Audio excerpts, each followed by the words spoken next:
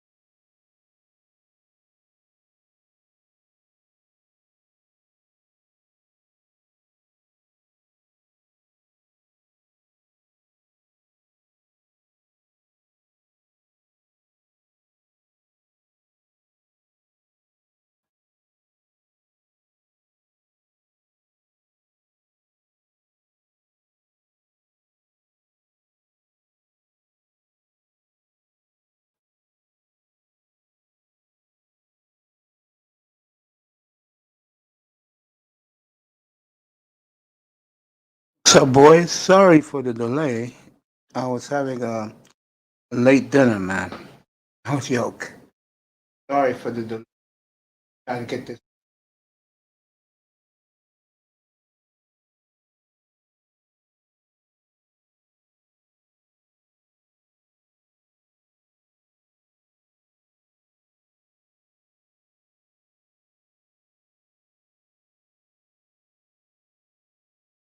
All right, there you go. Come on up, Charles. What's up, Roscoe? Want to come up? Come on up, boys. Sorry for the delay. I was having a late dinner. Believe it or not, even your boy Mace have late dinners, bro. You know what I'm saying? You know what I'm saying? What's up, bro? I feel you. Yeah, bro. Yeah. As Thai City will say, being here. Shout out to Thai City. Come on up, boys. Charles, come up. Roscoe, come up. Come on up.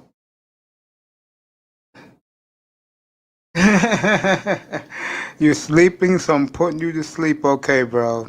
How's Grandpa feeling today? Look like it could be me and Charles just kicking it, man. Charles, you got the whole platform for yourself, bro. Get up here.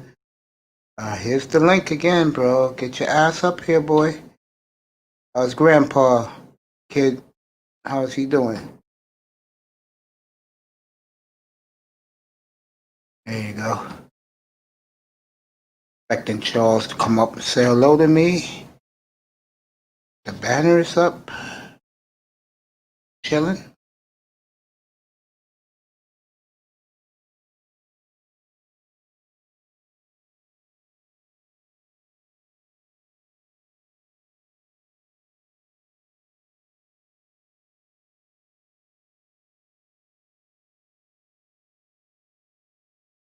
That's great, man. That's great news. That makes my night that your grandparents are feeling okay. Come on, Charles. Get up here, bro. Jefferson, get up here, bro. Get your ass up here, Jefferson.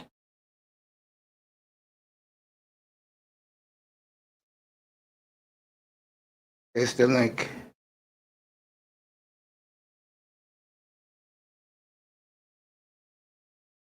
Let's go. It's go time, boys.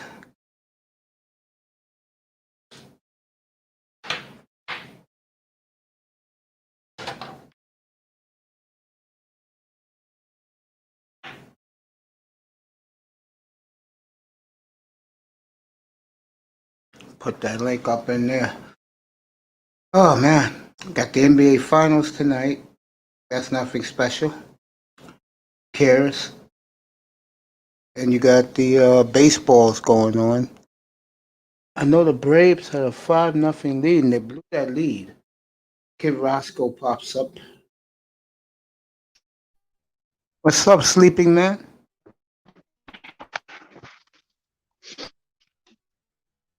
What's up, bro?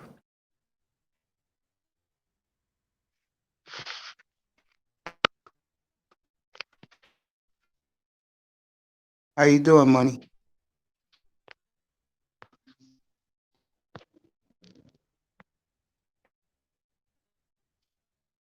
Roscoe, I'll give you some time. Lou, what's up, bro? Wanna come up too? Here's the link. Come up, say hello to your boy Mace down in H-Town.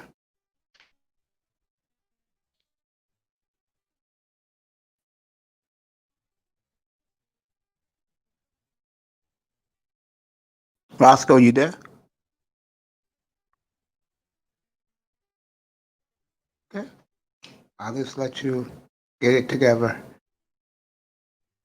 Lou, what's up, bro? Roscoe dropped Jefferson. You getting up here, bro? What I'm gonna do? Talk. I'll talk baseball to myself while guys will come in slowly but surely. I'll do that. Tonight, the show won't be that long. Be a nice 3-4 hour show. Only get a night. Then I'll see you guys Friday night, 8:30. It's show number 43, by the way. Well, we're pumping these shows, aren't we, guys? Ain't we pumping them? Jefferson. I'll talk to baseball then. Let me get also today. You guys slowly but surely gonna come.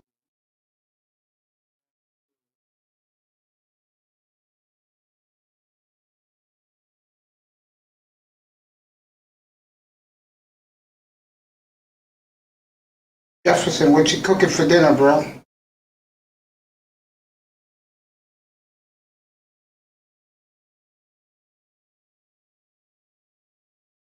Chat, what you cooking for dinner?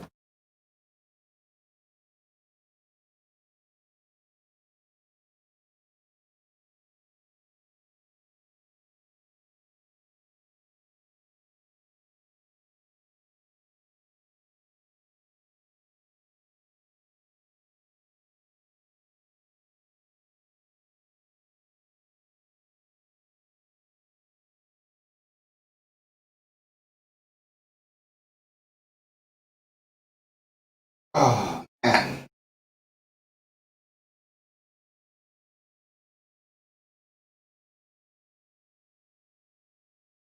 You know it's fall when baseball is going full tilt. And it is. It's going full tilt right now. Jefferson, having keep up with baseball this year. Steak, mac and cheese, green beans, and cornbread. That's a brother's meal, all right. Too bad these sisters under 40 don't know how to cook. The best they know how to do is get a cold cut sandwich.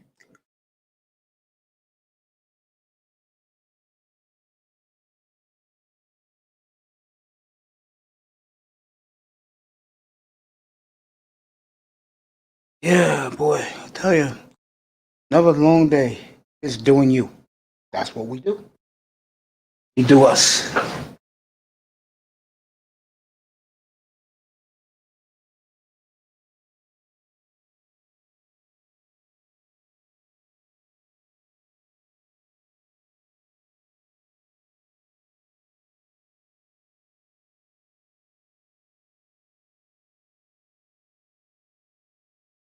Okay, the Braves shut out. The Braves did something this in baseball so far that hasn't been done.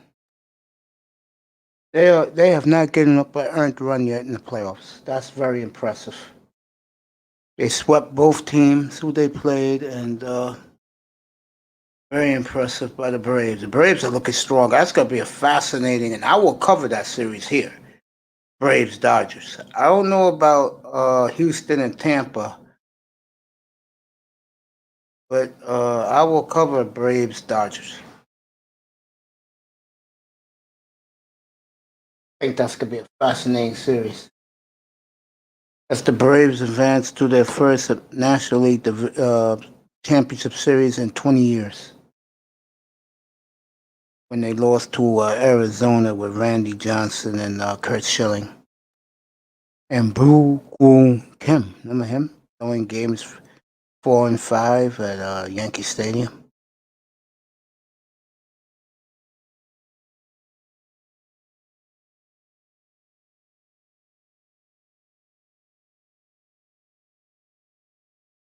Astros eliminate the A's, so they'll be waiting Barstool. Yes. Astros will be waiting for the winner of Yankees Tampa.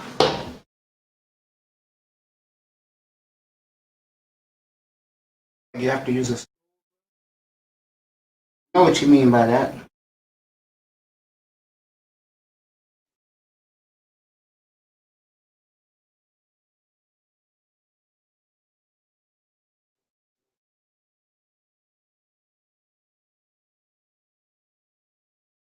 That food that had sucked. Hello. Yeah, bro. I learned how to cook myself too. And I love it.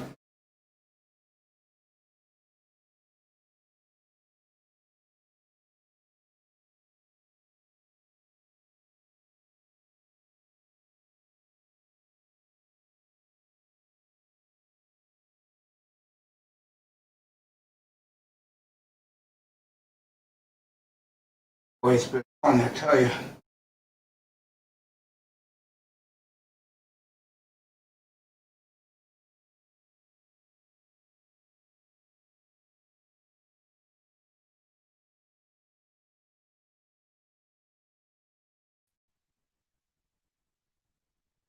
What's up, my brother? How's been work on the road, bro?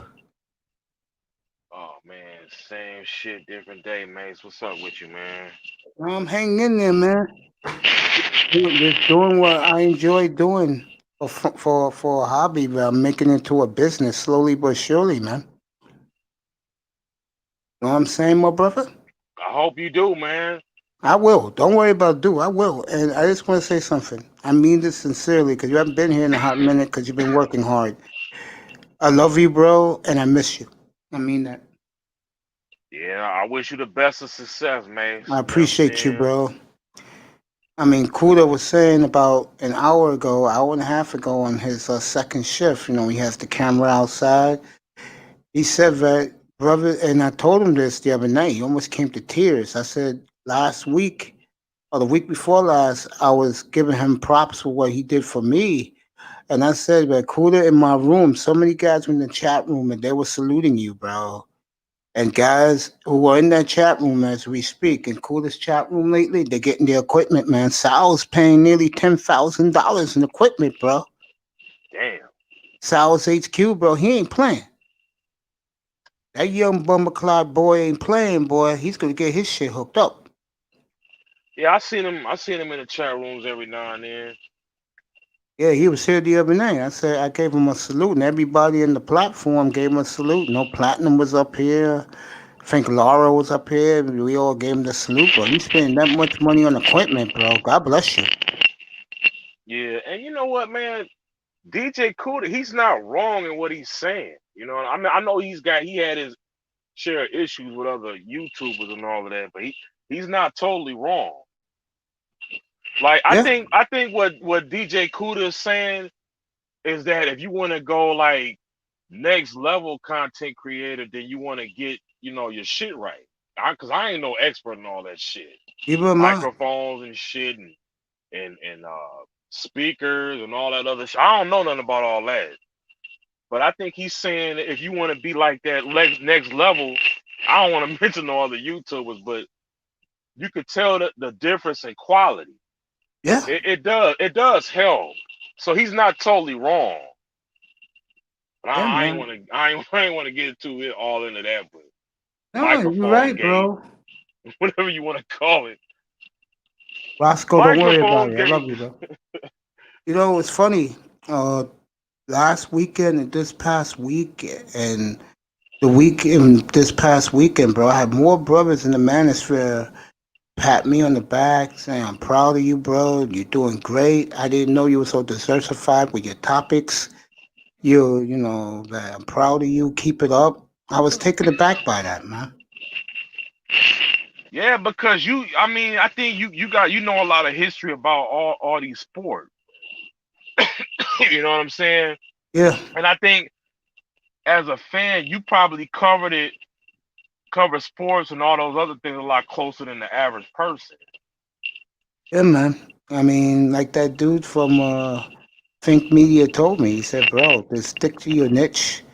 You're gonna grow into it. You're gonna love it, and just stick to what you know, and treat your people. He called them fans. I don't call you guys fans. I call you guys great friends. Real Keep niggas. That's right, real niggas. Keep your real My niggas niggas, happy. nigga. Yeah, man. You know how I talk, bro. You know how I talk, man. And it's because of you guys I'm here, and I work my ass off for you guys, man. Because I want to give you something, a reason to come in here and chill Yeah. and relax. I mean, damn, you popped up. I pops you right up to the panel, bro. I'm not one of these motherfuckers. Oh, you gotta be my patriot. Fuck out of here, nigga. Shit. Fuck out of here. It's like I said, if you was with me in the chat this year and a half, you come in here, you pop up, you're in here, bro. You're up here, bro. No ifs, ands, buts about it. That's just the way I roll, bro. That's just the way I roll. So, yo, bro, where you been last week and a half, bro? I haven't heard from you in a good 10 days, bro. What's up? Shit, man. I've been mostly. I was on the West Coast, man. I had to. Oh yeah. Yeah, I was going through Washington and Oregon and shit. Oh I get weak goddamn. signals out there. Like, My neck of the woods, bro. Where I used to my old stomping grounds. Man. yeah, You I was don't right. know. I Yo, can't go ahead. remember who brought this up. Was y'all talking about Super Bowl teams in the past or something like that? One of your shows? Yeah, the Great Dolphin teams, where a lot of people got annoyed by that. A lot of Oh, cause haters I got think annoyed. I don't know, cause I can't remember where. Well, it's a good topic anyway. People talked about it before, but I think it'd be a good topic for y'all to talk about, like which Super Bowl teams were the greatest teams ever. Yeah, we did You know that what I'm saying? because the NFL Network, they ESPN gave it to the Steelers because they hate the Dolphins. NFL Network gave just about every award to the Dolphins, bro. And the young Dolphin fan never seen success, so they're pissed off because me and a couple of OGs who are Dolphin fans, we saw it as little kids, so we brag about it all the time. They can't stand it. And Well, one of the young guys, nigga, yeah, go ahead. I wasn't born in 1972, so I mean, look, they went 15 and look, 17-0, yeah. yeah, 17-0. I mean, it's debatable, right? Yeah. It is. But I want to hear what y'all got to say, not just the NFL Network though, but I'm gonna tell you who I think was the best Super Bowl team ever. Go ahead, bro. Everybody has an opinion. Go ahead, man.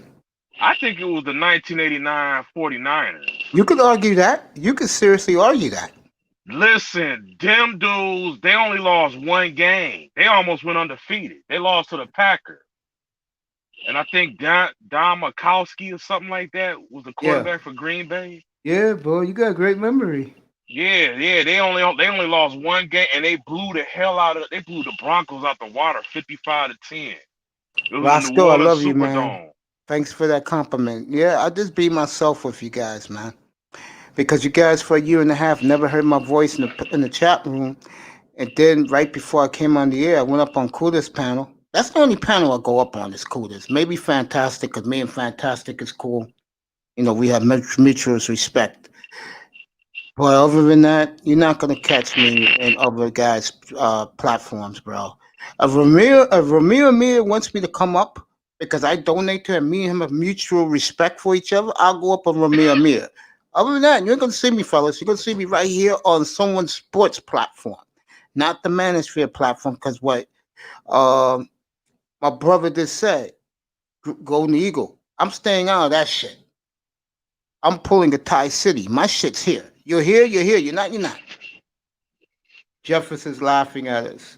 Yeah, memories. Yeah, it is memories, bro. But uh, Jefferson's a Dolphin fan too. He just missed it. So but you can't talk about that shit all the time. That's why I go off the chain a little bit. Like I got my brother up here right now with me.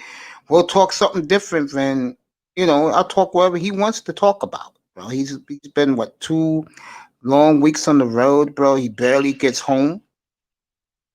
You know, so whatever he wants to talk about, I know he loves Sade, but man, It must have been for you. Either you was banging chicks in the 80s, or you was like me, bro, striking out and being the fat orangutan everybody ignores, bro. Well, it couldn't have been in the 80s. I was in elementary school, so All I right, was then like, you must have been listening to Sade in the early 2000s, banging chicks. Am I right about that? no, no, I was listening to her since elementary school, man. In the early 2000s, bro? No, I was like 12 years old in 1988, but like No, I'm talking about 84. you in the late 90s, the millennium. In the millennium, you was Shit, banging chicks. I wasn't fucking like that, man. Oh, okay. Hell no. Because you know one thing, I wasn't fucking. That's for damn sure. I ain't no ladies, man. I can tell you that shit right Neither am now. I, bro. That's good. It supports your brand. But Lou, I love you, man. Thank you for that $5 donation on Sunday, man. I'm waiting for Darth IQ to get in here so I can thank him, bro. Appreciate you guys. I really do, bro. I just want to give you guys a great product. That's all. And things are going to get better here, too. So don't worry. Just enjoy the ride because it's coming. Videos this week coming up. I'll be bashing people across the board sports, politics, women. And of course, it wouldn't be me if I didn't bash simps either. You know what I'm saying? Yeah. Go ahead, my brother. Unwind with me, bro. Go ahead. What's up? Talk to me, bro. You Oh just said you man. wasn't fucking like that. Neither was I, and still ain't fucking to this day. So nothing's changed, folks. Okay? Nothing has changed. Yeah, nothing ain't gonna change with me till I get $1 million in my bank account. Shit. I'll probably be fucking then, but not now. Shit. Oh man, that's a good one, bro. That's a good one. You know, in a lot of ways, I'm gonna be honest with you and the brothers in the chat room, and I just tell the truth how I truly feel. I think it's a blessing for me personally that women don't check me out. I do because that's less stress, less issues for me to deal with. I'm being honest. I mean, what has changed for me? I lost 145 pounds. I mean, that's great, but at the end of the night, if these bitches don't choose you, they don't. I'm not gonna cry. I'm not gonna take a tissue and cry.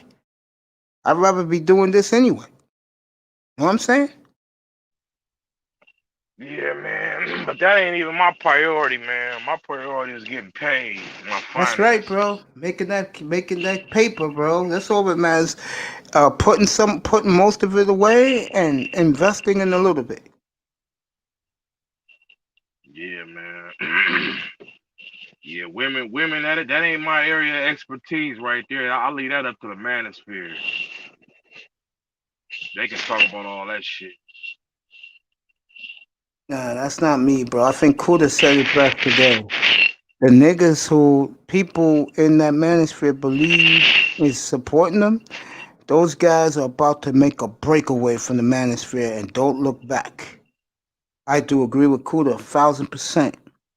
And the women are coming, bro. I hate to tell a lot of you guys this, but they're coming, bro. And whoever they suckers buying them equipment. I mean, look at the Nika Marie lately, man. She I got think the reason XM7. why if DJ Kuda actually said that, it's probably because those guys aren't getting enough support in the manosphere. Which you guys? The main content creators, I'll just put it like that. No, they got support, bro. They got over 100,000 subscribers, bro. They're gone, bro. They're gone. And what's gonna be scary is who's gonna have the balls? And there's a group of these guys right now who swear they're king. Of these young guys, who's gonna take over the manosphere? Or are they gonna let the women influx it and it goes pussy, bro? Ty City is the perfect example, bro. He got the hell out. He said, I'm not gonna waste my time with those niggas. You come in his room, you do, you don't, you don't. I'm the same way, bro. And I'm not worried about subscribers because I know I will grow. The product is going to get better, guys. I'm just enjoying talking to you guys. I'm gonna get off my ass and start getting some niggas up here to interview. I owe your ass at least 2 podcasters, nigga, and I'm gonna do that for you. Don't think I You didn't already know forget which one about I'm that waiting shit. on, Mace. Yeah, I know what you made wrong, bro. I'll probably call my nigga on Saturday and we'll do it Oh man. Saturday, bro, because he's dying to do it. I mean, this motherfucker loves nothing more than to brag about his exploits about banging women and then those orgy days I was telling you about. Those shit's some real stories, bro. You'll hear some of it Saturday, bro. Yeah, well, let me say this, Mace. I'm Yeah, gonna keep it real with you, man. yeah. One thing that the Manosphere has done that I benefited from, especially within these last 5 years, going on since like probably 2015. 2015, Yeah. it's a serious eye opener, especially. Hello.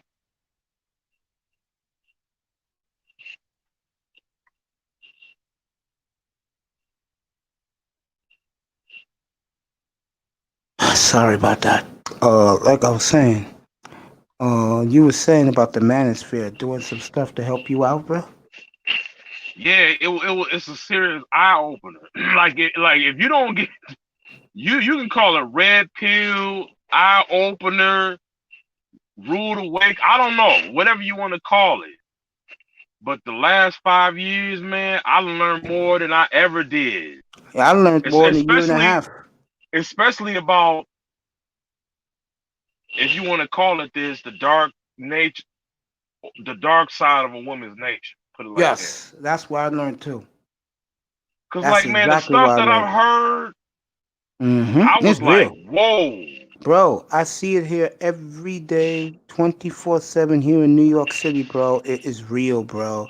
Like, I'll give you an example. You go out and you go down to Midtown Manhattan. For me, that's downtown. For if you live in Brooklyn, it's uptown. And you go to Midtown Manhattan, bro, you see it all, bro. You see every black bitch you see walking down the street. She either have a white boy in her arms, an Asian dude in her arms, an Arab dude in her arms, or a Latino dude in her arms. You don't see no. I'm talking about black women with some substance. I'm not talking about the hood rat. I'm talking about black women that got a job, a career. None of them bitches are with black men, bro. None. Well, see, man, I wasn't even going there as far as their sexual preference or dating preference, because I pretty much don't have a problem with that. I'm talking about like the dark side of their sexual nature. Oh yeah, yeah, yeah, You yeah, know what yeah, I'm yeah, saying? yeah. That You're is gonna like, hear. I mean, I learned more. I learned so much in the last 5 years about women than I ever did. You're gonna hear some of that from my boy on Saturday, cause he knows all about that shit, and I'll bring that out to the open with him. He won't mind talking about it. So you'll hear that Saturday, bro. I'm gonna try and get him early Saturday morning, bro. So I'll let you know. I'm gonna post it. I'm gonna have my nephew do the thumbnail for it, and I'm gonna post it up, and Yeah. he'll talk about it without a problem, man. But yeah, that's true, bro. That's real, man. I knew And that not only about that, that. and not only that is how common. I'm like, man, that's one thing I do appreciate. See, I don't necessarily attach myself too much to like the whole cult of personality type of thing. Cause like, even if it's a content creator that I don't really like or really fuck with like that, I can take something from it. And really, I don't even know where to start. Cause I done heard so much stuff, like real believable stories. Cause I've Oh, heard it's real, similar bro. I could stories tell when you I was some in my shit too. 30s. I could tell you some Huh? shit too. I could tell you some shit too, but I'll wait till Saturday. You'll hear my side of things, man. Man, Your eyes are gonna open. yeah, I was like, man, I'm gonna tell you like this, bro. The shit that I've heard, it'll make you not even want to get married, dude. Like, Probably not get seriously. married. You're gonna do like I ended up doing, made a choice. I said, I don't want to deal with these bitches. I don't know what they're ass men. Right, but like, that's the reason why I can understand why some guys do the whole, pump and dump thing, which I know that and even that became a damn issue. But I can understand why guys have that approach, because it's like, man, if you really knew how common this shit was, you can't blame those guys. Let me go give Snow a wrench since he's in here. What's up, Snow? Welcome to the family, bro. My man Snow just said it. He verified what I said. He validated it. Mace ain't lying about what you see downtown. Yep. You don't see no brothers with bitches downtown, bro. None in New York City, bro. And then they wonder why. Well, nowadays the sisters don't give a fuck no more because they worship the white man so much. They believe whatever the white man says about us, they believe it. So they think we're worthless, bro. They really do. You'd be amazed, Eagle, how much, especially real educated black women, how little they think of us, bro. You know what, Mace? I've came to the conclusion that the average black woman in America, her secret fantasy is to have sex with a with a powerful white man. Of course. Now let me say this, man. I don't have a problem with interracial dating, and I don't have a problem with people's personal preferences. You like what you like. You understand? But it's a certain YouTuber who I'm not going to say, but he said something that I kind of agree with. And he said that a lot of these black women, they shut out a lot of black men out of the sexual and dating market intentionally. It's Yeah, they do. intentional. Let me tell you something. I know. I grew up with a woman that's a madam right now, and they do not. A lot of the black women do not want who be call ladies. They do not want uh black men as clients. You could be. They will take an NBA player because he fits their qualifications. You know, he got that lean 6'8" pack bod, big dick. They're about 6'5", 6'7". They'll take him. But when it comes to the average dude who got money, I'm talking about like a guy that's got millions. They don't want you. Is that right? That's true, bro. Blase blah, welcome. Blase blah, welcome to the family, bro.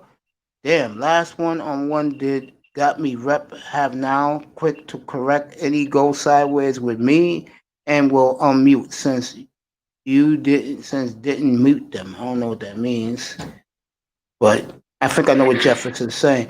Blase Bob, what's up, bro? Welcome to the family. But I gave you a wrench. Snow, I gave you a wrench. If you guys want to come up, you can come up. I'll put the what you call it in the chat room. I'll put the link. Let's see who's this is. Oh, I test is here. If you don't mind, my brother, can I say something to him real quick? Real quick. And then we'll get back to what we're talking about. And iTest can definitely join the Yeah, convo. go ahead. Young man, I'm talking What's to up, you, man? iTest. Stop being so temperamental with me. This Bro, I is your love home. you, bro. This is your home, bro. And Bro, I love you, my if you nigga. last night, Hey, I shouted you out last night, man. I had to go, bro. That's I why I love you, kind bro. of But cut out. I'm just telling you, if you would stay the extra minute last night, you would have the whole panel for at least 45 minutes to yourself, bro. No. I really had to go. It kind of It's sounded okay, like I bro. was, I saw you today, but and yeah, you look TD great shit. today with that dolphin hoodie and the Niners cap. I was like, man, I gotta shout my boy out. I shouted you out, I appreciate you, man. and I I love you, spoke bro. to You know him that. about you. I spoke to him about you behind the scene. He said, bro, he can't get a contact with you. He sent you a message because he trying to like do something with you. Well, I'll get him. I promise you. I'll get him in here. Tell Tony I'm not ducking him. Tell Tony He I'm think you working my are ass because off. he said the last time he sent you a thing, he sent you a question mark like, "What's up?" And I told This him, is me bro, and him let's talking go. behind the scenes. Yeah, All right, man. Next time you speak to Tony, yo, just tell him when he sees me on, pop up in here. I'll give him the platform, bro, because all of his boys are in here. yeah, But I got you. what we're talking about right now is here in New York City, as an example, most of the black women, I'm talking about not the ratchet ones, the ones who got good jobs, educated, they do not date the brothers. And I was just telling that to my guest Mm. here. And he was taken aback by it. And I just told him that most black women who are educated, they do and they don't want a nigga who got a lot of money. And that's a fact. Unless Damn. you're an NBA player or a rapper, they don't want regular, uh, let's say yours truly or Mm-hmm. you, Sade. They don't want us as their man, no matter how much money we got. They prefer a broke brag. That's no lie. That's true. But I don't get the logic in that because every female wants to be taken care of. So why wouldn't she want a nigga that's not famous but has money to No, take they'll care of have the famous guy. They don't want a guy like me and you. Like, let's say you had, I'm not joking about to tell you. Let's her? say you had $200 million in the bank. They still Mm-hmm. won't want you because you're black. You crazy as hell, man. I'll make them want me. See, my thing Because, is, yo, yeah, like I'm yeah, really good. I'm really like big on I guess self actualization, self image. yeah. And bro, you have to carry yourself in a way to where any female should be lucky to have you, not you lucky to have them. So I really feel it's a confidence thing. If someone says, well, bro, especially if you got money, nigga, because I've been broke pulling bad bitches for so it ain't about the money, it's about the person. They want someone who's gonna make them laugh, someone who's secure in themselves, someone who has ambition. Like that's one of the big things, bro. Like if you broke I as agree fuck, with that to a degree. yeah, But at the but it end of can't the be that night, fake. Golden You feel Eagle me? just Because said it 5 minutes ago. Eagle, unmute yourself. Golden Eagle just said it 5 minutes ago. They would prefer a rich white man over a rich black man any day of the week. And why that's a would you say fact. that? Why would That's you a say fact. that? Why? Yeah, give me Because the reason. the symbol of white man is power. The symbol of Mm, black man is beaten. I see it here all the mm, time, bro. I mean, these mm. black guys, I feel bad for them, man. I'm talking about young black dudes, like in their 20s. They But see a woman they be trying to court, and then the next thing you know, they look up, she's with Brad and Chad, bro. but here's the thing: the generation, because I'm in my 30s, Yeah, so the generation like right up under me, yeah. bro, they're like, yeah, we were raised by our moms and shit like that, but we still had like niggas around for to kind of teach us the way. And then our music was more masculine in the 90s, early 2000s. Dog, it's all this feminine emo rapping. Most of these guys are being raised by their moms, so they have feminine ways. Females, no matter what, bro, a female wants to be a woman. And if you have the same feminine traits she has, she's automatically, it's nature, bro. A female is gonna test a man 24/7, bro. She don't care if you the biggest, baddest motherfucker on the planet. She is gonna test you, bro. So you gotta always know you're the man. She's the woman, bro. That's nature, bro. It don't matter how much money it is. It don't matter how you look. If you show and present yourself as a man and you carry yourself in a way to where a female has to recognize, yo, this motherfucker could do with me or without me. The problem is motherfuckers get so emotionally attached to these females. Bro, a female will know when she got the ups on you. And once Yeah, you let a female know facts. she got the ups on you, you fuck, bro, because she gonna play you. Yeah. You gotta keep it. You gotta keep it on a arm distance type of thing, fool. You give love, and the minute she fuck up or she start acting like, you know what I'm saying, you gotta check her, bro. That's the problem with these niggas. They scared to check these females, fool, thinking that the female gonna walk out. No, she needs to be checked, bro, when she get out of line. Not on no pimp shit, but on some real shit, fool. You gonna respect me as a man, bro. Eagle, what you gotta say about this? I agree with eye test to an extent, but you're right, Mace. Well, I mean, y'all both are right, but like I said, man, a lot of black men just gotta come to the conclusion that it's true. The average black woman does lust after white men, Yeah, which I don't have a problem with, by the way. that's why I leave women alone because like where I live, the women here, they know how I feel about them, so they leave me alone because I'll keep it real with them. I say, yo, I know you women loathe and hate the ground I stand on because I'm a black man, and then you get these black women who lie, who go, no, no, no, no, no. I like my brother's bullshit. First fucking Brad and Chad is pumping gas at the gas station, give you a wink. That bitch is in bed in 5 minutes, bro. Don't put it Oh yes. past don't put it past these hoes, bro. I I don't told know. you, I think Maze. You know what, man? I came to the conclusion, man. Like it's hella easy for a white man to get black pussy. It's Easy. easier for a white man to get black pussy than the average black man. Dude, these bitches will throw their ass at any race. But when it comes to their own, well, we're not their men, and they're definitely not our women. They make us fucking have to build a space shuttle, fly it through Uranus I'm and back. glad you said Wow. that. I mean, fuck out of here, bitch. You keep moseying along and tell Brad. You know the nickname Brad and Chad used for black chicks now when they pump them and dump them. They call them black belts, bro. A notch on their belt. A black bitch, notch on their belt. They be banging these I like black that. hoes, bro. A black belt. You know what I say about black That's some women, funny bro? shit, man. You know what I say about black women? That they are a bushel, a penny for any man except us. So this is I would say this. I would say that at the very least, a lot of them prefer white men. yeah, they do any day of the week. Yeah. Yeah, Yeah, like people don't realize how easy that shit is for. I think a lot of white guys don't necessarily deal with them openly like that because they see what we see, though. yeah. You know what I Not only mean? we see they yeah, but you gotta remember one more thing too. The black woman is the white man's side piece always, and they get the tens. They don't get the average fat bitch. They get the tens, bro. Even the nigga at the gas station pumping gas gets the 10, bro. Because black women feel validated being with any white man.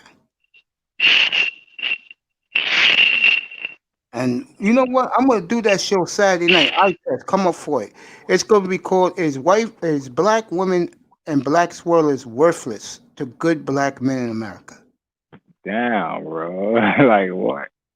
I What don't do you- know. Maybe it's a no. I ain't even gonna say it's a regional thing. Cause up north, maybe it's That's what I'm more. at.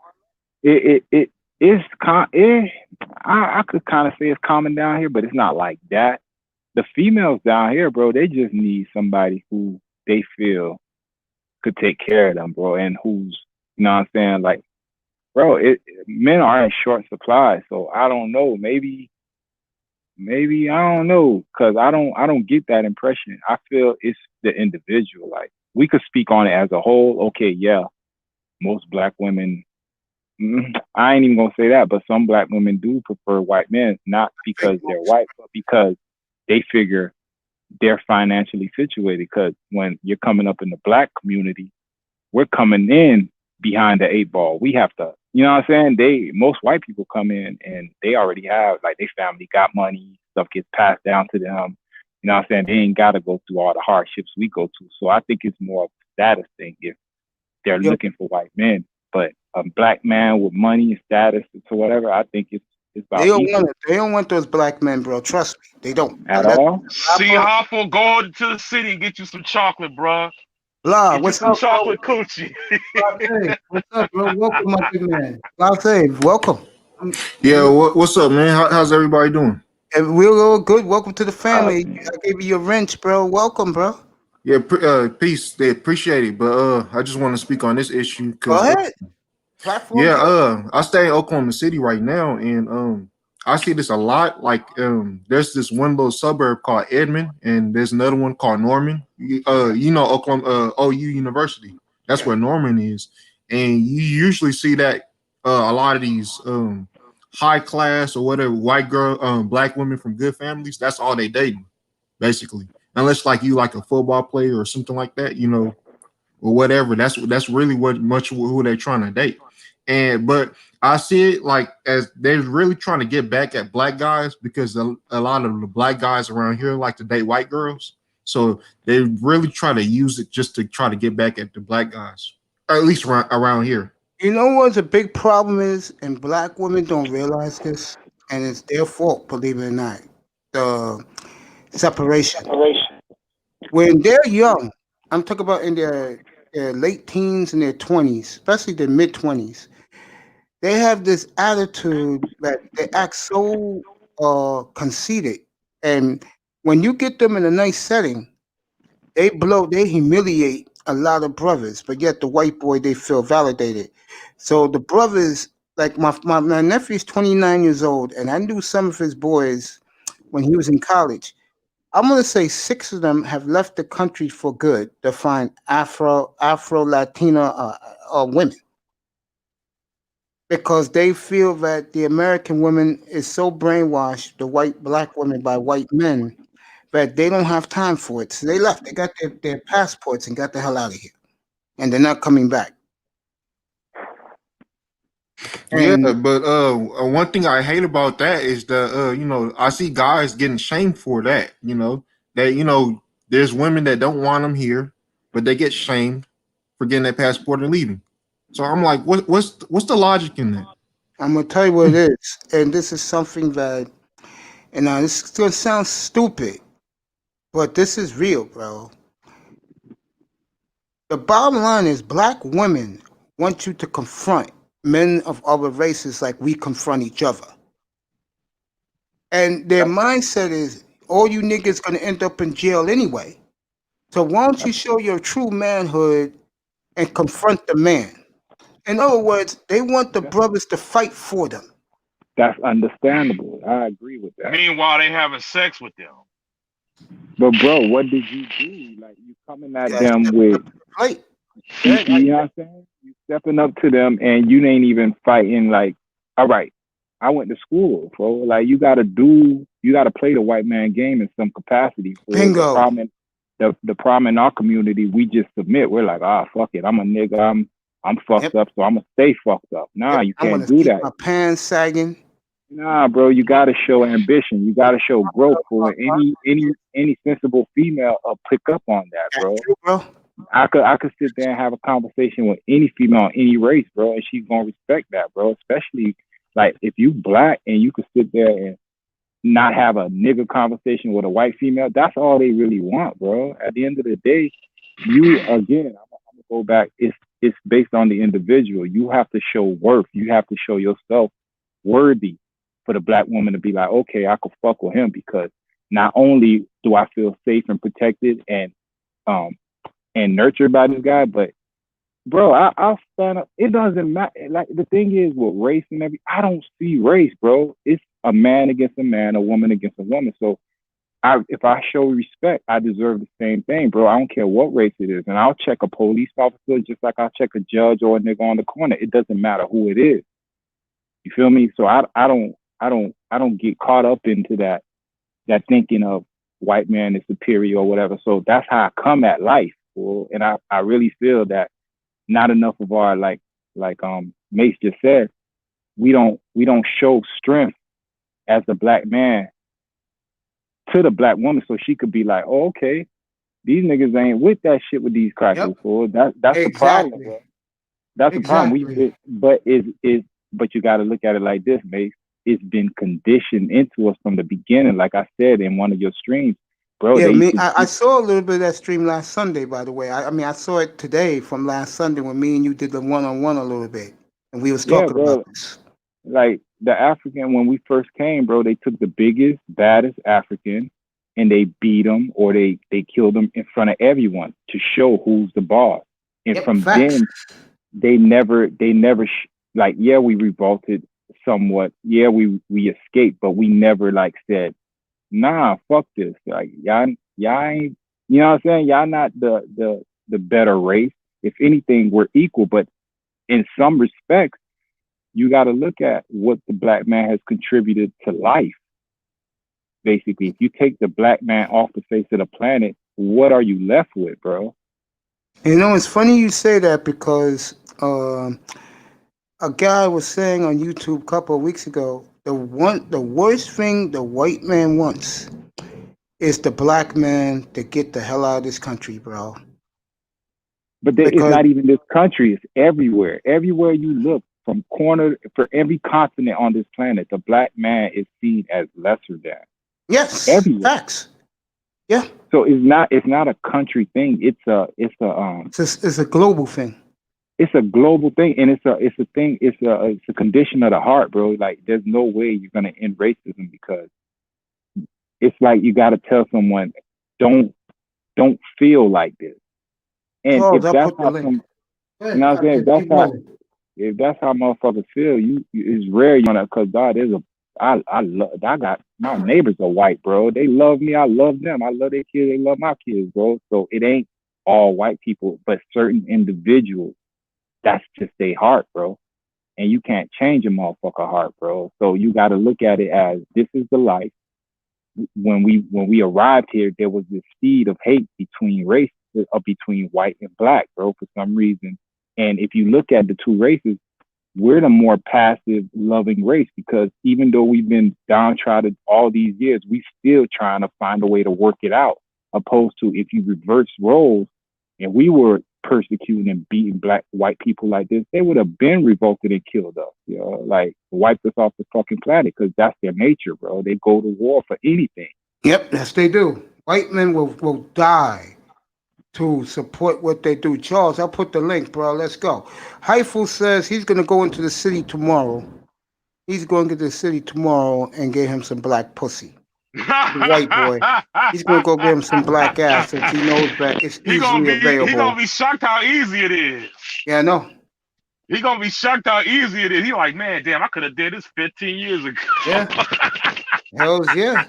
Fuck 15 years ago. He could have done this 500 years ago. He gonna be doing triple digit numbers, bro. Yeah, bro. You're gonna get all that black ass hype for enjoy yourself. I know one thing. I know one thing about those bitches. They don't even know I exist. So I don't worry about it. Just get a couple of black friends. Yep. You know what I'm saying? Go to the nearest black club. Have your black friends hold you down and then just go to town, bro. Get all the numbers you can. And I know, and let me say this, Green. Let me say this, bro. There are some guys in the manosphere who's listening to this. They're gonna come after you after your last statement, bro. Come after who? You. Me? Because that's the last thing niggas in the manosphere want to hear, bro. I mean, they might as well hear it because it's true. It is true. It's sad, but it is true. Jefferson says, welcome all the new names in the chat. Join the one room. We can get in trouble while more than 4 in the same room. That's true. Yo, Charles, you up yet? Get up here. I put the link in, nigga.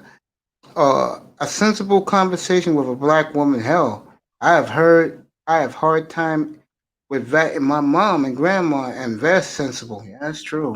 Me and my mother don't have a relationship. I hate to say that, but go ahead, Blase.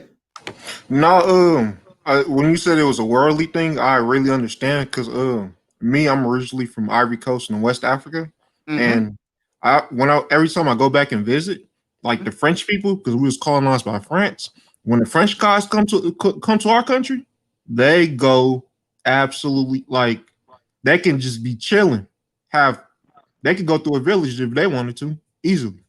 I mean, it's just you know, because people see the power in it. So, you know, but at the same time, you see a lot of the white women, that French women, they come to what's it called, our country, and they basically want to get a mixed kid. So it kind of both goes ways in our situation. You know, it's funny. You know, a lot of white women do that only because they see white men doing that. Yeah. Facts. They see a lot of their white men doing that, so they figure they can do the same thing. I'm not saying all white women do it for that reason. Yeah, you know, like it is motivated by that, though. Yeah, and when I realized that, when I first lost my weight, something that Ites said he's absolutely correct. I competed with every other race of man to get what I wanted, and I got it at the time. So my thing is, and I agree with Ites. Don't ever back down from these motherfuckers. If you want a piece of ass that you want and looks good, compete for it. Because when she sees you competing for her, she's gonna go with you over the white boy. All day. I don't know about that. Trust me, Eagle. She's gonna pick you over the white boy. Come on, bro. At the end of the day, happened to me, bro. And I'm the fucking 300. I used to be the 300-pound orangutan. It happened to me, bro, a couple of times. I said, "Fuck this! I'm getting what I want." Man, I think you gotta understand, man. Look, I don't have a problem with them having their own personal preference, but at the same time, I understand they're not our women. Exactly. So I don't give a fuck what they do. Yeah, that's the way it is. That's the reality. And I'm gonna let Ites rock next, and then Charles. The sad part is, uh, the sad part is, what is disappointing with both sides. I'm talking about all the people who do that shit. For example, they like to throw it in their own face. I've seen white guys plenty of times with black women, Latino women, Asian, especially with Asian women, and they stick it right to the white woman's face, bro. I've seen it. I've seen it. And vice versa. I've seen a black woman stick it to me a few times with a guy from another race. That's just reality, bro. Well, I mean, maybe it's how you interpreted it, though. Let me put it to you this way, bro. You better come, not you. Niggas better come to the conclusion that these black women do not want them. They better come to that conclusion. They better come fast because guys like Heifel, after listening, he's a white boy in the chat room right now. After he heard what we're talking about, my man said he's going to the city get him some black bitches. And he'll get about 10. he gonna be shocked how easy it is, man. I'm telling you. Yeah, for him, yeah, it's gonna be easy for him. Very easy for him, bro. Because he's a white boy. He can get him a bad one. Yeah, he can get him a 10, 15. They'll go with him. I mean, I'm looking at. Tell him to bring some black friends to hold him down too, man. Yeah, bro. You know, Heifel, if you got some brothers who are your friends, bro, take them with you, bro. They'll help you get that ass. You'll have that ass by 11 o'clock that night. Fuck, he may do you in the bathroom of the club. Easy. You know, yeah, bro. Easy. This is why, fellas, I do not have women with me now, bro. Because number one, when I'm checking for a bitch, I always ask her, what's your body count? And if she has an attitude, I know she's been used and abused, bro. Right. What's that Carfax? Yeah, bro. I don't got time for that. I might as well stay by myself and enjoy myself. Right. Because when I was 300 pounds, bitches didn't want me. And now if I'm 167 pounds, they don't want me. The difference is they didn't want me the first time because I was fat. They don't want me now because I'm black. Right. So I just moved on from that shit. You know what I'm saying? Go ahead, Ites. Man, I think it's based on you, dog. You got to come at it with a different mindset. If you coming at it like that, then you attract what you think.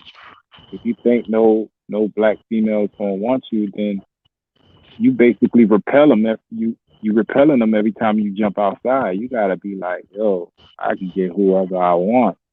That's how I come at the game, bro. I don't really got time for saying females don't want me or this, that. I make sure that I have enough status and value with myself to where I could do whatever I want.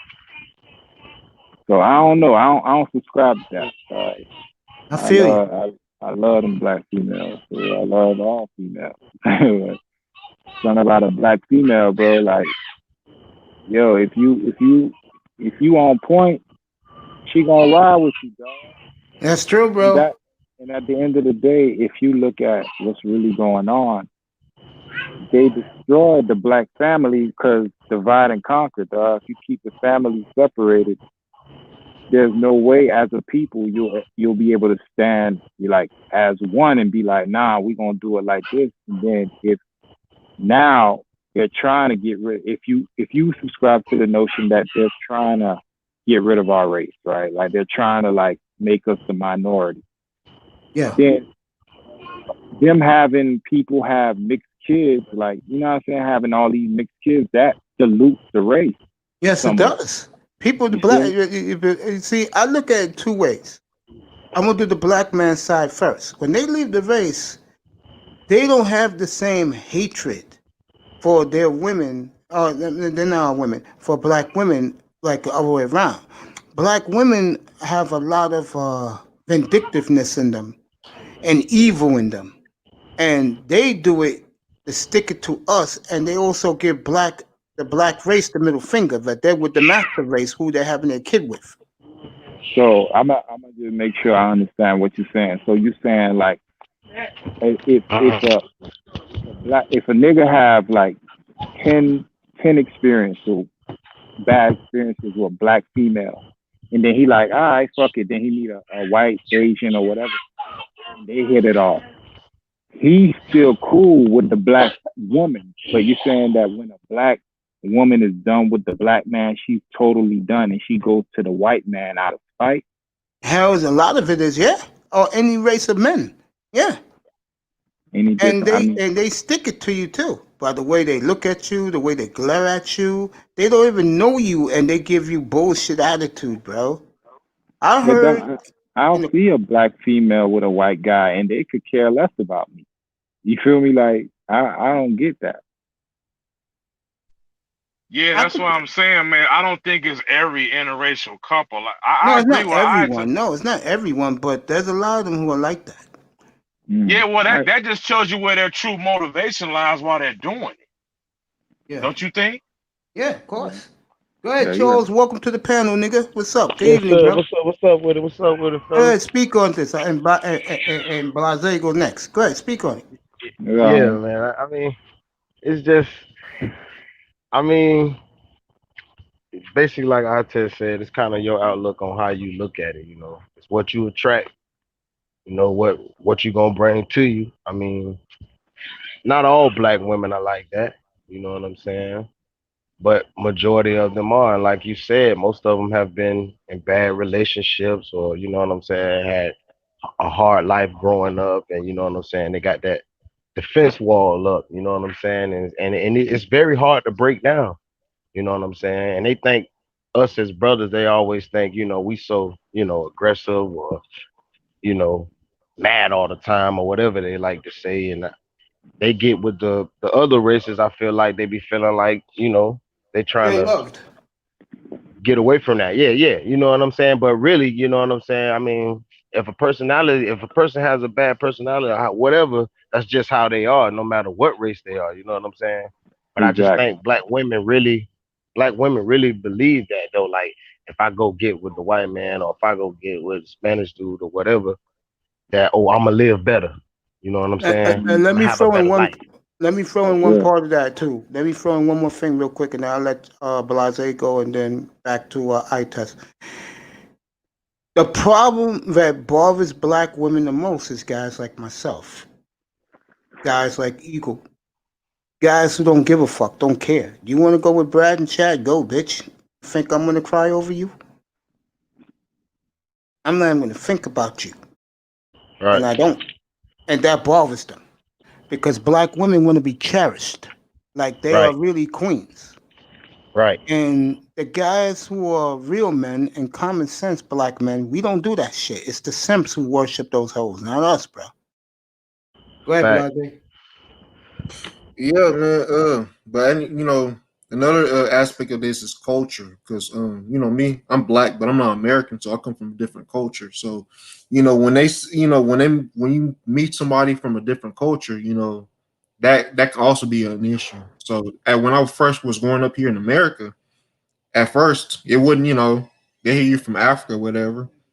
They didn't really understand your culture, but starting middle school, especially high school, things started to change. So when black women feel like they can go to another place and be good with this guy, okay. But one thing you have to understand is, can you handle that person's culture? Like, I Facts. was on YouTube and I Right. was hearing women talking about, oh, they want to get with Arabian men. I'm like, are you sure you can live with that culture? Because Right. See, the some of the problem stuff with black. that, yeah, Yeah, go ahead, Blase. I'm gonna say something, and yeah, then I'm gonna because I can go. their culture, a lot of stuff that you do, and a lot of these black men here let you do, they're not gonna Mm, let you get away with it. Yep. not at all. And see, another problem with black women is they go for looks. So when they see the pretty boy Asian with the nice hair, they see the Arabian dude with the cool hair and everything, they fall for that.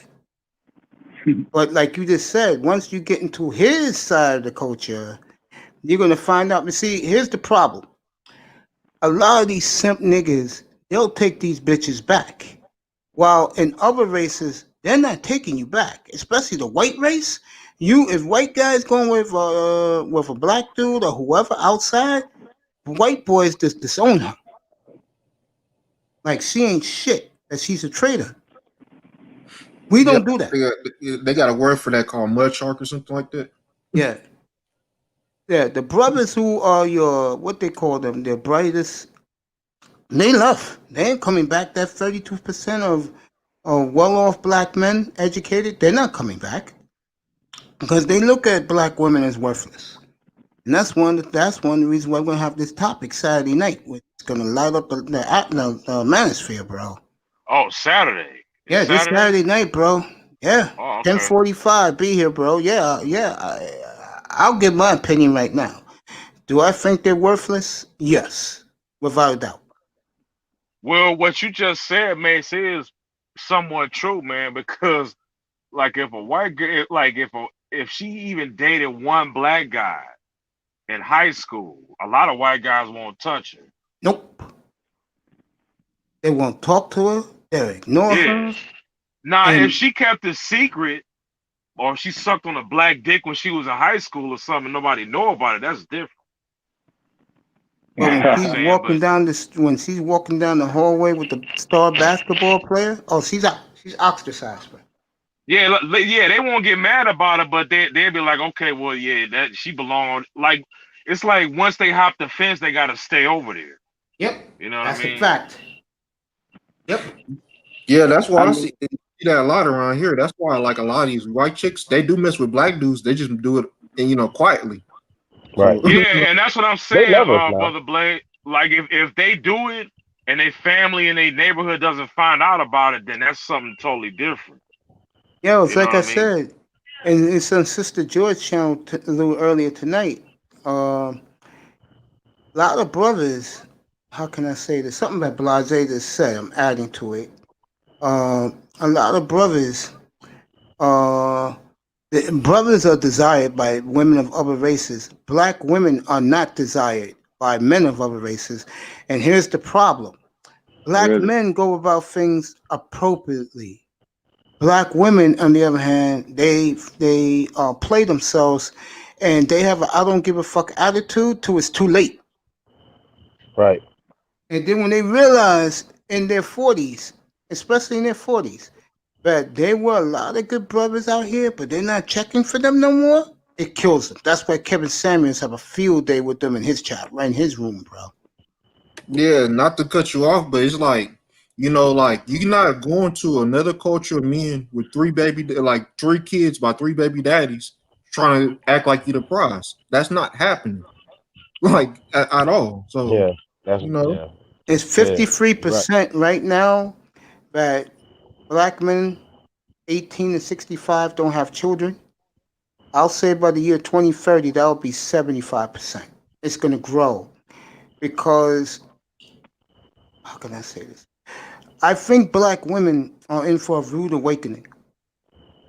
And the one awakening that's going to be rude to them, not only niggas from other races ain't checking for them, but brothers who are doing something for themselves and don't have no kids, they're definitely going to be checking for them. I mean, they think it's cute twerking, and it's a stupid twerking dance they do all the time. They think it's cute. It's not cute. It's not funny. It's degrading to them. Twerk shit. It's degrading to them. It's not a good look. They may Ooh, think boy, it's cute man. and everything. It's not cute at all. Go ahead, I test roll, bro. I mean, yo, at the end of the day, I think a black female, yeah, they twerk, but they influence white girls to do it too. Like, they got the white girls wanting to get fat asses because they know that's what we like, bro. Like, it used to be a time when a white girl didn't want a fat ass. Now that's all they trying to do. Look at the Kardashians. All they want is black men. So you can look at it from a bunch of different angles. How I choose to look at it is like this. If you look at what's our main complaints in the black community as far as black men, what do we complain about black women? Like, they don't, you know what I'm saying? They're not, their attitude is kind of abrasive. Like, they're not homemakers like they used to be. You know what I'm saying? They don't They don't respect us as they should. And then when you look on the other Right. side, what's the black woman's complaint for a black man? They don't feel protected. They're not financially secure with the black man, and they don't feel loved by the black man. So when you look at it, I look at it as like this.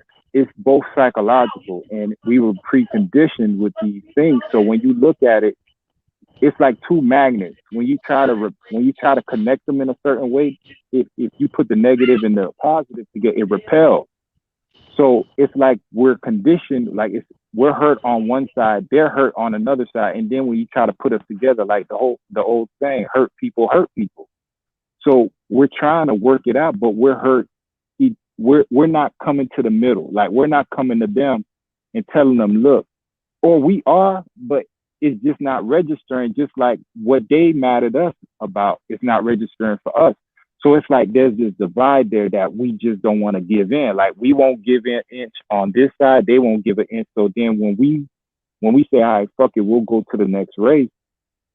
I could see why a black girl could get a white guy and still switch back and forth, but a white girl can't, because I mean, I ain't trying to be funny, but a white guy seeing a white girl with a black guy, he's automatically thinking like, yo, I don't measure up, because they automatically come at it.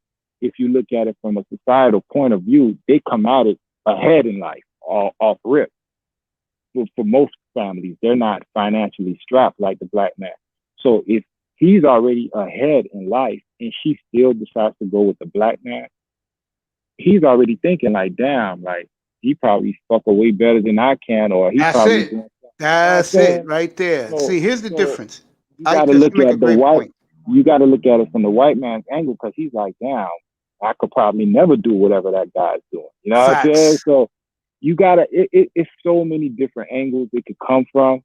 But at the end of the day, my whole overall analysis of it is it's two different genders of the same race that are hurt in different ways, and we can't help console each other. So we basically repel, and we go different ways. But in the totality of it, it fucks up the whole race because we're not together. And that's the plan, bro. If you can't look at it as, why are we the only race where it's so like easy for us to be like, fuck y'all, fuck you black bitch, and them to call us all kind of fuck, like, yeah, white guys and white girls fight, but they don't beat to that degree where it's like, fuck y'all. You know what I'm saying? It's getting there though. For white women, white men, it's getting there. But now, if you look at society now, not like black, but it's getting there. Y'all done. Black women are starting. Y'all done. Pac-Man, get up here. Black women are starting to fuck with other black women. You know what I'm saying? Now they starting to say, all right, fuck guys, period. Like, I'm going to just fuck with hoes. And now with Cardi B and the other one, Megan Thee Stallion, they promoting the strip culture. So and now by the way, who's the guy who shot Megan Thee Stallion? Tory Lane. He got arrested today. Just let you guys know. I'm for shooting Megan Thee Stallion. Yeah, Kuda broke that story about 3 hours ago. But what they doing with that is the little girls that are coming up now they teaching them how to be strippers. Yep. You feel me? Like they conditioning the next generation. They saying and that to love girls, and to love men of other races too. Well, it's so much social conditioning that goes on in life. You just gotta like hope and pray that you could see through the bullshit. And if you got kids, you gotta teach them like, yo, don't fall for these tricks. And enough people could do that, then you can start switching things around. But complaining about it right now, you just kind of have to look at it from the grand scheme of things, bro. Like it was a plan that was hatched to keep the black family divided. Yep. So now it's working to perfection now. It's to perfection, bro. So now we're fighting each other. We don't want to be with each other now. The genders are like, all right, fuck bitches, and them hoes like, all right, fuck y'all niggas, but we need pussy. I'm gonna tell you something else that it's gonna be scary next couple of years. The LBQ, whatever they call themselves, do not be shocked. But you'll see more black men go for the he she than regular black women. Nigga, what? Man, Dude, shit, come that's on, already Ace. going on. I Time mean, out. let's be Time real. out. Oh, Time hell out. no. I That's gotta already respond going to that. on. Like, I gotta respond to that. I gotta That's respond to just that. like, Go ahead, Hey, Jefferson. honest. Go How ahead. many of y'all got the lottery in your state? I do. Okay. either. How many of y'all bought a dream of being rich or win $500 off a scratch off? I never did that. I know I am. I don't play the lotto. Okay. Here's the point. Now, when you invest and you hope you win, but the chick shows up with a scratch off lottery ticket or a Mega Million or a Powerball or whatever the hell's in your state, a pick 4 or pick 3, and you already lost, and she say you got a winning ticket, and she knows she's a loser, and you trade it off and say you winning with a losing ticket, while you got to take her as she is, but the bitch didn't buy a ticket. She ain't win the Powerball or the Mega Million with you. She ain't got that $500 scratch off with you. That's automatically what the hell you need to be for her. And just because she's got a taco between her thighs, you gonna okay it. It's the problem. And generation after generation, that's what the hell they mind screwed us over. Facts. What he's basically saying is that when they gave the black woman a proposition 50, 60 years ago to make sure that the black man is no longer in the home, those bitches took it and ran. And what you've seen is at least 4 generations of that shit, bro. Yes, sir. It was planned I'm gonna that have way, to though. reset my mic won't mute, so I'm gonna have to reset. Mace, I'm gonna reset because my phone acting stupid. I'll be back.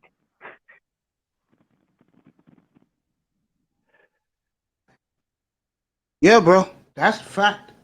Now we got what, the 4th, 5th generation of this shit? Section 8 welfare, no dad in the home. There you go. The system worked better than the white man ever dreamed. But we can't blame the white man for all of it. We have to blame ourselves as black people. Because like they say, you look at races of other people, other color, other genders, they don't do the shit we do. And then here's the part that's fucked up. We put it out there. You know what I'm saying? Go ahead, Charles. Yeah, man. It's like you say, you can't blame it all on the white man. You know, I mean, some of us brothers are boneheads. You know, but you know what I'm saying. There are a lot of good brothers out there, and I think that's the misleading thing is that there's not a lot of good brothers out there, but there is. You know what I'm saying? And most of the good brothers, you know what I'm saying, when they do get with a black woman, they dog 'em. So it's just kind of crazy, man. You believe that? Yeah, Yeah. I really do. It's You true, too, man. I I done test? seen You it. believe that? What'll happen is, in a relationship, it always has to be like somebody who don't give a fuck more.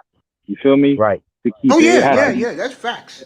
it has to be balanced. So when you get a good nigga like he talking about, because I could be a good nigga, but at the same time I'm on point.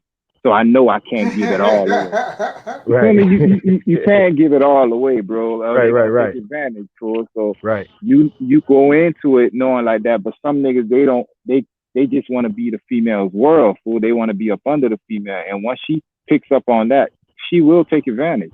So Yes. there, Yep. she becomes the one who doesn't give a fuck in a relationship, and if she's that person, you fucked up. Now, let me say this because I am definitely the reverse of that. I've been the reverse of that a few times. When you're the nigga and you care more about inanimate objects than you do ass, oh, do that burn bitches, bro. Yeah, you Yeah. got to be about something. It breaks them psychologically, bro. When you care more about, let's say, your iPhone, that's an example, or your iPad, or your YouTube channel over a piece of ass, that destroys a woman, bro. Yeah. Because she's iPads like worth saying, the damn, price. you prefer The Apple talking to a phone's group of worth the niggas price. all night than me? Yeah. Gotta be balanced, bro. Look, y'all. Everything has gotta be Look, balanced. y'all. We all black men, and you know what? I can't devalue what the hell you did all your life. You'll be ready to punch me in my face if we face to face.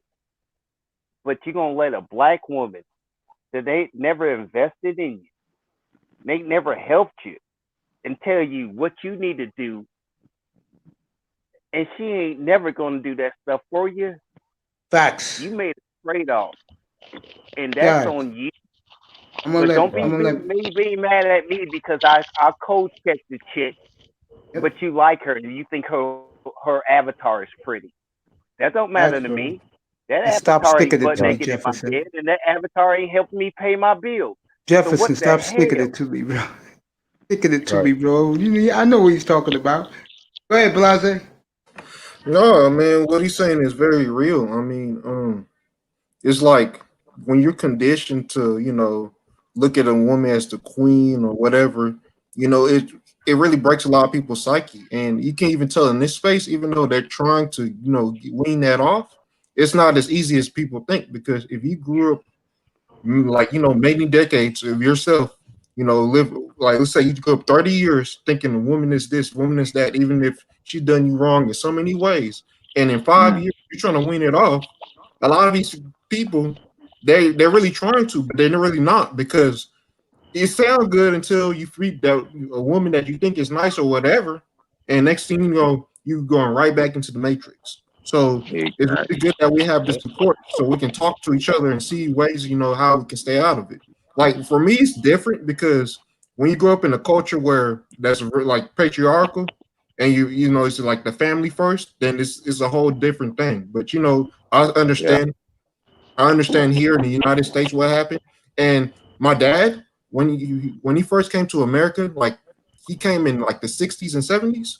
When he first came to America, he said it was not the same. He said he saw a lot Oh, more. it's totally different. So he said this. Like he said that black culture today, he don't believe that's black culture because back Mhm. it was way different. So Mhm. I'll, Right. I'll answer that in 2 seconds. First of all, don't smoke rocks. Welcome to the family, bro. What's up, bro? How you doing, bro? Good And question. Kid Roscoe said, "Bring God back into the household." Yeah, that's true. I'm gonna answer about growing up here in the '70s as a kid. There was more togetherness, but slowly but surely you started to see the divide. And then when Reagan became president, he made everything about money and not about people, family, and that's when everything changed in the '80s. It was all about making easy money. Because in the '80s, everyone made money, easy money. All you needed was a job and a high school diploma, and you made money. Ain't nowhere near like that 40 years later. And you know what the white man loves? I gotta throw this in. They love the fact that when they put in these degrees that you need to get an application for the job, they know most niggas ain't having it. Right. So that Right. that makes their job a lot easier. And it's like they say, and I've never done this, and I never will. When I hear stories where black men have to beg the white man for a job, you know how disgusting that is to me? Yeah. Just tell the white man, fuck you, keep your job, I'm moving on. I find something else to do. That was it. And then you Yeah. hear these Wait. bitches, these 89, 92 octane black bitches, oh, don't want a blue collar man. Why? He's making more money than you. Isn't the goal to have a stable household? Right. But Mhm. instead, they want Wait. to go buck wild and go to Dubai and let men shit in their mouth and all that bullshit. God That hot damn. girl summer. Oh You yeah. know, It go I don't down. have Hey, time for that shit. Mace, you talking to me Damn. like I talked to you when I just said it because the one question I got to ask is the one question like you talk, man. I'm gonna ask you, why is it? Why is it that way? She got a set of rules for that exception, but she doesn't accept me respecting, loving, and honoring her, but I'm still someone that needs to be put in my place Right. because Because she don't again, want to you respect you me. you was in the chat room that said this. To them, any races of men is more superior than us. Right. See, that's where I disagree, bro. It goes back to the individual. Not one female that's ever been around me could tell you, dog, I'll let anybody check me. I don't care who it is, bro. So you gotta present yourself as that person that she knows that, yo, this motherfucker will stand tall no matter what it is, bro. But then again, not everybody goes through, like, I've gone through my experiences, so it's made me into what I am. So I could understand why some people could cower and some people won't speak up or some people could back down. I don't get it. It's just not in my nature, bro. It's never been in my nature. Right. Facts. So I feel like if it was more people that was willing to be like when I see, like, you're talking about a blue collar, bro, they've turned our culture into just basically workers and people to scapegoat. That's Yep. all we are. We're just supposed to be like 9 to 5 workers. We do the grunt work. We're not in the IBMs, or we're not in the corporate offices, or not the majority of us. So we do the grunt work of America, and then the ones that are not, we're the scapegoats for everything that goes wrong. Yeah, We yeah, we yeah, feel yeah, like, yeah. That's who just said that? Fact, Who just said that? fact. me, I test. yeah, I'll add to that. That's a good point. The white man who's your blue collar worker, they get along very well, believe it or not, with the black man who's a blue collar worker. Here's your problem, okay? A lot of these stuck up, educated bitches, they're used to working around Brad, Chad, and Lee Yang, okay, in the corporate office because they went to college with them. A Right. lot of them went to high school with them. And unfortunately, a lot of brothers, they drop out of school. Brothers are yeah, going to school now, but to a lot of these bitches over 30, it's too late for niggas. They look at us as Johnny come lately. And I think iTest said it, you know. You have to when you're gonna compete for one of these hoes, you gotta put these bitches in your program. And if she doesn't, let the bitch go. Plain let and it go, simple. Am I bro. right about that, iTest? May Bro, you gotta may I show your may I value, lighten bro. on that You subject? want May I lighten? Because Mace is telling you something. Mace is old enough to remember civil rights, and he might have been in the march. No, I wasn't. Cut it out. I wasn't Yeah, even no, born. no, no, no, no, no. You might have been. It don't even remember, but they use you as I got a baby and don't kill me because civil rights they killed you. All right, but here's the problem. While we were doing Black Gloves, Black Panther stuff, we had our black woman fist up with black gloves. A few years later, she took off the gloves and she was fist up with the white woman, Bingo. That's it. and that's a historical fact. That's Then the answer. second thing is, how in the hell you just like white men when you were slaves just like them, Because it's descended from ingrained the in them. same That's why. slave boat? That's why they love them so much. Wait, who ingrained it? It wasn't black men, No, it was the white man. But let me say this. and yet, yes, sir. Go ahead. You should. You notice now that the Asians got the power now. Who these bitches are naming themselves after, these strippers. Now they're going for the Asian nigga because the Asian nigga got the money now. They're the most powerful now. To the white man's chagrin. Here's the weird thing. Why is the Asian okay to whoop her ass, but she called the law on us and we didn't whoop her ass? Right. Asians Again, okay to whoop because her she ass looks at us and as, film? it's because they look at us as the shit on the ground. That's why. That's Then why, bro. why do you want us to protect you when you happily getting your ass whooped by every race? Because There for you Buy go. where you every, from. because You for buy your hair from every, them. It's okay for them to whoop your ass. but I pay for the weed, and it ain't Because all right for me to Jefferson, tell you. because Jefferson, for every 1,000 octane bitch, there's 100,000 ratchet bitches. That's why. That's why I ask older men, because they know and they have the experience and they learned the lesson before I was born. That's the reason. Because for every let's say 1,000 every 10,000 octane bitch, there's 100,000 ratchets. There's more ratchets than they are octane. That's the problem. The ratchet girl, Problem is, the ratchet girl, that's the bitch that you know is gonna end up with, as you guys call them, Pookie and Ray Ray, one way or another. Octane bitch, she'll go for Pookie and Ray Ray behind the scenes, but in reality, she wants Yin Yang or she wants Brad and Chad. That's obvious. I'm Facts. Facts. can I ask you a real quick question, Mace? How many good men became Pookie and Ray Ray because they messed with a chick clapping her booty Facts. to get you to the pole? Facts. Can I ask you that since you're older and up you, I'm still but it's learning? not as many as you think. Well, I think there is something.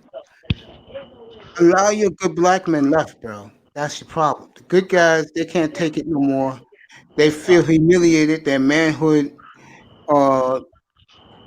demoralized by them throwing their ass at everyone but them. They leave, bro. Or they just, like I do, lay low and don't get bothered with them. What's up, Sean Jones? Love you, bro. Welcome back. They just don't bother with them. Then if we're ranked as black men that's the new white men, then why don't we take the white man's options and leave them the hell alone? A lot of us I is doing think you it. need to correct that, LaShawn. It's happening. That article said that heterosexual black men are the white men of black people. And Jamel Hill co-signed it. That's real. I believe that. I don't know what article that was, but people did videos on it. But Elaborate. you know, Tell me what that means. who me? Yeah. I don't know. I can't remember what the website is, but it was a guy that wrote the article. By the way, Probably New York. New York. I no, Basically, it wasn't that one. It was a different one. Okay, go ahead. Tell me what that means.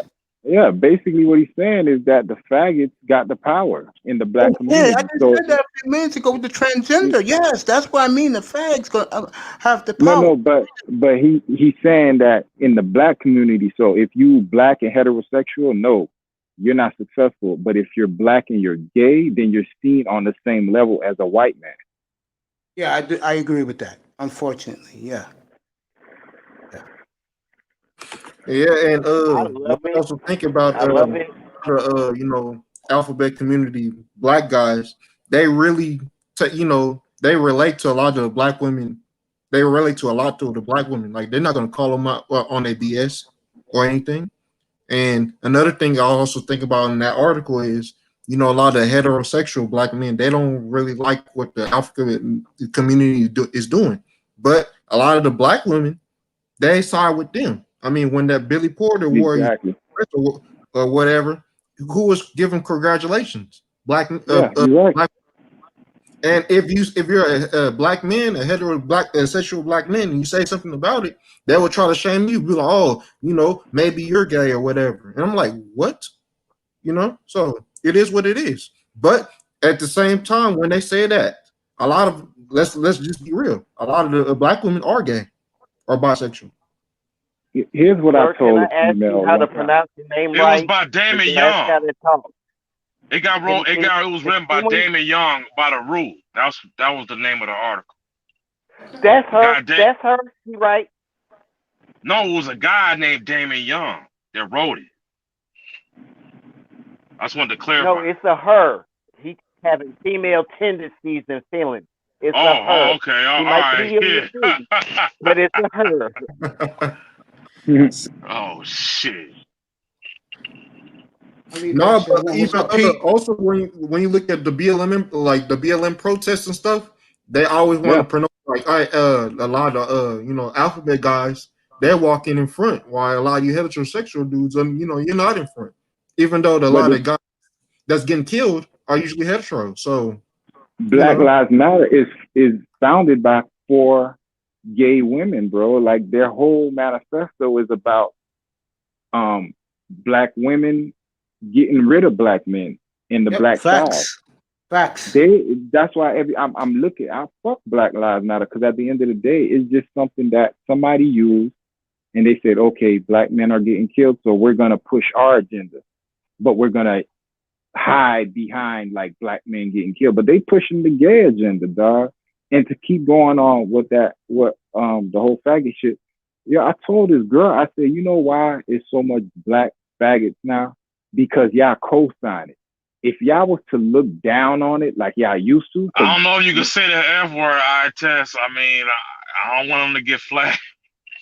Oh, my bad. Oh, my bad. Yeah, I don't want us to get flagged, man. He's yeah, we gotta be careful. How can black women ask us where is all our good men, and they ain't raising no good man at all? He's right. Okay. You know what they mean by good They're black right. man in their opinion? They mean Bro, Pookie and Ray Rays who take responsibility of their children and their woman. That's what they're talking about. They're not talking about us. To them, we don't exist. We're this shit on the bottom of their shoe. That's how they look at the decent, good brother. They don't like us. I keep telling you, they don't like us. They don't desire us. They don't want us. All right. If I have a race that I know, because if you kind of do your history, you could tell, dog, the white man does all this. I don't want to get loud, but I got white people around me. So the white man does this out of fear, bro. Everything that they doing is out of fear, because if they knew we could stand in one family with our black women and our black kids, and it wasn't none of this tension and divide between us, they know how strong the black race could be. So when you start dividing us, and then now you're pushing the gay agenda, like I said earlier to the girl, I was like, yo, if y'all look down on that behavior, and y'all really was like, because all these black females, they're all godly, they're all Christians, they're all this. But it says clearly in the Bible that this type of behavior is not accepted, bro. God destroyed a whole Sodom and Gomorrah because of this type of behavior. So if y'all were all these godly black females like y'all claim to be, y'all would look down on that behavior, but no, y'all champion it. And then now I can't even say a word that I grew up saying, bro, because this man's channel might be taken down.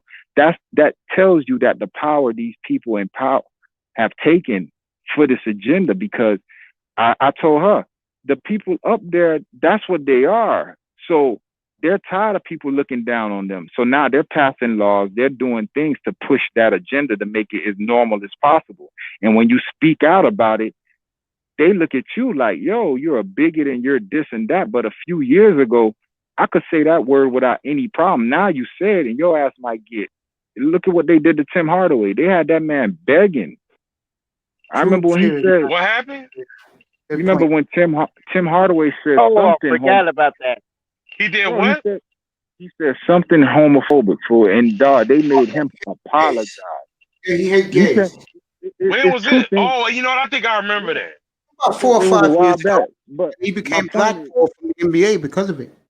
Yeah, my point is, for like those two things, homosexuality and being Jewish, taboo, bro. You're not supposed to talk about that. Why the fuck not, bro? I said what the fuck I want, bro. Like, I don't give a fuck. They have the most money in this country. They run the entertainment business. I get it, but look again. Who's being attacked in this scenario? The black man. Now you're taking the strength away from the black man. Before we were no good for nothing motherfuckers. Now we no good for nothing faggots. That's true. That's the way you want us to look like and be. You're destroying the image, and now when you see a motherfucker like me talk, I'm looked at as the outlier. Like, I'm looked at as the dog. I'm looked at as. I know what you're saying. That's true, correct. You're totally correct. There's more gay men that are baby daddies than they don't want men black men to be without masculine no more. They taking away the black man masculinity. They don't want that no more. I mean, look how many women, black women, got mad when resenting Kobe when he died, and it but don't have no smoke for Don Lemon, Mm. and he's married to a white dude. Bro, Don Lemon look gay as fuck, fool. Like, I don't get these motherfuckers, bro. Did you see how Kobe's wife mama acted? Did you see how Kobe's wife mama acted? And she had to kick the bitch out because she didn't respect Kobe either. And that chick was feeding off him. And she gonna tell her, why you respecting Kobe? Bitch, get out my house, because that's my husband and he dead. And my daughter died with him. But you can't respect your grandchild. Get the hell out my house that my husband built. And you calling him a sorry ass son of a bitch. You right, bro. I mean, shit skates, bro. Yeah. I mean, like I said, you either keep simping or you go, you know what? I see what's really going on here. You go MGTOW, go like me, go monk. Don't simp for these hoes, bro. They ain't worth simping for. Telling you. I don't have to send because I already assume they already fucking. That's just my mentality. So Oh yeah, me too. I don't pay them no attention, bro. any woman that I meet or see, I just assume she get fucked by somebody already. Everybody's saying it's funny but true. I test what Pete's saying in the chat room. I test everything you're saying is on point. Appreciate you, Pete. Can I add a quick question? Because y'all is answering my question, and I know I'm talking too much because I'm asking you questions for your opinion. But why am I not able to handle a strong black woman with an ass load of kids?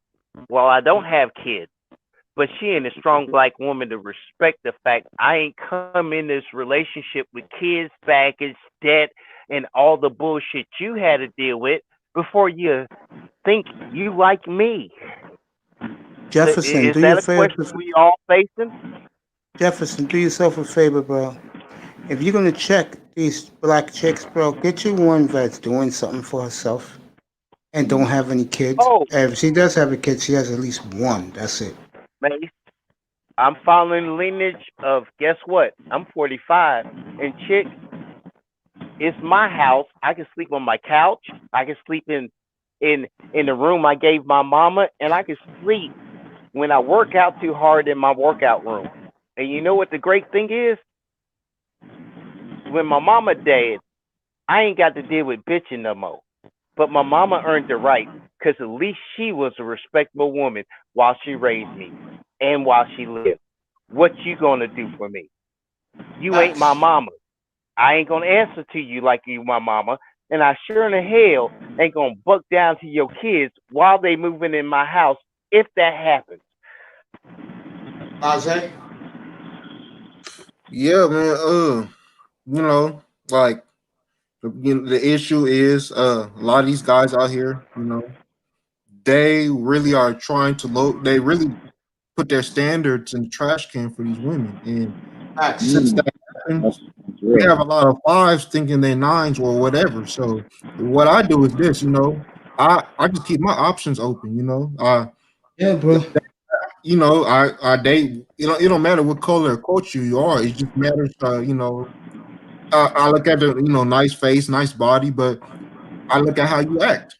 And but if you come from a good family, or make sure you come from a good family, I want to see what family you come from.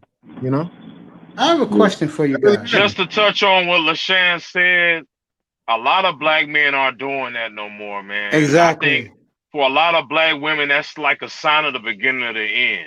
And Facts. I think a lot of black men are understanding that they don't have to do that or feel like it's their duty to be a stepdad and marry a woman that got 5 kids or 4 kids. A lot of black men aren't doing that no more. And They one used of to the do it in main the 1970s and the early 80s, but not now. and the reason Yeah. The is fact you now start they out don't with do it. you start out with 4 or 5 kids, and he ain't got none. But Yeah. take me as I am. You know what? I'm gonna be Even honest at with 4 you or though. 5 Like in the days late dating. 70s or early 80s, being a stepdad, it was somewhat of an honorable thing. I know a lot of Facts. guys that's listening might not agree. Like if There she was. had 1 or maybe 2 kids, and then she was married within marriage, and she wasn't a hoe or no slut, and she got divorced, but other than that, she was a decent woman. I could see a black man, marrying her and being a stepdad. You Ain't like that no understand? more. And I think one of the main reasons is two Oh, things. One is the attitude of these women, and more importantly, number two, women play themselves, and as I like to say, they show their ass too much. And when brothers see that, that's the term. I'll tell you why that is. Because a lot of black women today, they put their education, which is bullshit. They put their career, which is bullshit. And they put that hot girl summer and all that bullshit ahead of seeing what true men are about. Now that they're older, it's too late because the guy that would have been a great prospect for them don't want them. And like you said, my man Sade, black men are wising up now and say, you know what, this bitch is probably a hoe anyway. I don't want gentlemen, it. and I'm gonna Right? ask you another question because y'all is killing this damn thing, and this is why I talk too much because I ask questions to see if you about what you is saying or you about that. I just want the woman to donate, and every man on this panel is a grown man, and we've been niggas for too damn long.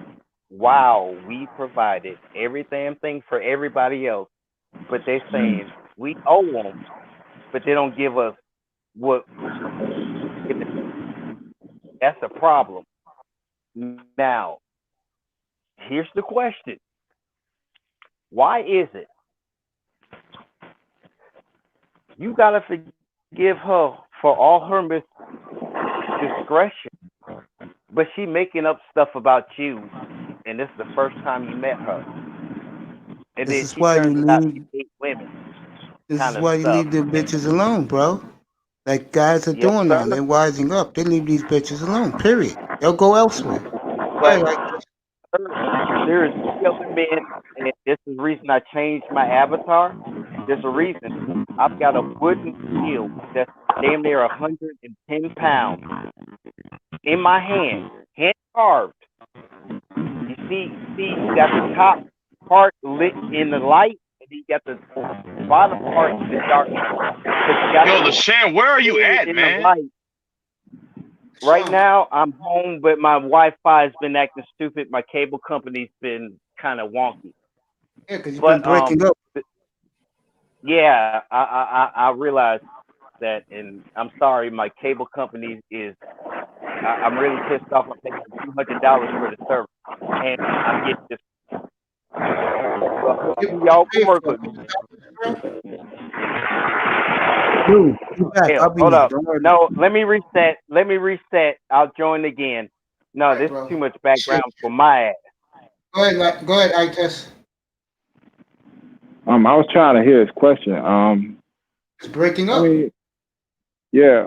I mean, at the end of the day, if you come at a situation looking at it negatively, that's what you're gonna get, yo. I That's agree. why, like, I hear y'all, bro. That's why I don't live life to, you know what I mean? Like, you can't live life with societal views. You gotta live life the best. Like, you know what's going on, but you like, all right, if they don't want to let me in this door like this, I gotta find another way into it. But you just gotta know knowing the rules of the game will help you play it better, dog. And I think our problem as in the black community, bro, we don't even know the fucking rules of the game. Hey, what's Motherfuckers good, Facts. out there, y'all? Hey, I got you a know what I'm question. saying? They just out there I can playing, answer bro. it real simple. You don't have what LaShawn asked. You don't have to deal with those women. Period. Facts. That's You just Hey, fact. don't have to deal with them. hey, I got a question. Y'all think people born gay or they turn gay? I'm gonna say I don't know. Yeah, I I I'm don't gonna don't say know. they know. turn. I'm gonna All say right. they turn, bro. I I don't I will think. say this. definitely, if you say I they had a turn, I childhood gotta agree friend. with you because I'm gonna give y'all a real story. I knew one of my ladies' friends. She has a son, and I mean, she a thought. I mean, she don't have no man. She got like 3 kids, whatever y'all was saying, whatnot. But this boy, I mean, he's a good kid. I'm not. I want y'all to understand what I'm saying. I'm not talking or downing this kid at all. He's a great kid. Yeah. Um, what the problem is, his mom used to always have females at the house all the time, which my lady being one. Like we would always go over there, hang out, drink every weekend. I mean, it was a thought party house. You know what I'm saying? Like I didn't even have kids back then. and she did, and she would be dancing, shaking her ass. You know what I'm saying? Everybody would be getting wild at the crib, and this kid was around seeing all of this. It was always nothing but females. It was only me as the man that was there most of the time, and maybe one of my dogs or something else. But this house was full of females. Everybody just partying, drinking, and it didn't only happen on the weekend. It would constantly just be on a regular Tuesday, turning up at her crib. And I think her son, I started noticing signs, and I'm like, he's starting to do booty shakes like how you like to do, and I'm calling her out like, you're not supposed to be letting your child do this. He's a boy. And she's like, well, I don't know, if my son turns out to be gay, then that's what he likes. That's what he's gonna be. I'm like, I don't have a problem with gay people, but if you could try to control it, or somehow let him know something, because you basically letting him do everything he sees you do. Kids are just a product of the environment. So if you're letting him do that and just eat that up, that's what he's gonna end up liking. And he only has a little sister. He has two little sisters, and he don't not have a bigger brother. So I feel like it's product, the gay stuff. It's like a product of your environment. If you grow up with sissiness around you, if you grow up with that with your, I don't know, man. It's kind of hard, bro. But that's just the way I feel. I hope y'all understand, man. No, I definitely understand where you're coming from. Like, I have a lot of sisters too, but I'm coming. I grew up in a 2-parent household, and my dad, he was the man of the family, so he laid out in the law. So there was no reason, like I would not. No, there was no reason I would be playing with a dog, because my dad caught me playing with a dog. That was, I was getting in trouble for that. So, that's why I kind of understand where you're coming from with it. And a lot of these guys that come out, in the alphabet community, a lot of them, they grew up with wild moms that, they didn't really grow up in a masculine frame. So, I mean, yeah, bro, I'm gonna say it like this, yo. Like, not to get too much medical field, but I'm in that medical field. No, you born with the same amount of chromosomes. I forgot how much it was of each gender, right? So if you have women chromosomes and men chromosomes when you come out and you're a male, bro, it's something like 23 and then like 24, something like that. You know what I'm saying? It's something like 24, 24. I'm just doing a sound check. If y'all can hear me clearly, it's 24, 24. My thing is, when you look at life like that, yes, you need a male figure in the house to show him his nuts, bro. You gotta show a motherfucker like what time it is, like why, like just you being around, like a kid that picks up on your essence, bro. So of course, like he just said, life is a gamble. Said the kid was around females all day. So now all the little chromosomes, all the little female chromosomes he had, now that starts to like take over the masculine one, because he's sponging everything he sees. And if everything he sees, his mother, he picks up on his mother's nature. He picks up on how she acts, how she when she gets angry, how she gets mad. Like, he doesn't see how a man gets mad. He doesn't see how a man lays the law down. You feel me? So of course, bro, like it'll be very hard for that person not to turn into what they turn into. You know what I'm saying? It'll have to be like my son, when he came out, you could just tell that's a boss nigga, fool. Like, everything about him is just masculine. And then I'm right there. So there's no way that'll happen, bro. But if it's on a tipping scale and there's no masculine figure in the crib, I could see why it would tip the other way, bro, because there's nothing canceling out the female chromosomes, bro. You need a masculine figure in the household. Going back to the black community, when you destroy that in the black community and you kick the black man out, now we're either forced to fend for ourselves or pick up on our heroes. And our heroes are either athletes or our heroes are our parents. And if your parent is just your mom and you're not that strong of a person to where you came out with you came out a different, bro, you're going to tip that way. And they pushing that. So they normalize it. So now these kids who probably, like, look at Dwayne Wade's son. He probably thought, and because society is so easy on it now, he just tipped over and everybody embraced and loved him. And now he's like, fuck it, I'm full-fledged. But who knows, bro? Like, I don't get it, bro. Zaya. Like, They Yeah, call a that's nigga Zaya now.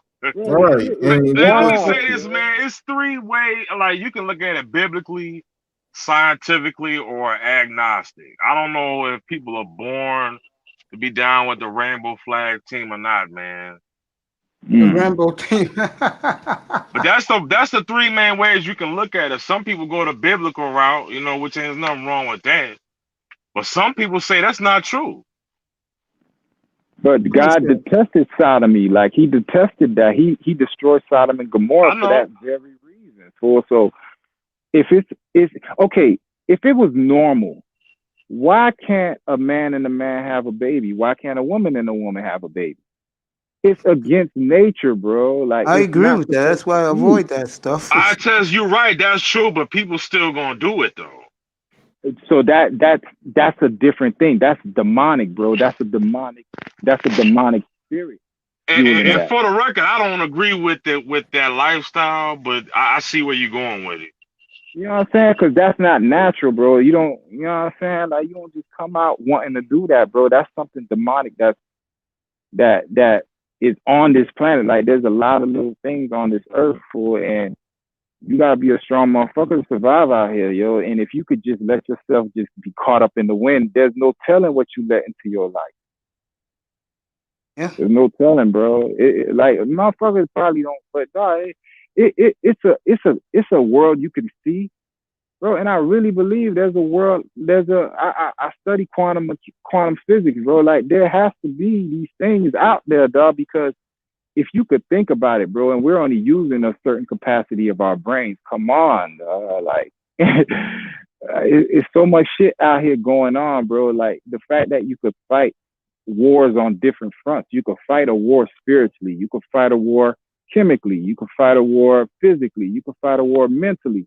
There's so many different ways life could be moved, and we're all in it together, bro. And all of us see things in different ways, but at the same time, we see it the same. Ain't that fucked up? Yeah. Go ahead, Blase. Blase, you ready? Oh yeah, my bad. No, I Go was ahead, kind bro. of, yeah, but no, I hear what he's saying. It's just that I was just trying to I want to ask everybody a question. Go How ahead. do you think we all can fight this war like mentally? Because I feel like mentally physically as black men we're strong, but we're Strong. losing mentally and spiritually. So how do we can fight that? My interpretation, what you're saying, this will take you brothers aback, but I think it starts with us. We gotta stop disrespecting each other as men. We gotta stop uh, hating and envious of each other when some of us are succeeding and others are not. We have to work together like the women have. The women are on code. Let me tell you Yeah. something about black women. We could say what we want about them, but one thing about them, the sisterhood is strong and they're on code. All Okay, good. we're not on code.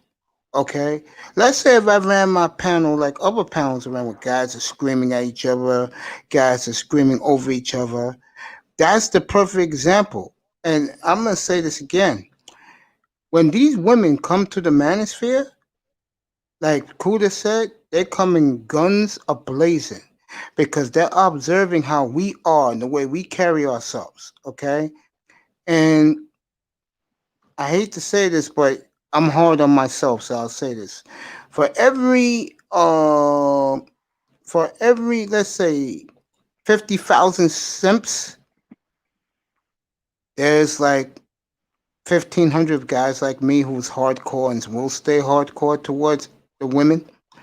But I do know, to answer your question, young man, the men gotta get on code. We have to get on code. We don't have a media to express ourselves. We don't have platforms as black men that we could stick up for each other. We don't have none of that. That's why in politics we're non-void. We don't exist. And to most people, we not only we don't exist to most people in society, no matter what race they are, but we are a hindrance to this society, and that's a scary fact. Okay. We gotta stop the bullshit and start sticking together and loving each other as black men. That's my answer. Go ahead, Jefferson. Jefferson. Go ahead, Golden. I was gonna ask Brother Blaze, like, I mean, fight what war? I mean, You said be mentally and spiritually. How could we start fighting that war? Like, well, oh well, not necessarily. Like, basically, um, Can I answer, and yeah, then maybe if I'm wrong, you could tell me if I'm wrong. okay. Go ahead, I The, test. the way I think he's saying it, and I agree with him. That's perfect too, because if we could conquer those two, then there's no telling what we could do. Mentally, I think it starts with doing our history. Once you could do your history, bro, like a lot of our history was hidden from us for a reason, bro. Because if you learn your history, then you could stop looking down on yourself. Because as a community, especially the black man, we look down on ourselves. We identify ourselves. Some of us on the lower level, we identify ourselves as thugs, criminals, and this and that, good for nothing niggas. And then on the higher level, we're successful black men, but we don't see ourselves as just successful men. You feel me? So I think us doing our history and looking at our history to see that, girl, we got the blood of kings, fool. Like we got the, like I'm of Haitian descent. I hold that proudly because we are the only culture to fight seriously and get our independence from the French. Like there's no other culture that did that. We took our freedom back from them and we took over. It took the United States and other fuck shit to happen for us to be back where Haiti is. So if you do your history and you could, if all of us did our history and we could start saying, damn, bro, like my ancestors did this, why am I looking down on myself? I should be looking at myself as royalty. And I think that's our problem. We don't look at ourselves like that. That's the mental part of it. Now, spiritually, we've been conditioned to either follow a spirituality that was given to us or something that just felt right. But what is our true spirituality? Like, what is the essence? At the end of the day, I feel that at the core, Black people are compassionate, loving people, bro. It's just that our circumstances turn us into these things. Like some of us are envious of each other. Why are we envious of each other? Because we don't have. You feel me? As a culture, if we all had enough, I don't believe as a culture. And this is me just speaking, knowing how at our essence what we are. I don't think we would be envious of each other. I think we would actually be a culture that could uplift the United States. But that's not going to happen because the powers that be know that if we are in charge, that their way of thinking and their way of doing things is obsolete. And then, bro, it won't really be a use for them because I don't mean to be fucked up, but what is the white man showing us? They're showing us nothing but division and war. If you look at their history, bro, all they Divide do and is take. conquer. That's all they do is take, and fight, bro. You can't look through their history books to see a point in time where they were compassionate. You know what I'm saying? We're always, when you look through history, we're always their slaves. We're always their caregivers. We're always in the compassionate role. And I think that's what's got us fucked up now because we're stuck in that compassionate mind state to where we're like, nah, we're not supposed to rise up because they are our master when they're not. Yep, facts. No, what you said that you pretty much answered my question, and you saying you have Haitian descent. You know, you study your history, so the way you dealt with France and everything. And my country, Ivory Coast, we still are dealing with France, and one of the biggest issues I see, kind of related to what they said, is a lot of our tribes in even in our country, they'll fight each other a lot harder than they'll fight the French people, Mm, and that's a big problem. But mm, if we can come together, our country would be super rich. I mean, there's no reason why we should have a country with that many resources and still be poor. And the same thing here in the United States. Black people or all over the world, black people have helped with a lot of things, but still poor. Why? Because people are fighting each other instead of coming together and going against others. Not that I hate other people. It's just that Exactly. I like my people. I want to see my people do good. That's all We it is. should have a right to live equally. We're not trying to take over. See, here's the problem. White people want to have dominion over somebody. We don't want dominion. We just want to live equally, dog. What's wrong with that? But their problem is they're scared that if we're equal, we'll turn around and say, you know what? For all them 400 years, take that. That's what the problem is. They're scared of that. But if you wouldn't have did that in the first place, bro, you wouldn't have had to be looking over your shoulder and keeping us down because you're scared of retaliation. Yep. Facts. That is all true. Eagle, you there? Yeah, I'm here. Go ahead, bro. I'm gonna get me some Coke. Go ahead, man. Coca-Cola, motherfucker. Of course, I don't do drugs. That's why I'm a boring man. Okay? Motherfucker. Yeah, no, nigga.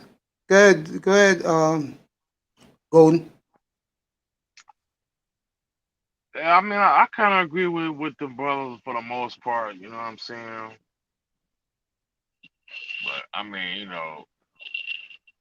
I don't really look at it like it's an actual war or anything like that though. Really? You don't? No, Damn, no, bro. not really. I mean, it is, but it isn't. You know what I'm saying? I think But we're having a war right now. Black men with each other, with our women, and the white man, even though they disregard us because they don't look at us as a threat anymore to a degree. But what I test is saying is true in some points. We're having a battle with them too. And the problem is we keep beating ourselves as black Exactly. men. We're taught to hate ourselves, bro. I'm taught to look at you as an enemy. I'm taught to Yep. look at you like, Bingo. yo, I I'm need more taught that money I'm than scared of you. If I have to walk on the other side of the street, you feel me? Like most niggas strapped because they scared of another nigga running in their crib or trying to shoot. I ain't facts. scared of no cracker, bro. I'm really not, bro. It's only when I'm in certain situations, I'm like, yo, these crackers will kill me. And I'm talking about the police, but I ain't scared of no regular cracker walking down the street. I'll beat the fuck out of him. You feel me? But at the end of the day, you don't know what anyone got. So you gotta be on point. But I'm more scared of the nigga than I am. And it shouldn't be like that. But bro, before y'all killed everybody who tried to help us, Martin Luther King, all kind of motherfuckers who tried to do right, bro. Let's go to recent history. Nipsey Hussle, a nigga that was supposed to be like a gangster, crip, this, that, and the other. He had all this status, bro. And he said, you know what? I know I done did shit, and I am part of an organization, the Crip, that are known for fuck shit. But I'm gonna use my influence to do something positive. And as soon as he starts doing that, who kills him? Another nigga kills him, bro. Not a cracker. And let's say a cracker did send him. He still took it upon himself to do what the cracker told him to do. So the hate between us is always gonna be evident because if I'm doing something positive and I could help change something, and all a cracker got to do is take a dumbass nigga on the side and be like, look, I'll give you 100 stacks and make sure you get out of jail. Just go shoot that nigga. And he go do it. Bro, our people will never move forward. We should look at each other like, hell no, I ain't shooting that nigga, bro. I should shoot you for asking me to shoot you. That's what we should be more protective of each other. But them crackers could always sneak in. They've done it throughout history, bro, and fuck us up. Facts. Shit. Y'all talking about race? Yes, of Talking course. about society, Let me period. tell you, and y'all know I ain't black. I'm Spanish, but I come from Miami Gardens, born and raised. I went to Bro, you black, bro. exactly. You know what I mean? But at the end of the day, the thing is, and this is the big picture, y'all. This is like I don't believe like we don't see racist shit over here. I said, where do We you see don't. that? We don't. That shit don't belong over here, bro. They get beat up, bro. I went to Madison Middle School. I promise you all. I went to Madison Middle School on Fridays. It was called Cracker Day. I That's good. promise you.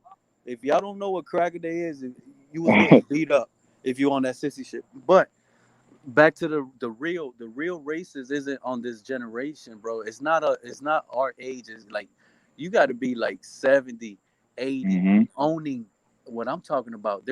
I don't want to say where is that. I don't want to say there's buildings out here, right?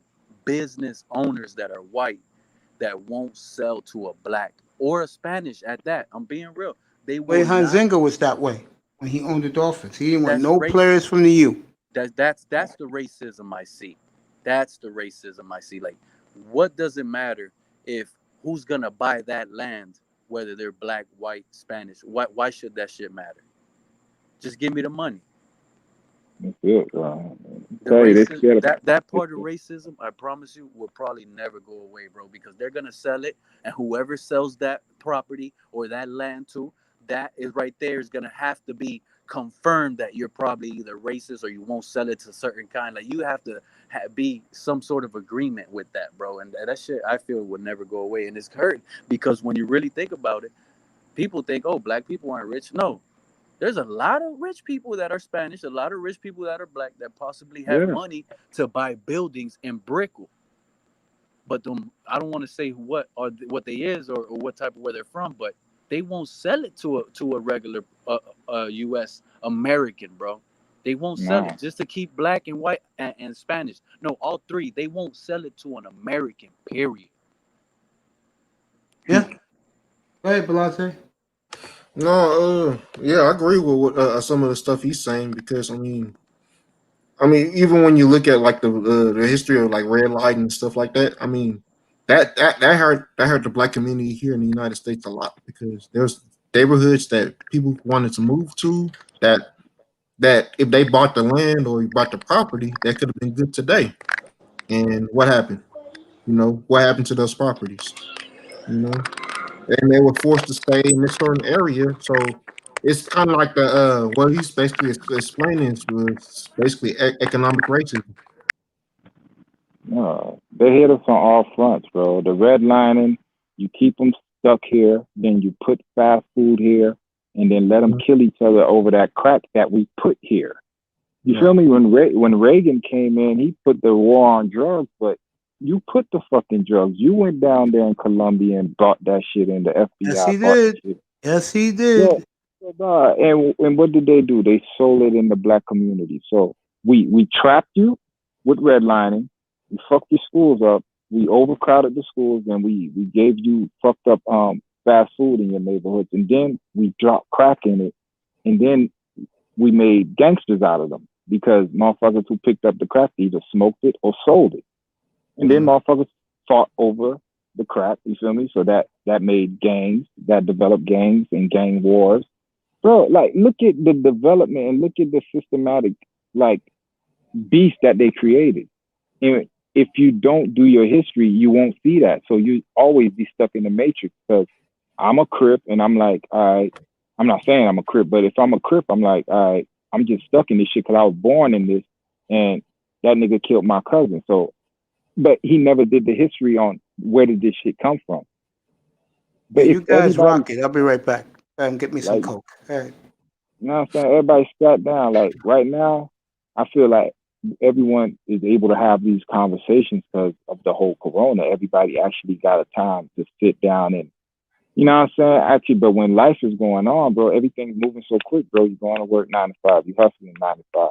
Everything moving so fast. This is the first time in human history, I think, that everybody's had a chance to sit the fuck down and, yo, what the fuck is going on out here? Like, actually think about that. You know what I'm saying? And a lot of people, they starting to come to the realization, like, this shit has been set up from the jump. I know I've been thinking like that, but other people around me are starting to be like, like this shit was set up from jump. So when you figure it out and you're like, all right, it was set up from jump. Now it's a decision you got to make moving forward. Am I just going to say, all right, it was set up from jump. Fuck it. I'm going to keep it going like this. Or, all right, I'm going to switch up what I'm doing. Maybe if one person switch up, 2 people, other people start switching up, and it becomes the norm to where selling drugs and shooting at motherfuckers is not the norm. Like that's looked upon like, why are you doing that? Instead of looked upon like, why ain't you doing that? Yeah, absolutely. I don't know if that makes sense, bro, but No, it makes sense. it's twisted, bro. Like good is bad, bad is good. Up is down, down is up. You know what I'm saying? We're living in the upside down right No, it makes sense. I mean, when when the corona happened and whatever, I mean, I'm a teacher, but we're working from home. But when down during my downtimes when I'm working on a lesson plan, I like to listen to different different people that's try to speak knowledge or whatever, and so I can learn try to learn some new skills so I can apply. Because since the world is changing, I'm learning that I have to adapt with it. So I learn what's going on, but instead of trying to just talk about it, I try to adapt it. Every a little bit by day. That way, I make sure I get smarter, stronger, or whatever, and also talk to different people. Even though I don't agree with everything they say, I'll find the good stuff that I agree with, and see if I can apply with. And I like how we're talking on these panels because the reason why I don't go on to get on so many panels because usually people will have two different views instead of trying to listen to each other. They'll try to scream at each other, and we don't need that, because sometimes you have two different views, but they're not totally wrong. now. So sit down, talk to each other, and see where we can make a compromise. And that's why my opinion is, I feel like a lot of us black people we're afraid to compromise. American black men will have those type of jobs. Go ahead, bro. I'm listening. Go ahead. No, I was saying, it's sometimes as black people, when I say black people, I was talking about black people as a whole. It's sometimes we're just scared to compromise with each other. It's always like we're trying to one up each other all the time. Because I see that even in my own family.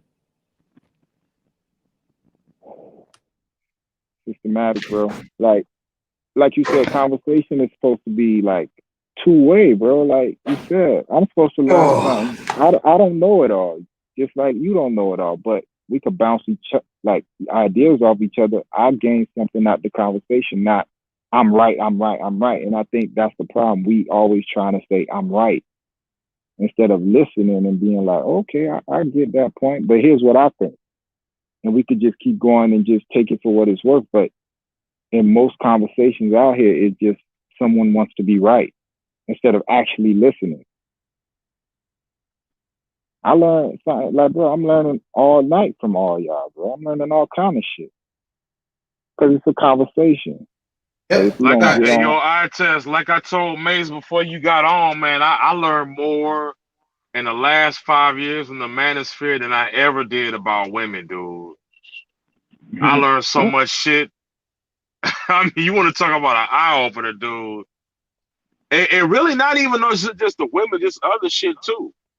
You know what I mean? You got the black brain trust, which I don't really go there, but guys that's on the other stuff, alternative topics. Shout out to Mike V and the boys, by the way, the Black Brain Trust. It's a Shout out battle, to them. bro. It's a battle, bros. Do you realize somehow black women are going to trade in you being the forever threat so they can pass on? But then sooner or later, they're going to realize white women voted for Donald Trump. It wasn't black men that betrayed because they were all Hillary, Hillary, Hillary. But then when the vote came down, 70% of them voted for Donald Trump, while 100% of the black men got blamed for voting for Donald Trump. And we voted like they did. It's a problem. Yeah, myself included. I voted for Donald Trump. I ain't gonna lie. I voted for him. I almost did, but then I remembered he's an asshole. But you know what's funny though, LaShawn? A lot of black women felt like they got betrayed by the white feminists because of that. Ain't that something? No, they don't feel.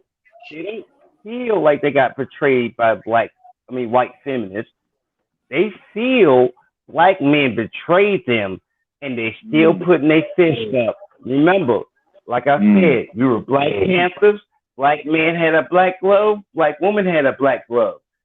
A few years later, the black woman took off that glove and had her fist up right next to Gloria Allright. You realize that was the trade. And then when the shit hit the fan, you see white folk just shooting everybody. Wow, they saying Black Lives Matter with a full clip in an AR-15, shooting everybody. Now, somehow it's the black man's fault because we ain't there to protect them. But damn it, we're tired of getting shot, and you scream Breonna Taylor, and there's been 20 plus dudes still getting shot. And none of y'all hold that point. for Hold justice that for point. those black men, but they're screaming about Breonna Taylor. That's the problem. Hold that point. Yo, Evo Sosa, I love you, man. I appreciate you, man. Thank you for the cash app, bro. Appreciate you, man. Appreciate you. I really do, bro. I do. Evo, great love, bro.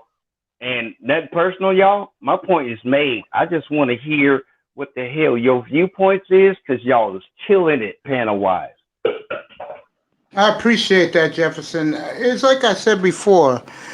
I'm going to let all you guys rock in a second. I just want to say this. I said this last night with the panel I had. I'm going to say it tonight with the panel I have. You guys make me, and I appreciate you guys. And I got some great people up here. And I not only love you guys, I respect you guys. And the one thing that has blown me away about everyone that comes in here, you guys got minds of your own, and that's very refreshing. Because I'm going to tell you the difference between us and the women.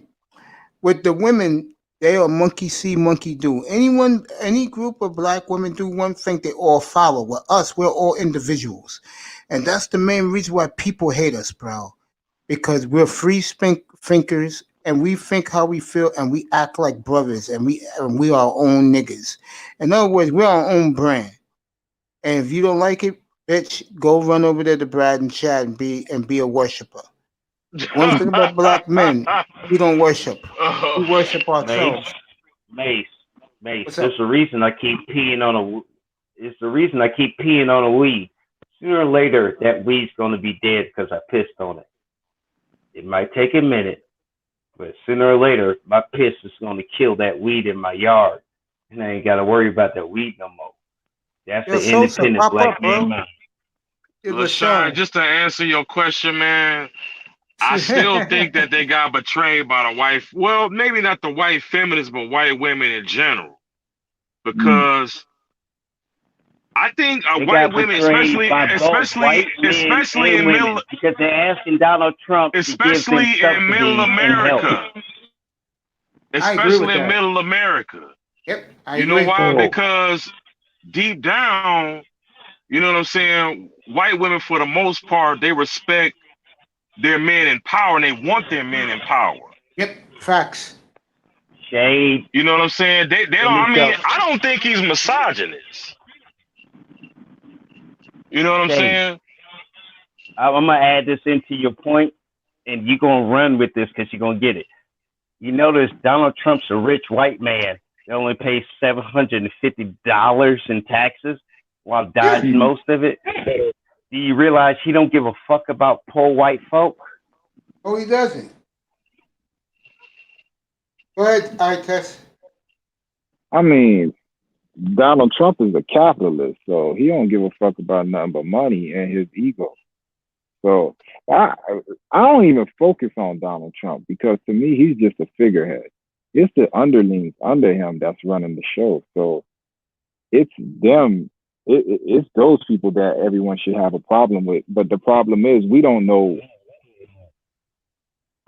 I've always, here's what I think about politics, bro. I never look at the president, because even as everybody was on Obama dick, Obama ain't do shit but just follow protocol, bro. Because what is Obama gonna do? Any president that tried to buck, look at Kennedy, they killed him. And the other ones that didn't want to go with the program, Nixon got fucking, you know what I'm saying? Like, this is just me from doing history. But any president that tried to do his own thing was either killed or unceremoniously taken out of the office. Even Clinton got impeached. You feel me? As much as they talk, bro. JFK, you're right. So to me, I never look at the president from studying history, because they're just the figurehead. It's the people behind like the Ford, like the company, Ford, fucking the Rockefeller. Those motherfuckers, those are the people at the round table making the decisions. Those are the ones that are passing laws to make sure that their business interests continue to move forward wherever they are. So right now, with everything going awry, there was always a thing where this guy, I forgot his name, but they were always talking about the one world government to where it's not, it won't be China, USA, this, that, and the other. It'll be corporations that are running these countries. So I don't know if that's what's going on right now. That's the shift that's happening. And that's why they made Donald Trump president, because it's easier to talk business to it's easier to talk business with a business president that'll understand the way of moving things and Facts. the way the country's going, opposed to somebody like a Biden or a Hillary. Hillary, Facts. I'm not gonna get on Hillary right now because it's too much. But Biden, bro, it's a plan. Trump is the best person because he's just here to distract us. He's here to get a lot of sound bites, get a lot of like clickbait for doing and saying the most outrageous, unpresidential shit. So he keeps you looking left while they're doing all the passing the bills and waging war on the right. You're not looking at all the bills that's been passed during the coronavirus. You don't look at all the bills that were passed when 9/11 happened. It's after the fact. You're like, damn, we're under surveillance 24/7. But the bills were being passed for 9/11 while y'all was sitting there saying, go get bin Laden. They were passing bills. So Hell's yeah, they America, were passing bills. so America's always look over here, and they do their shit over here. So that's all that's going on right now. Donald Trump is the ultimate distraction because he keeps saying and doing things that otherwise we would normally be like, this is no way. There's no way this guy should be president. But he's president and he's doing his thing.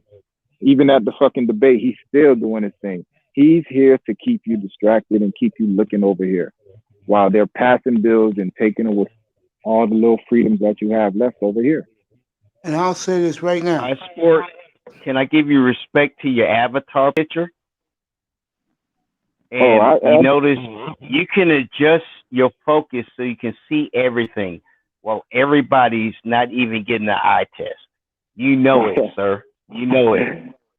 I appreciate you. That's a nice compliment. Go ahead, Blase. Yeah, kind of just seeing where eye test is coming from. Like me, I'm a person like, that's why I don't like. Well, I mean, I like to look at the people. You know, when we argue between political parties, with me, I look at them as two sides of the same coin. So to me, the president that's elected or selected, whenever you want to look at it, is you see where the country wants to go. Like when Bush got elected and the wars and all that stuff happening, the culture of the country was war. So who made a lot of money? A lot of the companies that were basically affiliated with the war program. So just like when we look at the alphabet community, when that thing happens, who's the company? The companies are going to try to adapt to that, just like the BLM stuff. The companies are going to adapt to that. Just with the corona, even though there's companies that's losing money, there's a lot of companies that's making money right now. So that's what I look at. So when I see the president that's going to get elected or whatever, I'm going to be like, okay, what culture or what trend is going right now, and how is that going to look to make money? Because even when people are arguing with each other, which to me is kind of pointless, you kind of see where the culture of the country is going. Because, like I just said, it's not really the country; it's the corporations. It's just which corporations are in power that's holding the culture of the country. Because let's look at it. In 1990, nobody would know. Nobody knew no Amazon or think would be at the place we are right now. Same thing with YouTube. Facts. Now YouTube is big. You can watch the debates or whatever through anything, and they can push any agenda they want to through anything. Don't So forget you see, Microsoft and cell phones. yeah. So you see where the culture is going. So that's how I'm sitting back and looking at everything. Go ahead. Go ahead, Eagle. Eagle. Eagle, you there, bro? Oh yeah, I'm here. Yeah, Blaze just reminded me, man. Like, yeah, he's right. America is a corporation now. Cause I was looking, I had to go Google that shit. It became a corporation in 1871. Cause I'm looking at it now. Yeah, facts. When Charles. Congress passed the Act of 1871, it created a separate corporation known as the United States Yeah. and the corporate government for the District of Columbia. Go ahead, Charles. Charles. Go What's ahead, bro. happening, man? I test you next. Yeah, go ahead, bro. Oh, I just got back in. I ain't hear what's been going on. Basically, we're talking about right now about how Donald Trump is the distraction while America is passing laws and developing bills to clamp us down as Americans. Your Oh comments yeah, on that? that's definitely going on. Yeah, I'll now say, is the time to be woke. yeah, I'll say it again. I'm like I test roll. I am very thankful that I got panels of smart, brilliant brothers like you guys. Go ahead, I test all yours, bro. Um, let's see. As far as the country being a corporation, when you look at China, like China's buying up everything. Like, all right, I'm kind of tell y'all how I think. But I look at everything as a whole. And when the corona started, the beginning of 2019, China was developing these little islands, right? But they were turning them into like bases, like literally, like little sand, little islands out there in the South Pacific Ocean, I believe, the South Yeah. Asian Ocean. So they started turning those into bases early 2019. Nobody said anything, right? The United States was just like, oh, okay, China's out there just making islands. Within I think 6 months, 6 or 7 months, they turned them all into little bases, right? So then you move forward. America and China, Bush and not Bush, fucking Trump and fucking what is it, Xi Jinping or whatever his name is. Yeah. They've been going at it tooth and nail since 2019 with tariffs on each other's countries for all the goods back and forth. So that kind of was because you already know we had China has some stake in some property here in America, a lot of property actually, and we have a debt to China. So when we're putting tariffs on China and China's putting tariffs on us, our countries could handle it somewhat, but the people who are really hurting are the people like Italy and the other European countries who depend on a lot of American and China goods. So when that's going back and forth, the whole corona was already detected back in, I think, October, November of 2019. And nobody said anything in China, right? And the first patient died, I believe, in early December 2019. And no one in China said anything. So now I'm thinking, going back like early 2019, like, damn, if I was China and I was about to do something, this would be a perfect plan, because in the midst of that, America got rid of Huawei, which is a telecommunication system. Why did they get rid of Huawei? Huawei was supposed to take over the 5G network that everyone's pushing, right? And they were going to be the telecommunication system for it, meaning that China was going to be in our telecommunication system. You can't have that as the United States. That means they're in all your computer systems, meaning that, they're in your fucking national security database. Meaning they wasn't letting that happen. Trump was smart enough to tell them, get the fuck out of the way. So they banned Huawei from United States consumption. So they moved it. So who did Huawei sign up with? Russia.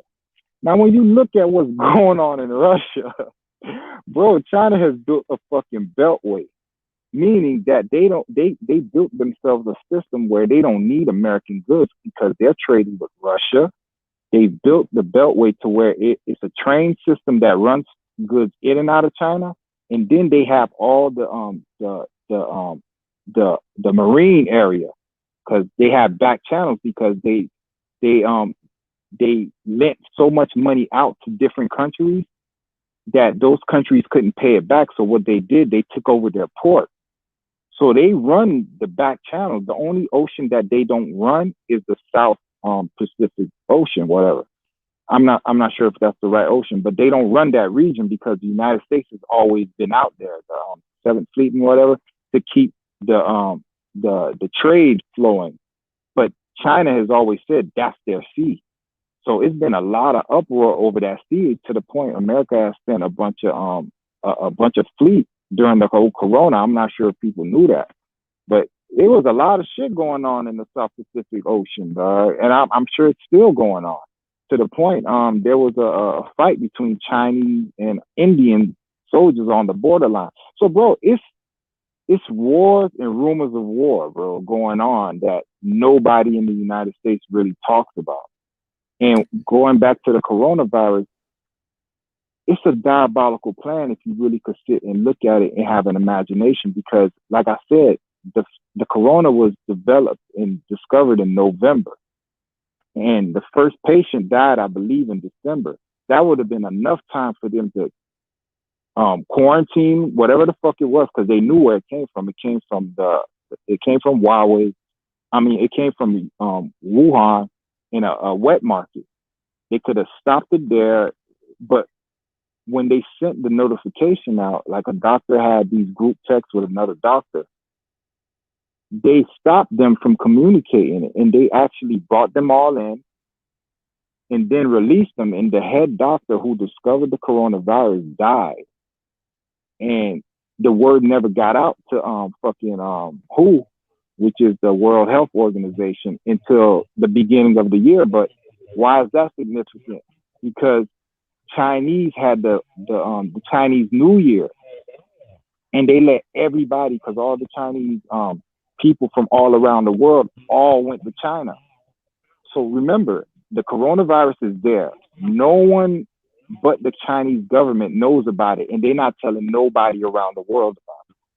Then they let all their citizens from all around the world come to China. Then when they came to China, of course, they all got infected because it was the New Year's. Everybody was around each other. What could you have done? You could have locked the border. They never locked the border. They let everybody go home and then lock the border. That's how the coronavirus got out, bro. So what did that do? That stopped both economies. That's what all the fight is about right now, bro. Yes. You're fading a little bit. It's just a minute fact that you're touching on that you're not recognizing. Taiwan warned us before. But guess what Taiwan is? In the United States, we took the UN status. We voted against them. We pushed it because we want to make trade deals with China. But if Taiwan's part of China, China did warn us, but we ain't recognized Taiwan. Jefferson, hold that point. First of all, infantry skills, thank you for being in here.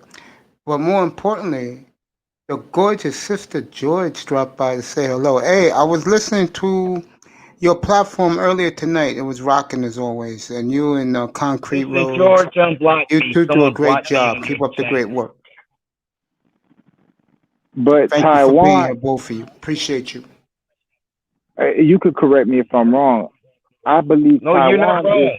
I'm just saying Taiwan is part of China because U.S. said they part of China, and we took the UN status and we pushed the vote for them to lose their UN status. And you're right, 100%. It's just that one little detail. It's just you're not wrong. I just want to add that one little detail to make it 1,000% right. You ain't lied at all. Go ahead, keep it on. No, like I said, I wasn't trying to correct. I really want to know. Like, I didn't know that vote, because all I knew about Taiwan was that it was like a region where it was the only independent part of that area, that in Hong Kong. Am I wrong, or? No, Hong Kong was independent because the British. Taiwan is independent because that was the old regime before the communists took over the country, and they went to Taiwan. That's the only facts that you don't know, and I'm just going to make it 100% factual because you got 99% right. Okay, thanks, man. I didn't even know that.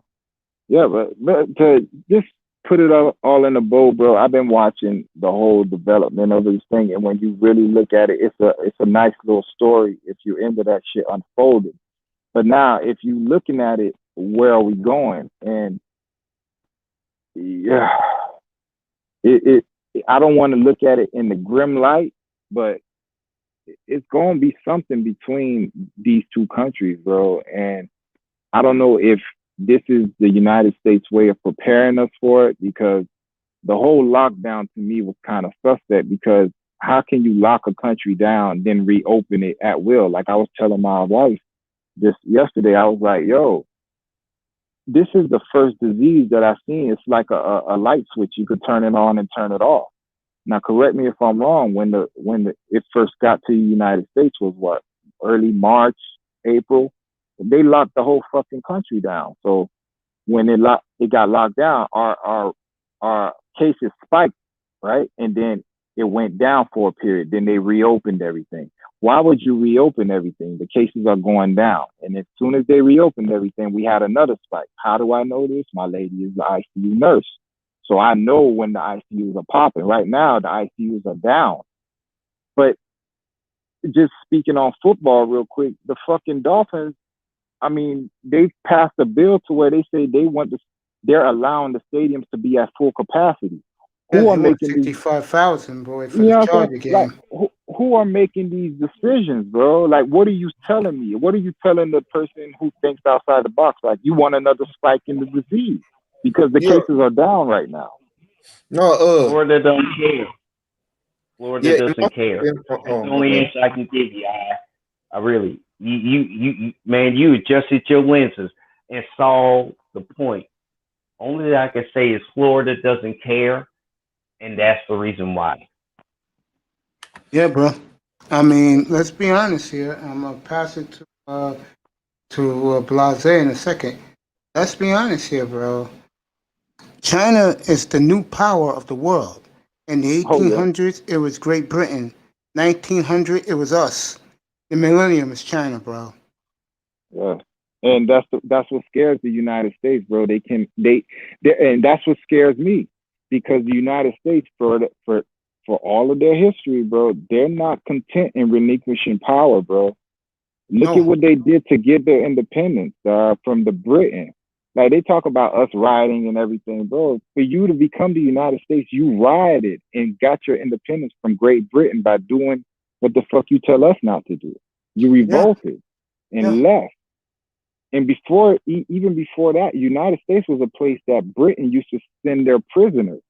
yeah, So this is the foundation of this country, bro. When you really look at it from a different aspect, shit is built on criminality. The United States is the only country, bro, with all these fucking guns everywhere. Like, everybody got guns. We yep. the most strapped up country. Why is everybody so strapped up? Every empire falls. And that's the problem. The United States is scared that their Roman Empire is about to fall and China's about to take it over. And China got it, bro. It's a wrap. Yeah, it's a China wrap, got it. Like basically. this, Go ahead. Yeah. America freed a lot of countries and then turned their back on those same countries they freed. Did they free them, or did they use them as their way to wage war, just from not their country? Because You're right. You're right. You adjusted your lenses again, didn't you? bro, I just look like this. I know you don't know what I look like, bro. I'm walking around, bro, I and saw how you look like today on another platform. you know what I'm saying, I'm walking around, bro, and yo, I just hope in evolution of people, bro, and the minute we could start thinking and stop letting other motherfuckers think for us, the Yep, better, bro. facts. That's what I said earlier. That the black man, our problem is we don't give a fuck. All we care about is what satisfies us as individuals. We don't bond together. I'll tell you something too. The same topic. The way the so-called black so-called leaders and shit are, you can't trust them. You Okay. might as well just stay and be your own foundation. But Any getting back to any China, yeah, any China, it's about a wrap. I see 2 wars coming next 30 years. bro, China, shoot, they've been really putting in work. I mean, it's not only bro, they putting in work. it's not only America that's kind of mad. It's Europe's mad at China too. Why? Because China has been going into Africa and becoming Mm-hmm. a lot of Africa's trading partners. Like a lot of the China, like in our country, that China's been coming in and basically taking contracts away from the French. And the France really look at our country as basically like their backyard. So now that the Chinese is coming in, and France is like, goodness gracious. And if it gets that bad, they're gonna ask some help from the United States, so they can get their property back. But at the same time, we're like, hold up, we don't belong to China, we don't belong to France. We need to be controlling our own resources. So that's what that's where I feel like we need to come in, because on our side, we're looking like, okay, we already know Europe don't care about us, really. But the Chinese, they're acting nice right now. But let's see 20 years from now, what's going to happen? That's Because, right. because their Here- country here- is populated, and they don't have too many men. But we got a lot of women. So what do you think is going to happen? Like, Here's what they did, bro. Like, here's the thing nobody's looking at. China did the ultimate, like, hustler move. All right, first they got in. Clinton let them into the fucking, the trade organization, fool, because they wasn't in for a period of time. Like, they weren't able to make trade. So when they got in, their GDP rose, like, every year, up, up, up, up, up. How did it rise so fast? Because they got a lot of cheap labor. Remember, it's a communist country. Yep. So the shit that they doing over there to make a buck, we would never do over here. Like, the shit that we making over here for $100 or whatever, they making over there for $5. That's how they economy got back up on. I'll go a step further. What iTest is saying about China, the microphones you're talking on, a lot of your equipment you buy, if you buy their version, it's a hell of a lot cheaper than the American version and works just as good for cheap labor. No, what happened is Verbatim. America Fact. took their companies over there and they got all the cheap labor. Like an iPhone is made over there for what? I don't know. I'm just making this up, but let's say they make it for like $10 over there. They fucking sell it for what they sell it for over here. Yep, So facts. when all that was going on, they didn't realize China was stacking their bread. So now that everybody started hurting, China had so much money that they started loaning everybody money. And when you couldn't pay it back, they took a piece of your property. Like I said, they took pork. They took they got all kind of shit in Russia right now. Like I said, they developed the Beltway so they can move goods on land and by sea. The only ocean they don't control in that region is the South Pacific Ocean. So they need control of that. And America is the only, because every time China or someone else in that region, because they got these little islands that anyone could claim. So the minute someone claims it, China just surrounds them and takes the island. So they Facts. run China that shit made over there. islands. You know what I'm saying? They made shit. And I'm sorry. So now my America's Bluetooth about to cut off. I'm just gonna say thank you, Mace. It's awesome when the young ones and the ones our age finally see it. I test sports and everybody on the panel. Man, keep this damn thing kicking. Damn it, tell the truth. Because America treated the world like niggas, like they always treated us like one. Because you know what? They give a promise and then they take the promise away. That's the Y'all white man's killing way, this, boy. Mace. Hey, Star Platinum, get up here. Excuse me. Miss Shirley, good evening. Welcome. Welcome, Miss Shirley. Star Platinum, get up here. I'm putting the link in. Miss Shirley, if you'd like to join us, the link is being dropped right now. You can just pop up. I'll pop you up on the panel. The Wow. Bucks better score 17 points in the second half. First time I've ever had a female in the chat room that, that I don't know. And she's a Bear fan. She said Bears up at halftime. Shirley, nice to have you here. Welcome. Platinum said, what's up to you, Eagle? Shot down. Yeah, get up here, Platinum. I start Platinum. I'll put the link in. I already put the link in. Shirley, you want to join us too? Come on up. So I Make it test how happen. much investing is China doing in Africa? Like, what's the extent of it? Shit, it's a Bro, lot, bro. a lot, yo. Like what I said, their plan is to loan a lot of money that you can't pay back and take your property. And take your So land, take your Yeah, jewels and you your take it. emeralds, everything, So your minerals.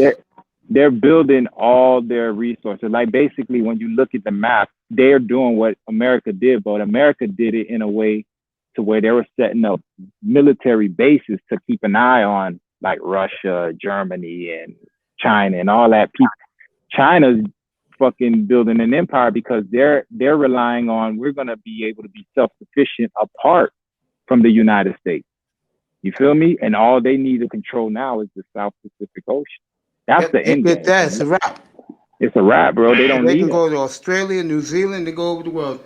They run Australia. They already have. I'm telling you, they run every region over there. And then who was the main motherfuckers when the coronavirus first happened that bailed everybody out with masks? China.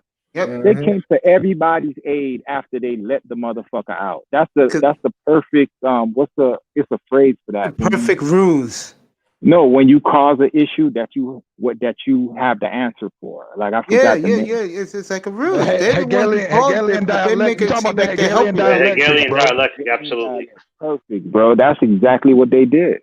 Yeah. Shirley, good evening. Nice to meet you. Hey, nice to meet you. Nice to have you up here. You have any comment about this? No, I came up about the Bears game, but I'll jump in if I have a comment about China. Yeah. We'll get to the sports, honey. Don't worry. We'll get to the. I Yeah. see it. 14-13. Welcome. Nice to have Thank you. you. Yes. Thanks. Good to be here. Yeah, you're welcome anytime. Star Platinum, what's up, bro? Nah, shit, just chilling, watching the game. Been a while What's since good I with y'all? How seen y'all you. doing, man? Yo, Yeah, yo, man, yo, I've been beat. busy, man. Yeah, I hear you, bro. The condo miss you, bro. You left Aruba, bro. Oh, I'm still in this. I'm still in this bitch, though, man. Oh man, I love you. Welcome back home, bro. Salute. Yes, right. Salute, baby. Go ahead, Lou. Talk about China. Yeah, no. So like China, like there's a lot of different pieces there. I think I told you before. I work in the aviation industry, and so there's a lot of variances there. You have like Taiwan and China. They've been in hard times for decades now. You know what I mean? It's kind of like India and Pakistan, or Israel in the Middle East, where it's a long time struggle. And when you look at something like Hong Kong and Macau and like the treaties that got signed in the late 90s, I think it was like 1999, where Hong Kong and Macau are actually like they're labeled as semi-autonomous regions, right? So they get to make their own laws, they get to do their own rules in a way because they're always under the hand of China, right? But again, semi-autonomous. Taiwan is, and I got to be careful with my words. It's there's a conflict between those two nations. I'm not going to say that it's a disputed state in terms of its status with the United Nations, because obviously, like the United States is going to recognize it and say that, hey, we recognize Taiwan and we recognize China. China does not recognize Taiwan. China recognizes Taiwan as part of China, and that's why they both have different names. One is the like the Republic of China, and the other one is the Democratic People's Republic of whatever the hell it is. You know what I mean? So there's some like differences there in terms of diplomatic recognition, but to a lot of y'all's points, functionally, a lot of that to me in my mind falls by the wayside because how does shit actually work out? How is shit actually going down? And when iTest was talking about like the wet markets, this and that and everything, it's like that's truth. You know what I mean? Like China did their thing, they didn't really care. They just they pulled down the Iron Curtain really quick and they said we're not going to report anymore. We're not going to put out statistics on the plague, and we're done. And they stopped in, I want to say it was late January, early February, and they said we have 80,000 cases and we're done. And that's it. And the numbers haven't creeped up since then. The U.S., All You these know what I mean? governments Stop are at the end of January. in cahoots with one another, man. That's Oh, just you know it. what it is, man. Facts. Absolutely. Facts. And Shirley, we will get to the Bear game, honey, because it's fascinating how Chicago Bear team couldn't score a lick against the Colts, but tonight they're leading Tampa at halftime. Fascinating. We'll get to that. Don't worry, it's not over yet. Yeah, I'm surprised by it. Are you surprised? What team do you like, my dear? Chicago, yeah. You're a Oh, Bear I'm a Bears fan. Yeah, Okay. absolutely. But Okay. with Buccaneers having Tom Brady, I didn't think we were going to do well in this. And I've been watching, from the beginning, and we didn't score until the second quarter. So, it hasn't been easy. I'm surprised they're up right now. So Yeah, I am too, to be honest with you. The reason why I didn't advertise the game, honestly, I thought Tampa would beat them because I think the Bears' quarterback situation to me is very muddled. And I get the feeling, my dear, as a Bear fan, I get the feeling that next spring, the same clown that got you Mitch, he better be the same clown that gets you one of these franchise quarterbacks coming out. Even if you have to trade the 2022 pick to get one. I think his name is Gaze, whoever his name is, the GM. He better get you one. That's serious about that. Hey, it looked like the Bears' defense is pretty decent, man. I'm just catching up with the NFL for real, but the Bears are like they got a pretty good defense, man. They Oh, issue yeah, is defense they is never, do. always good. yeah, the it was Bears, never the defense. It's always been the quarterback. it's the Mitchell quarterback Trubisky in was. Yeah. Chicago. Yeah, I You think know that, what's funny? You know what's funny about Chicago Bears fan? When you drafted him, when you heard his last name, you should have been like, "Yo, this guy sucks." His I last don't name mean to be sucks. racist, I test, but he fits Chicago. She knows what I'm talking about. His Man, he name sucks. fits them. A lot of their Trubisky. people there, their descendants there. My dad's from there. He was, God bless him, so he's from the South Side. But Chicago is one of my favorite cities in the world, even though I don't root for none of the teams. But the reason why I love Chicago so much, not only is it a good place for when I used to be fat to go hang out in the summertime, but it's the best food city in America. Am I right, Shirley? Oh yeah. Chicago, if you believe in meat and potatoes, Chicago is heaven. Just as. Mhm. What a great city. Yeah, we've What got a all So great of them. why? So why all I hear about Chicago is Chirac and you'll get shot the fuck up in Chicago? That's all I hear.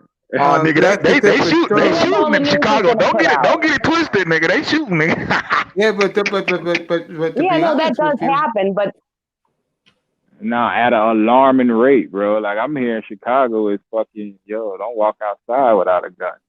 I Tess, I don't think this young lady came up here to hear about the violence. She came up here to talk about the Bears. But while they're still in halftime, let's get back to China, bro. China's taking over, man. Brace yourself, fellas. Brace yourself. Yeah, but hey, real quick, like while it's on the Chicago thing, and we got like a couple cats who are like residents. Like, what's the best food in Chicago? You know what I mean? Because I'm from like the Northeast, and I think that we got the best pizza out there. You know what I mean? Why They is y'all can so much compete. better? Let me What tell you what something, y'all got? Lou. Chicago can compete with us any day of the week when it comes to pizza, bro, because that deep dish is off the chain. Amazing. Okay. yeah. You're a traitor to the We city. got the deep dish, we got the banana crust, we got all the good pizza. That's right, they do. Chicago could compete with us pizza head toe to toe. No joke.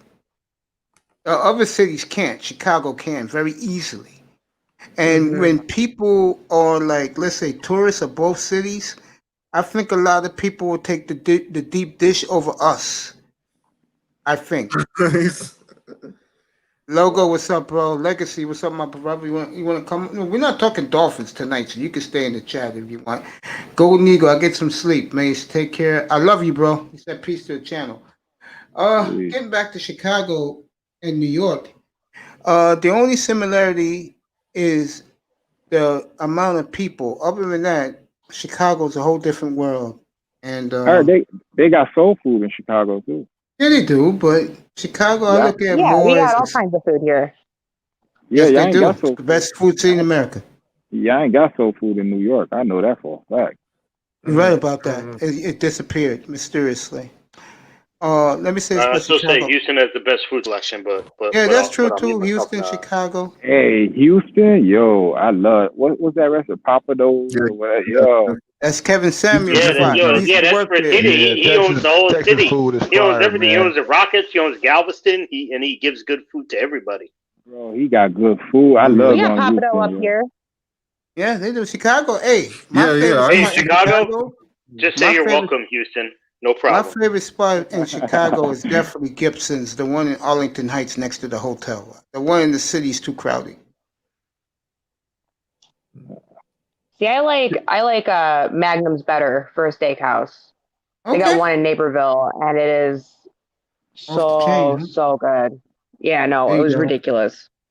When the last time you been to a Bear game, Shirley? Oh, I've never been to a live Bears game. Oh, okay. Neither have I. But I have friends, that work in the the stock market. They get tickets to any sporting event in the world. Yeah, And I used to do favors for them, those which are good was friends urine to have. tests. Say against Will? I said those Say are good against friends me? to have.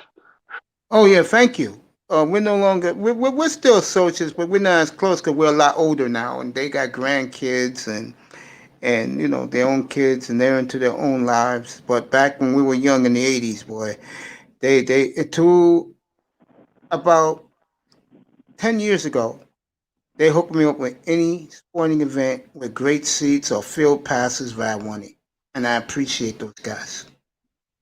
For the rest of my life for doing that. But because of my illness, I don't really want to travel.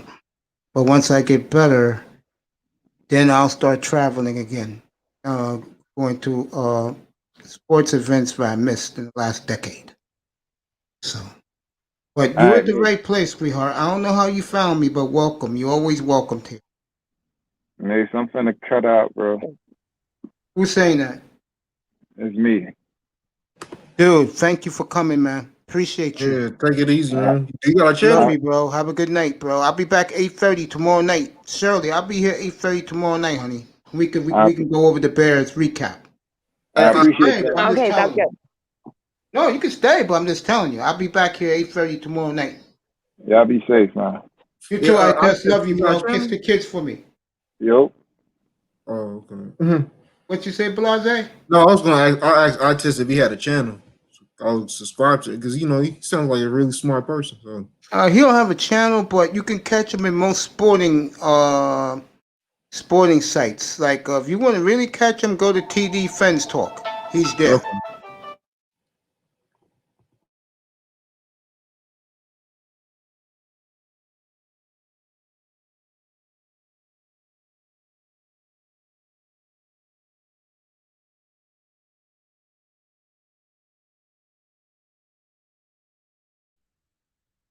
All right, Mace on the phone. I see Star P's up here. What up, Star P?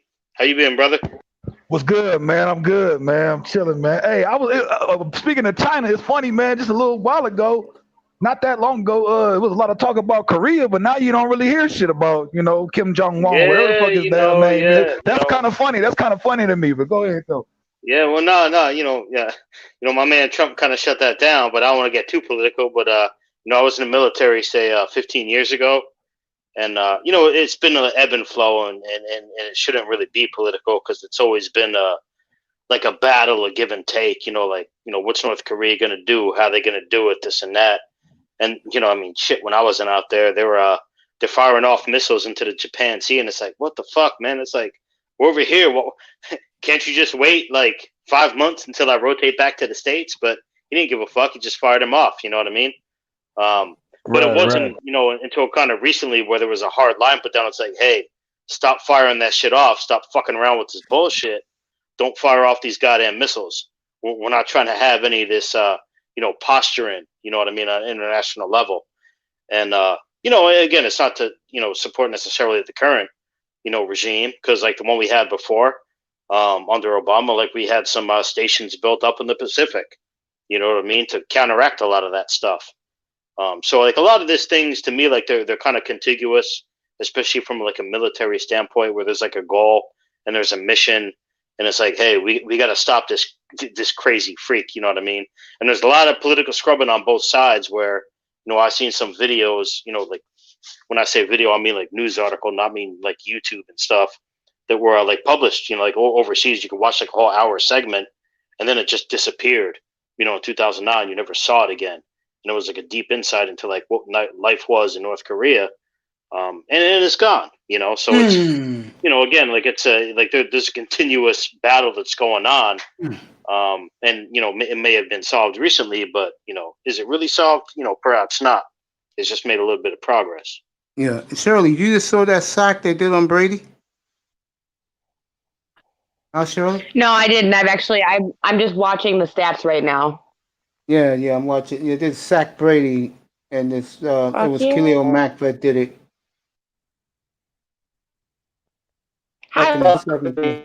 Yo, a sack on Brady is a victory for football fans. It's all good. That's a good point. That's right, it is. That's right.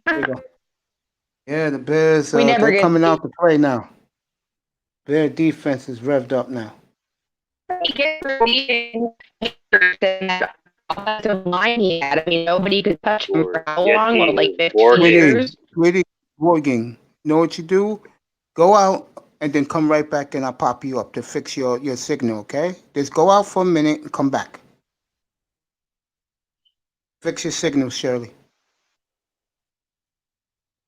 Blase, go ahead, bro. Mace, you should keep it all the way 100. You should tell her to like drop off, subscribe to DJ Kuda, get a good mic, and then come back in. You tell her she's back here. Go ahead, tell her she's right back.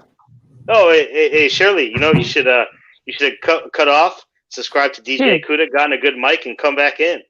That's the truth right there. Get your mic game up, Shirley. Get that mic game on. Hey, I'm streaming into an earpiece, so what do I know? I'm also working with an earpiece. Are you the Kuda? Yeah, I subscribe to. I go to Kuda's channel. There you go. I knew that Shirley F from somewhere. Hey, how are you? I see you in the chat room. Yeah. There you go. Like I say to every guy that's up here tonight, you was in the chat room with me. You're always welcome up here on the platform. Because I'm always gonna be a chat room guy. I'm never gonna leave my roots. So Mace. Oh, damn. They got to I see a flag there. No. They gave them field goal range, honey. It was 3rd and 22, but Brady got like 17 yards back at it. Now they're gonna kick a field goal. So Mace, well, yeah, man, you're not gonna keep him down. You're slow him down. What's up, Shirley? Excuse me. What's up, Star? Nah, I was saying, what's the temperature, man? What's the forecast looking like, man? What's going on, man? What you projecting for the future of our society, man? What's going on? What you got, man? Of this society? You serious? Man, what's happening, man? What it's looking like? The presidential campaign. We got a lot of shit going on. We got Corona. We got stock market crash. We got all kind of shit going on. What's up, man? What's your forecast? What you project, man? What you see in the future days to come, man? I'm curious. They made the field goal, by the way, Shirley. So Tampa's winning 16-14. All right, let me answer your question. First of all, I think China will eventually take over the planet in this century. This is their time. The question is, in the year 2060, and none of us will be alive, I don't think, what country is scheming to take China down? And that's big, moving to the 22nd century. I think it would be like Russia, man. Russia. I think Russia would eventually betray America, man, down the line, or they will infiltrate our government in some type of way, which they're already doing. Yeah, the question is going to be, who's going to take down China going into the 22nd century? And that's big. Man, you know what's crazy, man? I've had dreams about certain shit, man, about hostile takeovers and shit of like awesome motherfucking premonition type shit. And I've had a lot of my dreams come true, man. So it's kind of weird, man, when I have certain dreams that ain't happen, man. And you know, I don't know people. I'm not a big Bible thumper, but I grew up in the church, and the Bible talks about that too, man. When young men start to have dreams of the future, man, and that shit, I don't know, man. It's real prophetic, man. But I'm just saying, start man. Having premonitions. Go ahead, man. You're right, man. I think the country that is scheming to topple China going to the 22nd century, that's where your big war is going to be between China and that country. I don't think it's going to be the United States. I think the United States got too many problems, and they ain't going to get better. And China knows it. That's why China's doing their thing right now. Yeah, but I think just looking at birth rates of different countries, because Yeah. if we're talking about 2060, we gotta look at birth rates, because if countries are having below like replacement birth rates, then those societies are going to go down too. So it's going to be, we're going to have to see which country, because let's say by 2063, African countries or countries and they get their act together. That can be something that could really change the whole game, because I agree with that. like Because when we look Africa at got everything you need and yes, resources. and then China's doing to Africa what the USA did to China. They're bringing their, China's bringing a lot of manufacturing companies over there to different African countries. Now Africa's not going to manufacture, like it's not going to happen, because China has one ethnic group, and African countries have multi different, so it's not going to work out the same. But I just see certain countries that might move up, like maybe if Nigeria can get their stuff together, or Ethiopia or Rwanda, if they can get their stuff together or whatever, maybe they can have a shot of not being a big power, but a good regional power. But also, God can look at countries like maybe Brazil or something. I'll tell you a country to look out for. Jefferson has made an excellent point in the chat room. Watch out for India. Oh yeah, because India is right there with China and in Africa with the Chinese, and they're watching everything the Chinese do. And I'll tell you right now, they have just as many people there than they do in Africa and in China. Just saying. Just saying. Yeah. Sometimes it's the country that's the quietest, that's there peaking, that you look at as not a threat, that 40 years from now is building to be your biggest threat. True. Just saying. And those people who will be doing that, they're not alive yet. They're not born yet. Their parents are in middle school right now. And also another thing you gotta look at, because if you look at Europe, the reason why they're bringing in so many immigrants from different countries because of their low birth rate. So if Europe still has some power, the face of Europe is going to look different. It will be, yeah. So yeah, I agree with that. I mean, in America, the face of America is going to look different already. Don't worry, Shirley. I got my eye on the Bear game right now, girl. I got my eye on it. It's 2nd and 9 from the 25. Foles. Let you know what happens, Shirley. Foles drop back. Foles get sacked. They lost 10 yards. Of course they did. There you go. 3rd and 19. You know, seriously, Shirley, sweetie, I'm being honest with you. I would seriously give that GM an ultimatum. Either you go get us a hot shot quarterback from North Dakota State, because he's supposed to be a stud, sweetie, or you're fired. That's just my opinion. If that were up to the fans, we would do that, but front office, McCaskey will listen to the fans. They will listen to the fans this time, because he blew it. He I got a phone call. I'll be right back. Yeah, go ahead, bro. He could have had Patrick Mahomes, and he didn't do it. Yeah, we've blown it a few times. Yeah. Oh, hey, Shirley, check it out. This is Lou here. You know, I just want to bring up the fan side of things. It's like, hey, what do the Dolphin fans think of Tua? You know what I mean? Let's have a fan vote on that. They're not here tonight, Lou. Tomorrow night. I promise come on, man. They'll be here tomorrow night. They were here last night. They were with me last night to 2:30 in the morning. Yeah, I saw that, man. I wanted to hop in, but I was like, man, I don't really know. You could have hopped in, bro. Yo. I said hello to you today in Cooler's room, bro. You hopped in tonight, bro. You could have hopped in that last night. Why? What team you like, bro? Blase, what team you like? Blase, what's up, bro?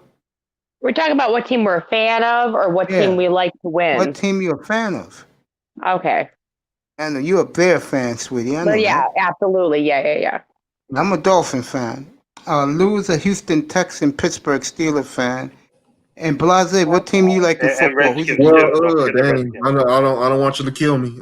I was a longtime Patriots fan, but you know, so There's no problem with that. I don't hate the Pats. yeah, but So how do you feel about Brady leaving? I mean, shoot, I said, man, I really didn't want him to retire, but at the same time, I mean, shoot, he did his job. I mean, it is what it is. He just don't want to stop playing. But He just wanted to get paid finally. yeah. Because Belichick kept him down for years, and now he's getting paid. So Yeah, that's what it is. Well, and he's still got a lot of life Wait, in him. hold on. Look how long Brett Who's Favre getting played paid? for. Tom Brady's finally getting paid. Tom Brady was getting paid for the last 20 years? The most he's ever made was $14 million, Lou. Come on now. Oh, okay. My He bad. was the team player. He was the ultimate team guy. Okay, no He doubt. took a lot of pay cuts. Like, And what did they do? Bill Belichick was like, "Yo, go. I'm tired of you, Tom. Why don't you go elsewhere?" Yeah, he's gone elsewhere, right? Doing a damn good job too. Oh yeah, he's got a lot of life in him yet. Jefferson, why do you have no jobs? And you're welcome, LaShawn. Laro, get your ass up here, bro. Get up here, bro. Get up here, Laro. Here's the link, bro. You know I love you. Get up here, bro. Get your ass up here, boy. My dog. Get up here. Shirley, Laura wants to know, sweetie, what do you think of the Bears passing? What do you think of Mahomes and Watson, the guys that your GM passed up on?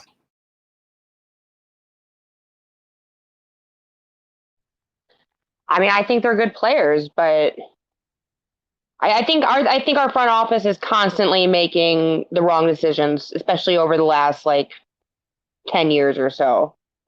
It's been just a mess. Yeah. We pass on good people because we're afraid that we're going to have to pay them later. I think is what it is. It's all about money in Chicago.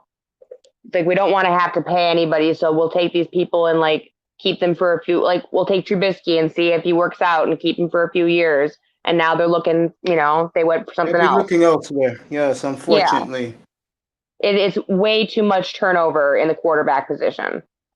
Way too much, and they need to just go all in for somebody who's going to be worth the money and pay them and take that hit, because it's, as a fan, it gets ridiculous. See, this is what you get when you come up here to this in this show, in this platform. What this beautiful young lady just said made all the sense in the world. And sweetheart, you're always welcome up here. When I see your name in the chat room, I pop you right up to the panel. Okay?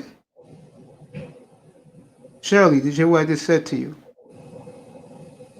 Yes, I heard you. Thank you. There you go. You're welcome. You're always welcome here. What else? Go ahead, Lou. Lou, go ahead.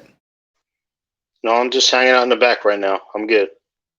Got nothing to say? No more about China? I mean, yeah, we can get into China, you know what I mean? But there's, there's a lot of different factors that we're not always presented with. You look at the last couple of weeks, and you got debates here and there, and this and that, and this bad what is it really playing tonight, boy? Yeah, go ahead, that. Yeah, no, yo, that too, right? What's the overall goal? Boy. What are we actually trying to go for? You know what I mean? Chicago, boy, they have come defensively. They have come to play tonight.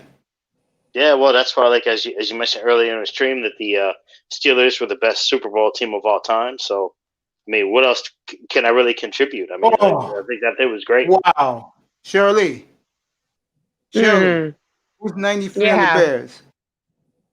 You saw that? What? 93 on the Bears. No, I didn't see it.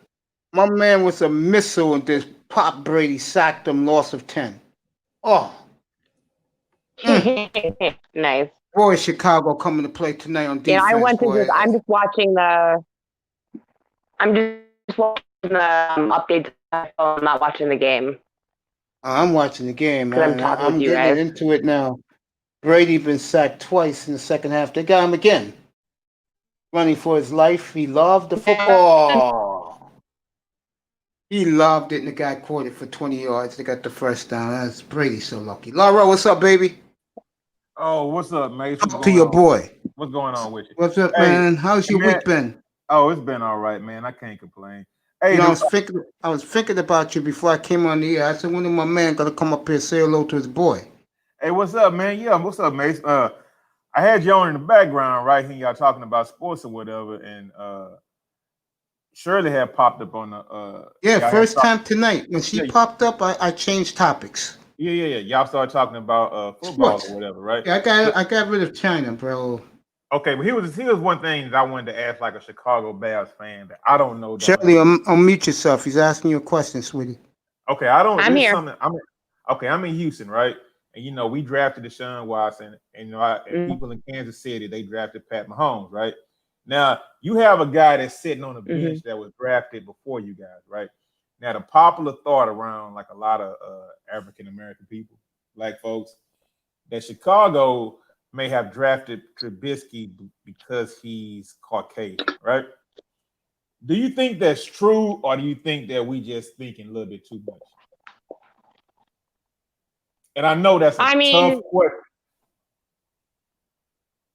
Yeah, Thanks, I mean, sweetie. I honestly, like, my honest answer is I don't know. But if I'm thinking about it, all of our quarterbacks, at least in my memory, are white. So that could have played a factor in it. And I mean, most NFL quarterbacks are white. Well, let me ask you a question, sweetie. Let me ask you a question. Shirley, you over 4-0 or under 4-0? Under. All right, so you didn't see Vince Evans. He started for the Bears for a long time. He was their quarterback before Vince McMahon. He was pretty good for the Bears. He was. He played. Him and Walter Payton came up together as the quarterback running back combination after they got rid of Bob Avellini, which was a disaster. But Laro, I'm going to go with that for her. I'll take care of this for her. I'm not Mr. Everything, but I could tell you right now, race didn't play into that pick. It didn't, because Watson and Mahomes were predicted second-round picks. Okay, but Trubisky from North Carolina, like how many games did he start? Like 12? That's true, but you have to remember, back then, the NFL was desperate for quarterback. What do you mean back then? That was 4 years ago. I know, but they were desperate for quarterback. Now you look around the NFL, hell, the whole NFC got a star at quarterback.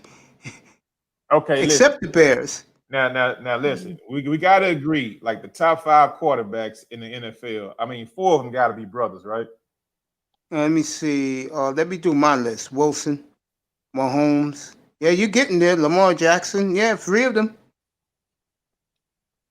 Keep going, Mace. Keep going. Rodgers, that's 4. Cam Newton. Yeah, I'm not putting Cam Newton top 5. Hells no. Hell no. Yeah. Now, let me say this. Y'all talking about top 5? I thought y'all talking about currently. Okay, my bad. Y'all talking over me. Y'all talking over my head. My bad. Let me say this in the argument, though. The way Dak Prescott's playing, you got to pull him top 5. So Laurel makes an excellent point. I was thinking more Deshaun, but he's not playing. I mean, no, Dak Prescott's having a monster year for Dallas. Oh, okay. Yeah. My man's throwing 470 yards a week.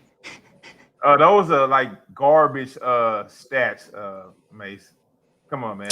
When you got to throw the ball, when you're losing by 25 points in the second half, you're going to throw the ball every single time. And the defense. Chicago, I just feel that the GM fell in love with Mitch's ability to run with the football, get out of the pocket. But the problem with Mitch is, in my opinion, is Mitch doesn't read defenses well. Shirley, am I right about that? No, he doesn't read the defense for shit. That's why Mitch is on the bench, and he won't be a Bear next year. And I'll say it again: the 2 brothers were second-round picks, fellas. Kansas City, Andy Reid, and the idiot that just got fired, Lauro's coach. They had to give up a king's ransom. Matter of fact, if you look at it, the Houston Texans. No, Mace. We gave up more for Laramie Tunsil than we gave up for Deshaun Watson. I was about to say that Houston gave up 2 king's ransoms for a tackle and a quarterback, and now they have to start over again. Well, Mace, if you can start over with a quarterback that's a franchise quarterback, I'll Seattle take that. did it. Seattle did it 3 years ago. When Seattle started over again, they got rid of the Legion of Boom, but they had Russell, and they won 9 games. They didn't make the playoffs, but they won 9 games. That's how you do it. As long as you got your franchise QB, you can rebuild. Just pay him more money. You'll keep his mouth shut. Be a good company man. Your quarterback, your franchise QB, like Houston just did with Deshaun, and Deshaun will go with the plan. He's going to keep his mouth shut.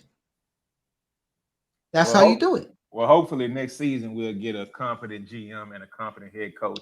Well, the rumors I'm hearing you're not going to like, bro. And what's that?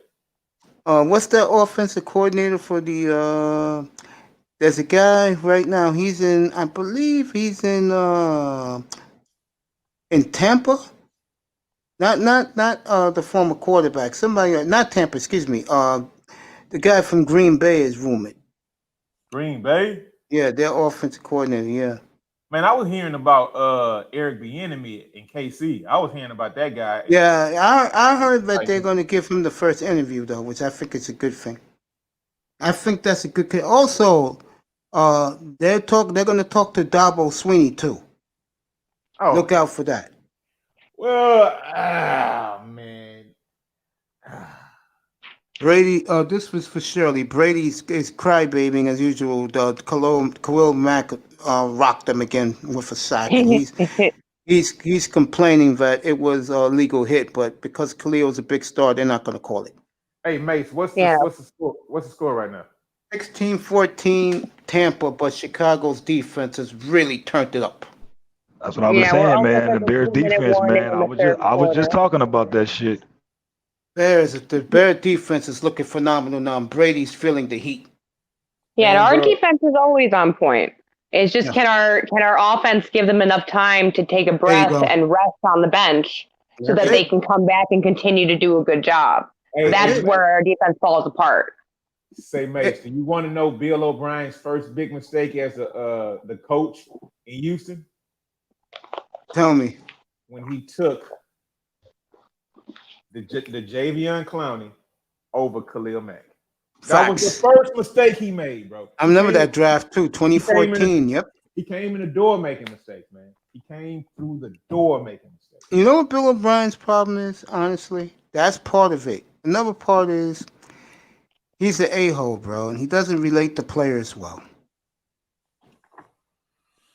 Yeah. And in football business, in sports, and in corporate America, you gotta relate to your colleagues. If you don't, things are not gonna work well. Shirley, by the way, when they come back from commercial, 1st and 10 from Chicago's own 12-yard line. It's gonna be fourth quarter any minute. By the way, this game is going fast. Yeah, it is going fast.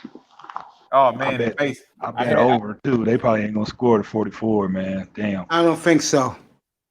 And Mace, I picked up for my fantasy team. I picked up Scotty, Tom Brady's little slot receiver, and currently right now he has me 0 points through 3 quarters, basically. He's in 3 quarters gone. Yeah, because Chicago's going to run out this clock in the third quarter. It's only like a minute left. Man, he had like 19 points last week, right? But now this week. I would love to see the Bears. I remember, and Shirley, I'm talking to you, sweetheart. I remember the 2010 year. It was Jay Cutler's best year as a Bear. I think it was his second year. And they went to the championship game and lost to Rodgers. And I remember that Bear team with Brandon Marshall, Alshon Jeffrey. That is what the Bears really lack, honestly, is a real franchise QB. Yeah. No, absolutely. Someone will have the fan base in a frenzy. I mean, look at Kansas City. Mahomes I warned people he was going to be a dream for Chief fans, and now the Chief fans are living it up every day. Nick is in the shotgun, by the way, honey. Why is he in the shotgun this way back? I don't know. But he got his receiver. Second and 2 at the 18. Yeah, sweetheart. The Bears need a guy that you all could latch on. Wear his jerseys everywhere. I mean, every team deserves. I mean, look at the NFC. Except for the Bears, everybody got a quarterback. Except for Washington, I forgot the kid doesn't dress Yeah, I no mean, more for the Redskins. No, good. well, and we haven't had a quarterback like that in a minute. The last player we had like that, I would say, would be Devin Hester, where everyone was like, I got to get the Hester jersey. Everyone wore the Hester's jersey. Chicago, by the way, got a 1st and 10 at the 30. So Nick is driving them. Nick is getting it down the field, young lady. What's the time left in the third, man? 1 minute, 52 seconds and counting. And the Bears coach has a little smile on his face. He's seeing what he expects to see, plus the defense is playing Super Bowl level right now for the Bears. Beautiful night in Chicago, by the way. Everybody's shirt sleeves. A beautiful night for a football game in Chicago. Did they allow fans in tonight? No. No, okay. Nick, again, hitting Robinson, sweetheart, there at the 38, 2nd and 2. The Bears is pushing it up the field against this Tampa defense. Hell yeah. The Bears win tonight, but they haven't played Green Bay yet, which is good because you want to see them when they're both at their peak. Yeah, I think it's like 2 or 3 weeks yet till we play Green Bay. And then they're our last game of the season, too. At Soldiers or at Lambeau? I think it's at Soldier. I forget. I looked it up the other day, and I don't have it in front of me. But Nick is at the 43. At Nick is at the 43. Hit Robinson again, so it's 1st and 10 with 40 seconds left in the third. They'll probably run the football play and run out the clock and get ready for the fourth. Yeah. When you talk about historical football, there's no better rivalry on planet Earth than Bears-Packers, especially when they're both good. You agree with that, sweetie? Absolutely, yeah. Oldest rivalry in the league, right? Yep. Especially when they're good. That's why that 2010 NFC title game was so special to me and to a lot of football fans, because we've never seen them play for the whole shebang. Like I predicted, they would run out the clock, and the running back got 7 yards, baby. So it'll be 2nd and 3, fourth quarter at the Bears 47, end of the third. The Montgomery ran for 7. Yeah, the Bears right now, look at this game. The offense is feeding off the defense energy because the defense is hitting Brady now. They sacked him like 4 times in the second half already. Khalil Mack is making the presence felt. Khalil Mack's like looking at Brace. I never liked your ass anyway. Hey, Mace. What's up? What's the best rivalry? Bears, Packers, or Cowboys, Redskins? Bears, Packers. Bears, Packers. Not even close. Well, first of all, we're 2 of the oldest teams in the NFL. Yeah.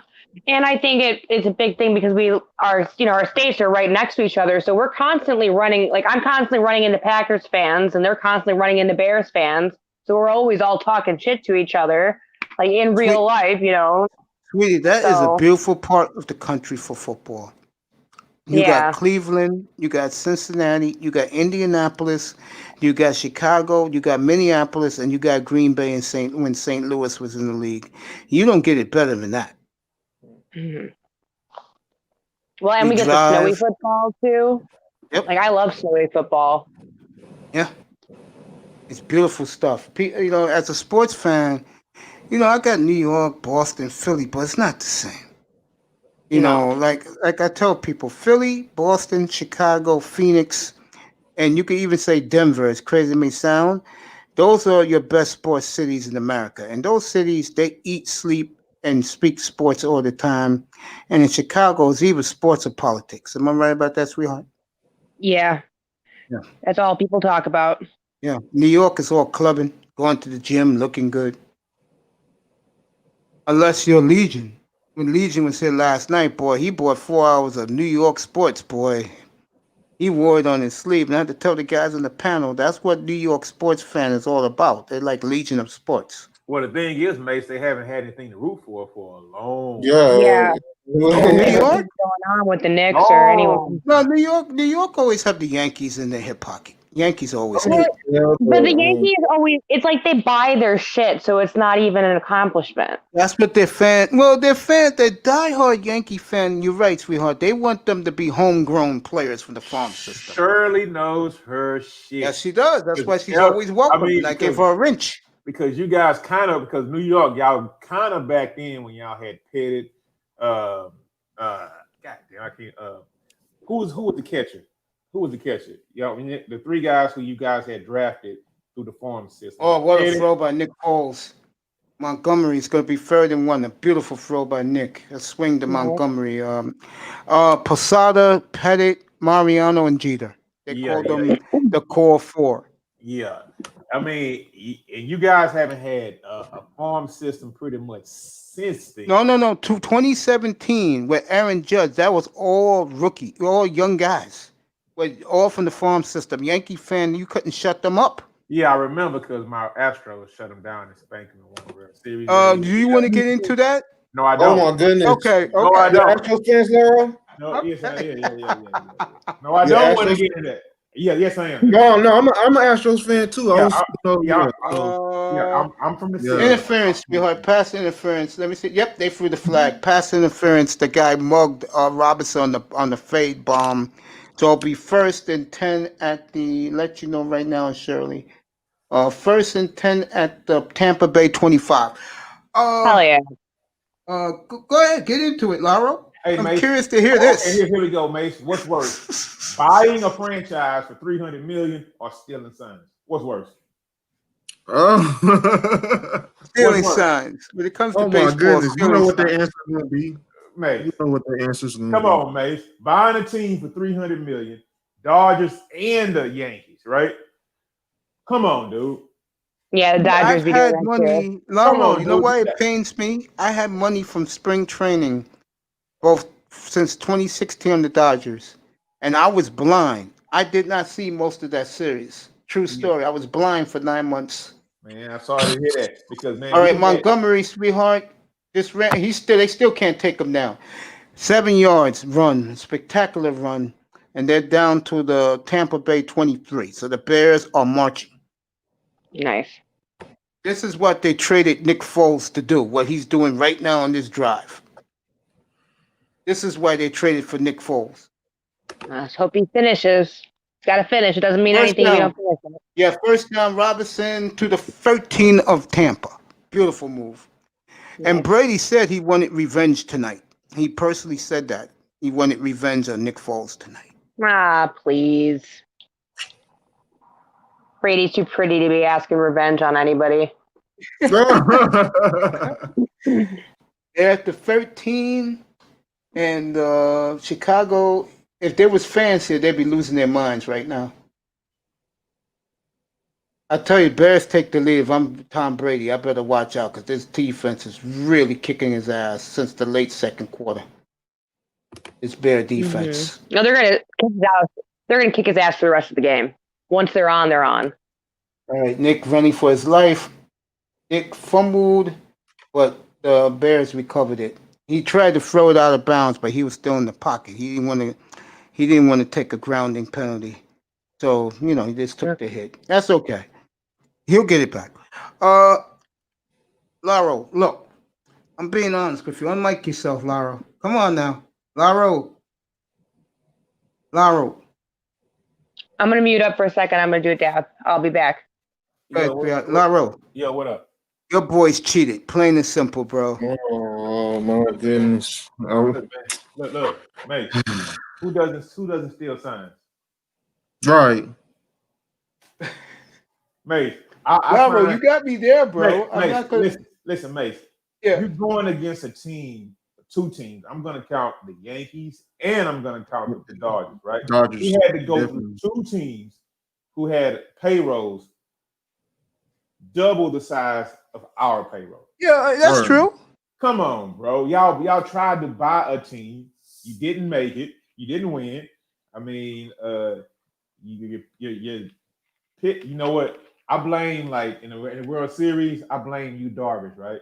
because Of that course. dude, like everybody said, was tipping his pitches, right? He's shitting Now, his pants. We know I don't know what kind of signs we could have stole for that guy to, to shit his pants in that game 7. Yeah. Plus, Clayton Kershaw is a big choke. Let's be honest. He Like, did that too. everybody knows that. Yep. Yeah, but Kershaw in game 1 of that series pitched a masterpiece. That game only went 2 hours and 15 minutes. I was a blind man, and I was listening to it on TV. That game finished around 10:30. That game finished so quick, Fox didn't know what to do. So Fox did a 3-hour post-game show on FS1 with A-Rod, Big Poppy, Big Hurt. They didn't know what to do. And the only reason why they did 3.5 hours because they was in LA. The weather was 90 degrees that day. Yep. I remember that game. I remember feeling bad, like we don't have a chance. 2-0. I think it was either 2-1 or 3-1 Dodgers. The game, they scored early in the game, both teams. Kershaw and Verlander. It was a beautifully pitched game by both pitchers. That's what baseball is all about. Oh yeah, I mean, real baseball. But you know what? Astros had the hitters though, so I mean, yeah, we did. And you know what? The Dodgers bench and their bullpen was poorly used that series. Right. It was poorly used that series, and you can almost blame that because I think they ran out of pitchers or whatever in one game or something like that. Yeah, they were. All right, my man's going to kick. How long is this field? Oh, this field goal is not that long. He should make it. It's like a 44-yarder, but he sucks. Tom Brady is looking at this very intensely. Let's see if he can make this. Kick is up. It's good. So the Bears are up 17-16. Let me say this about the Astros. First of all, hey, hold on, Mace. What did you pick? What did you pick for this game? I didn't care for it. Well, what did you pick though? I would went with Tampa. Oh, you did? Oh, okay. But let me say something to the Astros. I honestly went with Tampa as a Bears, and I went with Tampa. There you go. Let me say this to Laurel. I mean this, bro. Go ahead, Mace. Go ahead, yeah. The Astros have done a hell of a job. They just made the American League Championship Series. They've done a hell of a job redeeming themselves. And I told people from spring training that the Astros will come back with vengeance. And so far, so good for the Astros. And you're going to love this, Laurel. If they make the World Series, they're letting 20,000 people in. It's in Arlington. So you got the Dodger fans crying today that it's going to be 20,000 Astro fans. Well, Dodger fans, what do you expect? The Astros just won recently. Even if they cheated, they still won. You haven't won in 30 years. And it's in North Texas. What do you expect? What do you expect? Hey, Mace, man, look, listen. How big is it? I know you don't know offhand, but how big is the Dodgers payroll this year? Not like it used to be, but then again, when they signed Betts, so probably $200 million. I mean, one thing you got to do, man, is look at the Rockets. I mean, not the Rockets. Look at the Astros. We have farm-raised talent. Yeah. From high school all the way up until now. Well, let me ask you a question, Laurel. Yeah, go ahead. Well, George, the center fielder, George, whatever his name is. George Springer. Springer and Correa are both unrestricted free agents. You know that, right? Doesn't matter. They ain't going nowhere. Right. So you're not signing either one? No, they're not going anywhere. It doesn't matter. Oh, okay. All I'm going to tell you is that the New York Mets got a new owner, and he says he has a $500 million budget. Okay, if they want to. So you think they're going to go to the Mets? I could see him or the Mets getting Frankie Lindor, yeah? Hey, listen, hey, Mace, let me tell you something. That may be the case on George Springer, but I know for a fact that is not the case on Carlos Correa. Okay, that's saying. Correa is not going to be an unrestricted free agent. Carrera at the most right now in his career, he's like 6 years in. He's probably on his second year of arbitration right now. No, he's an unrestricted free agent. Carlos Correa is an unrestricted free agent. Yes, he is. No way. Everybody's lining up, bro. No way, man. Yes, he is. No Him way. and Springer. No way. Yes. I wouldn't make this up, bro. I know my baseball, Laro. I'm not lying to you, my brother. Not lying to you. Being real with this shit. Because I like Correa when he's healthy. Like the Hey, Correa you see right now, hit a big 3-run homer today. hey, you know what, Mace? Let me tell you something. Yes, sir. I never liked the current owner that we have now. Yeah, that clown, yeah, who threw the GM under the bus. Yeah. Okay, I never liked that guy. He would be the kind of owner that if we wanted a title, he would just think that we would let those two players go, and once everything opened up, we still gonna support the team. What I don't No, like about that ass clown was he's when, arrogant like that. He's arrogant like that. He yes, might he do is. something like that. Like he just bought, he won. If he wins this year, he might let one of them go. He Now, what takes I'm all the gonna credit say, if they win. now I I hope don't. Shirley comes If back. Shirley, if you want to come back, baby? Come back. Big time. Get your ass up here, bro. Hey Mace, if I had to choose, I would choose George Springer. Now, a Correa is a more talented player, but as far as like heart and coming through in the clutch, if I had to choose one or the other, I would choose George Springer. Yeah, Springer hit a big home run yesterday, bro. Yeah, he's Lou, clutch. big time. He's And clutch. if Shirley's back out there, come on up again. Shirley was terrific. Hey Mace, you got to think about it, man. Once you start talking baseball, I mean, shit. I was just talking baseball for a quick minute. My finger's on this football game right now. Hey, bro, baseball put a lot of black people to sleep, bro. Of course, I don't know if Shirley's black, No, she's not though. I mean, I would just say, bro. but I don't care. I don't care what race you are. You in here, you in here. No, Well, I tell you, they call a pass interference, which is I'm bullshit. trying to get my baseball swagger up, man. There you I'm go. kind of lacking though. I'm kind of yeah. lacking. It's That's okay. what I'm saying. A lot of guys don't get into baseball or whatever, man. Oh yeah, I'm sure. I love Mookie baseball. Man. Betts. That's right, Mookie Betts. Oh, yeah. $375 million, and he's paying off so far. I was shocked. I was laying in my bed, fellas. No lie. When they all came back from the plague, I'm laying in my bed one day. Wait. Oh, Mace, No, go ahead. what did Mookie Betts get? $375 million. Okay, so now you can understand why the previous comments about Correa and Springer, how it's like, man, am I willing to commit $700 million to two players? No, Get not the even to fuck one. out. Hey, that's why, I mean, when you say keeping those guys, you got to think of that price tag. And if you kept both of those guys, you're talking about $700 million. Because Mookie got $350.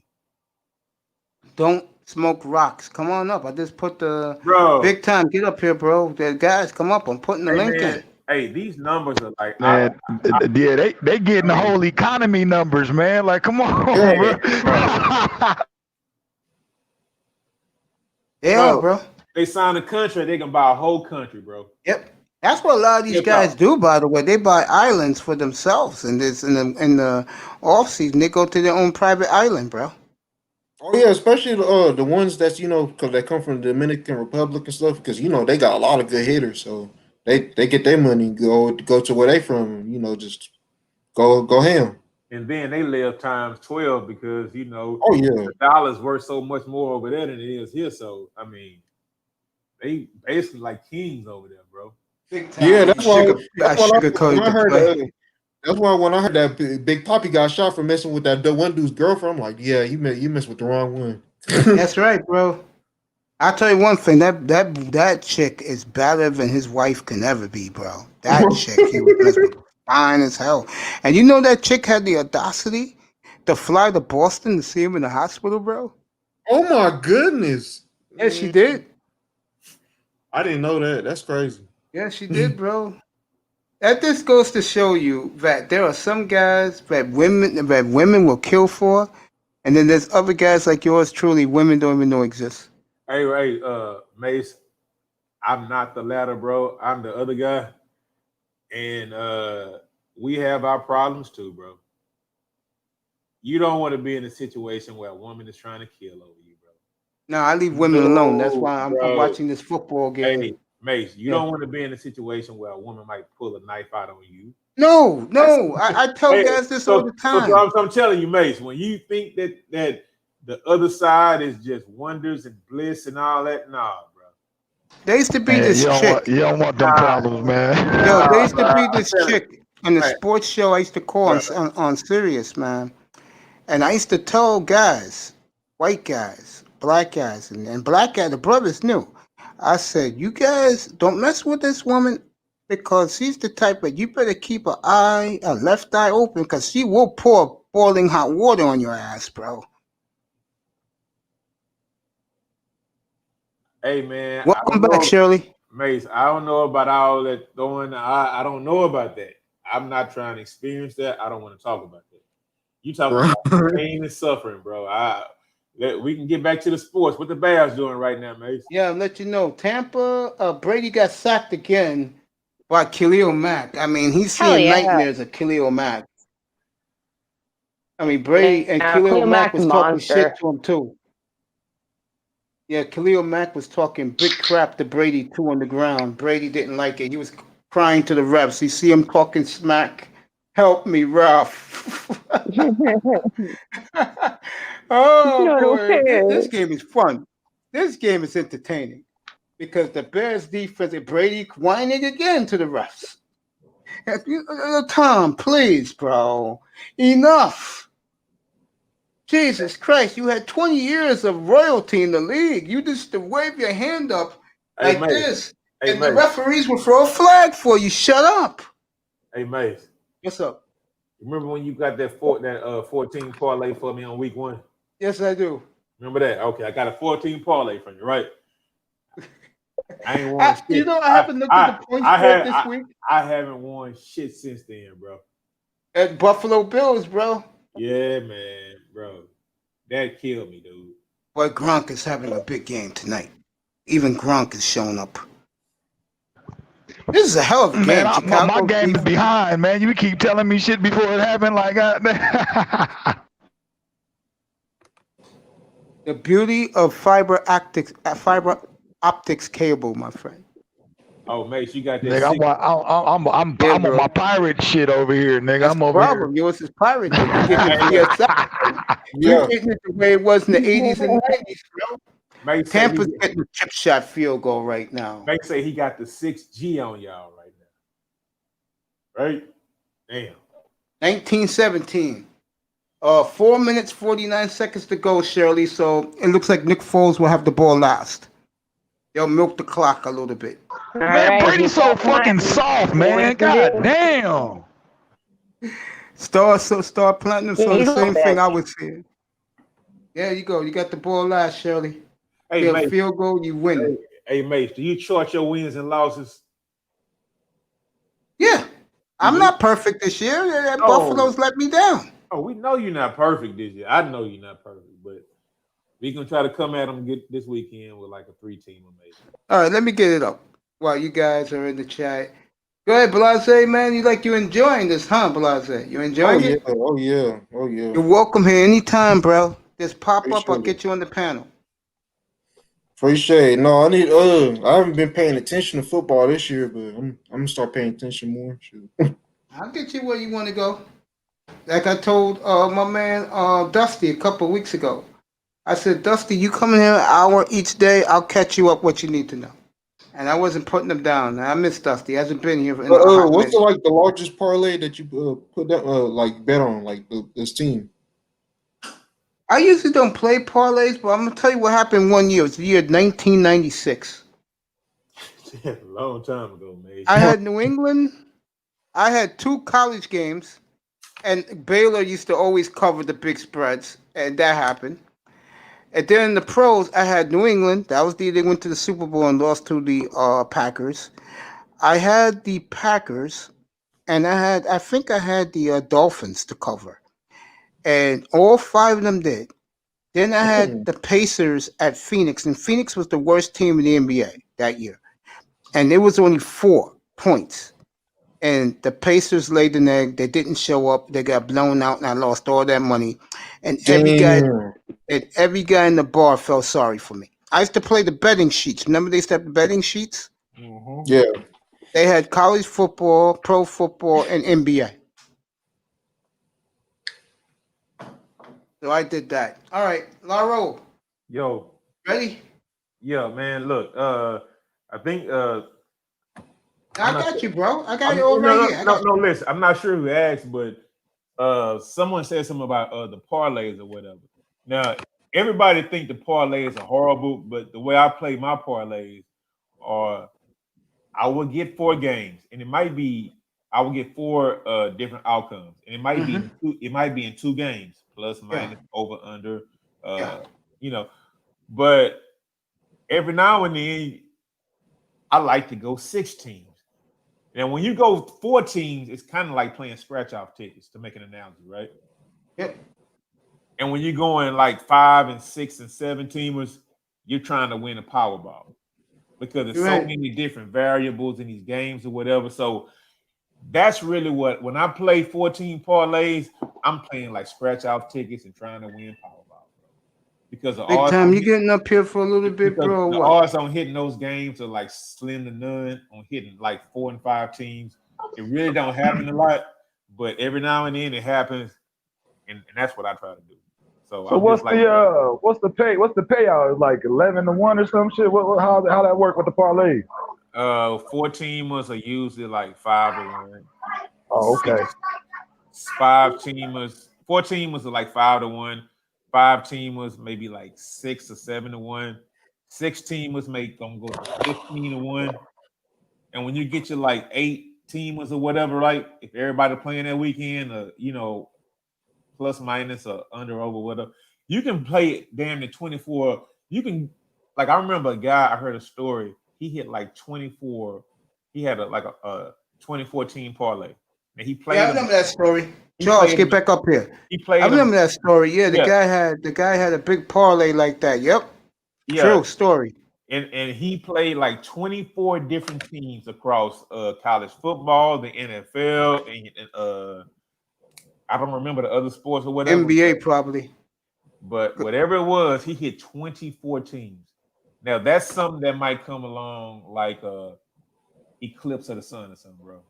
Sue just sacked Nick Foles, so Chicago may have to stop him on Tampa on defense one time and get it back late. Yeah. Lara, continue your story, brother. No, well, what I'm saying is basically I'm not a big time gambler, but when I have like extra money or whatever, I just be like, fuck it. I throw $20 or $40 on like a 5 or 16 parlay. I know I might not win, and more than likely I'm not going to win. But when I do win and I throw $40 on the 16, I got like three stacks right there in my pocket right there. Oh yeah, that seems good. But do you like betting like the spread or the over or under more? Yeah. Well, the spread 3-0, sweetheart. There's punting. Go ahead, Lara. it doesn't really matter for me. It don't matter, Okay. and that's me personally. Now, a lot of guys like Platinum Elite.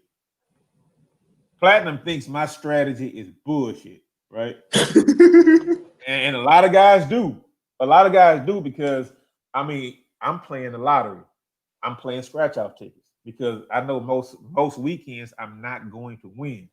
But along that way, one weekend, it's like a 70% chance I'm going to hit a 16 or something for like $80. Hold that point.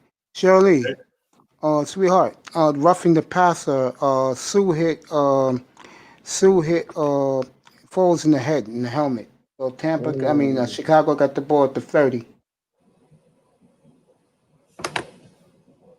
I'll tell you one thing I don't like about this game, Shirley, is that the Bears up the middle offensive line is getting destroyed by Sue and whoever that is. Just blowing those guys away, not giving Nick enough time. Go ahead, Laura. Oh no, go ahead, man. Mason, you might care more about that Bears game than Shirley does, bro. Shirley cares about the Bears game, bro. Oh yeah, she cares about it. Yeah, she cares. She cares about it. Yeah, she cares. So squad. That's right. She cares about it. 2nd and 8 from the 31. Foles back at the protection. Robinson. Man, I'm trying to win my $5 back. God damn it! Who's you start people you put your money on? On the Bucks. Okay. Lord. I'll tell you one thing about Nick Foles I don't like what I'm seeing tonight. His arm is like Ryan Fitzpatrick. It is weak. Yeah, Nick got a weak arm. he doesn't have that What cannon happened that to we this need. man's arm? Like I said, sweetheart, if that clown wants to keep his job, your GM, he better draft a quarterback. He better trade for it. And you right about that, Mace. The Bucks is blowing up their offensive line, man. You right. That was a duck he just threw on third down. A duck for incompletion. They have to punt. 3 minutes to go. Let me get back to this. Laurel, the only thing about this week I don't like, Laurel, Mm-hmm. the spreads are big. Man, the one thing about it, there are so many players that are out this weekend right now, Mace, is that you just can't. The number is set at a particular place, right? And you know how it always falls, like a point here, 2 point here, whatever. Like right now, that's like so confusing. Right now, you don't even know where to place the spreads at. So a lot That's of true. people are just not playing. But this week would have been a perfect chance for Tampa Bay to cover, which they more than likely are not going to do. That you would like put all your money in on one game, like you want to play the money line or whatever. Yeah. And how much time is left right now? 2 minutes, 48 seconds. And Tampa Bay got the ball at the 12-yard line. And what's the spread on the game? It was Tampa by 3.5. Man, spreads be some bullshit sometimes, man. You see how it comes down to the last. You see how it comes down to the last drive, whether 3.5 Tampa. Whether it'll be a field goal or a touchdown. You see how it comes down to the last drive of every game. Well, that's how it is in Chicago because our offense is never where it needs to be. I mean, even though like Nick Foles is doing okay, our offensive line isn't holding up for him. So what's he supposed to do if he can't get time to throw the ball? He's right. No, Shirley. What I mean is when we were talking about point spreads, right? Now, if it's Tampa plus 3.5, you said, Mace? Yeah. And what's the score right now? 19-17. Okay. So if Tampa goes down and wins the game with the field goal, right? They don't have to. They just run out the clock. No, that's not what okay. So you're saying Tampa's in the lead? Yeah, 19-17. Oh, okay. I'm sorry. They're not going to cover, though. That's the point. Yeah. Okay. Yeah, for them to cover, they got to run down and get at least a field goal. Yes. Okay. So either or. So what? Okay. Exactly. So what do you think they're going to do, Mace? Run out the clock. You think so? That'd be smart. Take the knee, baby. But the Bears can easily stop them, though. The Bears is 2nd and 10 again. Hey, wait a minute, Mace. You said something earlier. Oh, they got him again. Hey, Mace, you said that Tom Brady wanted to get revenge on Nick Foles, right? That's what they said in the media. Yes, they did. What better way to do it than hit him with a big bomb right now and just rub it in his face right now? That's true.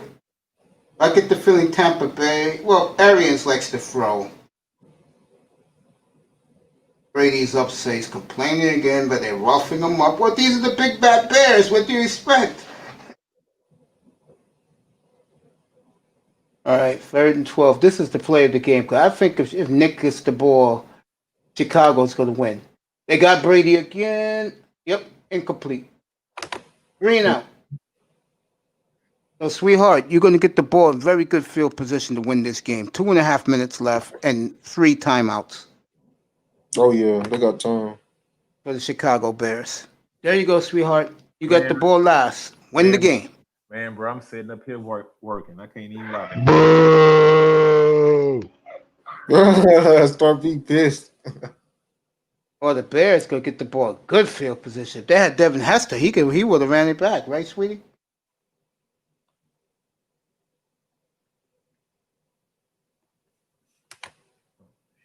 Bears, nice move.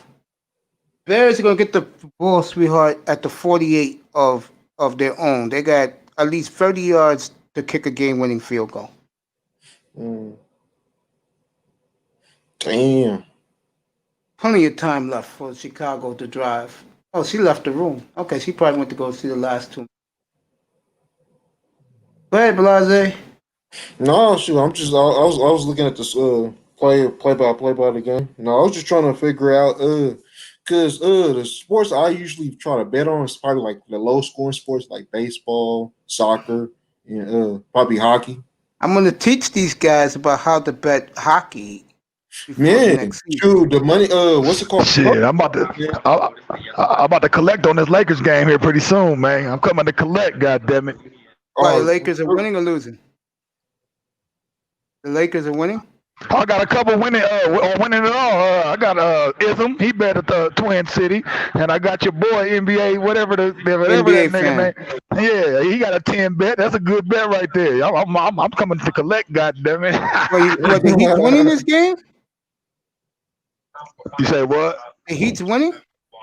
No, I'm saying we bet for the who gonna win the championship. That's what we bet. The Heat must be winning tonight then. No, they don't play till tomorrow. Oh, it's tomorrow night. Yeah. Okay, I'll skip it. Anyway, like I was saying. He said I'll skip it. By the way, guys, I'm gonna have Legion of Nixon here for the entire draft. He's gonna do the draft coverage. He's gonna go through player for player, pick by pick. So be here. I think he said November the 18th at 6:30. We'll have that here, the NBA draft. Okay. And in April, I'll have hopefully Dusty will reappear. I'll have him.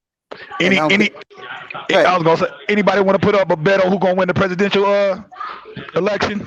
I got a bet on that too. Dang, I don't know. Anybody want to put a bet? $10 bet. I got $10 bet on Trump. Somebody want to bet against it? Anybody? Any takers? Oh, if not, it's all good. I'm thinking about it because I don't know. I'm looking at the polls right now. Let me see. My bad, Mace. I just want to put that out there. Bro. Let me see. I'm getting ready for the last 2 minutes of this game. That's what I'm getting ready for. See if Nick can get it done. But you said November 18th for the draft, NBA? Yeah. Okay. I'll have entire coverage in here. Pick per pick. Team to team, breakdown to breakdown. Oh, you said hockey, or what about NASCAR? Are they doing NASCAR? Where's NASCAR during the summertime, huh? Yeah, I don't do NASCAR, folks. You don't do NASCAR? I'm not bubbling the boys here. Yeah. So what you do? You do hockey, baseball, football. What else you got, Mace? You do basketball. Basketball, okay. What about combat sports? UFC, boxing? Oh yeah. I had this guy in here. Saif Bud. He had a whole platform on a Saturday night about boxing. Boxing, yeah. I fuck with boxing. Oh, I need to get back more into it. I've been watching MMA. So. Yeah, I've been watching it too. Those guys coming here for that last fight with Eddie Adesanya, that was a good little fight. Yeah. Dang, they trying to get him and Jones. To fight, man. That's gonna be a good one if they fight. Hey, Mason, I'm not even gonna lie to you. You got me inspired to make me a channel about European soccer because that's really the sport I'm really good at betting, and I know people here don't do it, so I'm gonna have to find some people that watch that. And I've been wanting to get into that soccer thing too, man. Oh, for real? Yeah, man, that shit is real popular, man. I can let you know, especially like the English league, the Spanish league, German league, Italian. Oh, wow. Yeah. Yeah, I need to catch up on that. Yeah. Oh yeah. Shirley's service went out. I just thanked her for being here. I'm waiting for Laro left. I want Laro to stick around, bro. But it's all right. We got us free in here. The Bears. What's that interference on Jimmy Graham? Oh, this is a good play. Look like he bumped. Lou said he want to bet against that. the Trump presidential shit, man. He said he ain't gonna bet against that. Yeah, that'd be a good bet. I mean, because the way the media talking, boy, I don't know. They trying to get him out of there, man. They trying to get him out of there. Bears They got trying to first get down Trump out of at the there, Tampa bro. Bay. Bears got first down to Tampa Bay 40. Nick, beautiful fade pattern, 10 yards for a first down was 39. Yeah, the media hates Trump, especially CNN and Oh MSNBC. yeah. They can't stand Trump. No, man. The View. Man, every time I see the View and I look the way they talk about Trump, oh my goodness, talk about a smear campaign. Did y'all peep the Pence and Kamala debate, man? Yes, I did. I had it on here I last a night, little bit fellas. of it, man. Boy, did Kamala look hot. So that bitch ugly, but anyway, Pence was handing her ass, man. That shit was hilarious. She's ugly. Well, she's old. I'm not a young guy no more, fellas. So older women. Man, don't get me wrong, man. I done seen some fine ass elderly bitches. Hey, quit playing, Mace. Yeah, Kamala, I don't know. Maybe she looked good back in the younger days, maybe. Oh, hells yeah, she did, boy. I saw her back in her 20s when she was married to the San Francisco mayor back then. Oh, man. Didn't she cheat on the dude? Nah, she fall on the lines of because I'm light skinned, I look good. That's what that shit is. Yeah, Oh my that's goodness. facts. She's one of those facts. Get out of there, Star P. Yeah, Star P's right. That light skin privilege. I'm going to still do it, Shirley, so stay in the chat room. I'll tell you what's going on. They just got a first down. One of the Bear defensive linemen is hurt. So, Tampa Bay defensive lineman's hurt, sweetheart. So, stay here. I'll give you the ending of this game. Don't worry about it. I got you. And the Tampa Bay had to use a timeout because their players, it looks like Ndamukong Suh's on the ground, wavering in pain. So, withering in pains.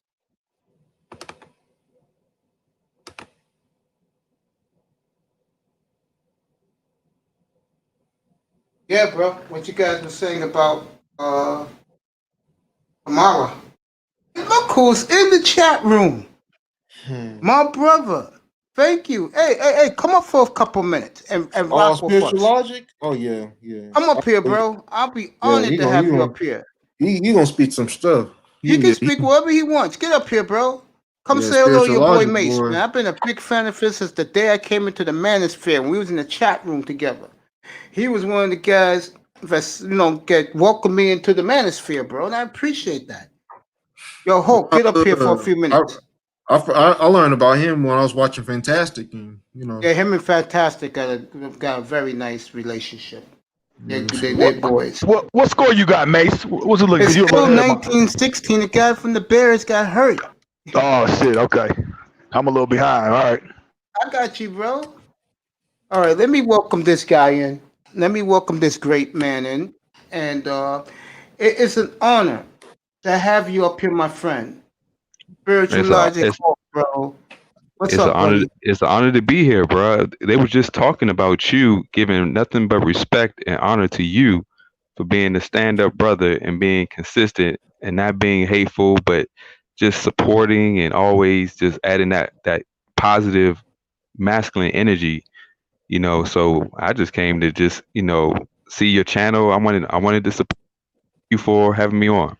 No, it's an honor to me and the brothers who are with us tonight in the chat room, bro, to have you here. Usually I deviate when I have a guy like you up here to talk about issues, and I'm gonna do that in a second. There's a lovely woman in the chat room want to know what this Bear game is all about. You in Chicago, right? No, I'm in DC, Washington DC. Oh, okay. You was cool in DMV and all those guys. Kenny Conjo. Oh, he's wide open.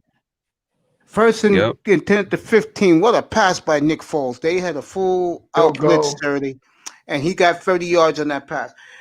Let me ask you something about the Manosphere in your opinion, because I know you go around specific platforms. Sure. Do you see this beginning to deteriorate now, man, from the way when you came into the Manosphere? I do, and I'm disappointed because we was reaching a point where there was a unity about subject and thought direction that was positive, that was building, that was bringing responsibility and a sense of just productivity to how we move in the world to Black men.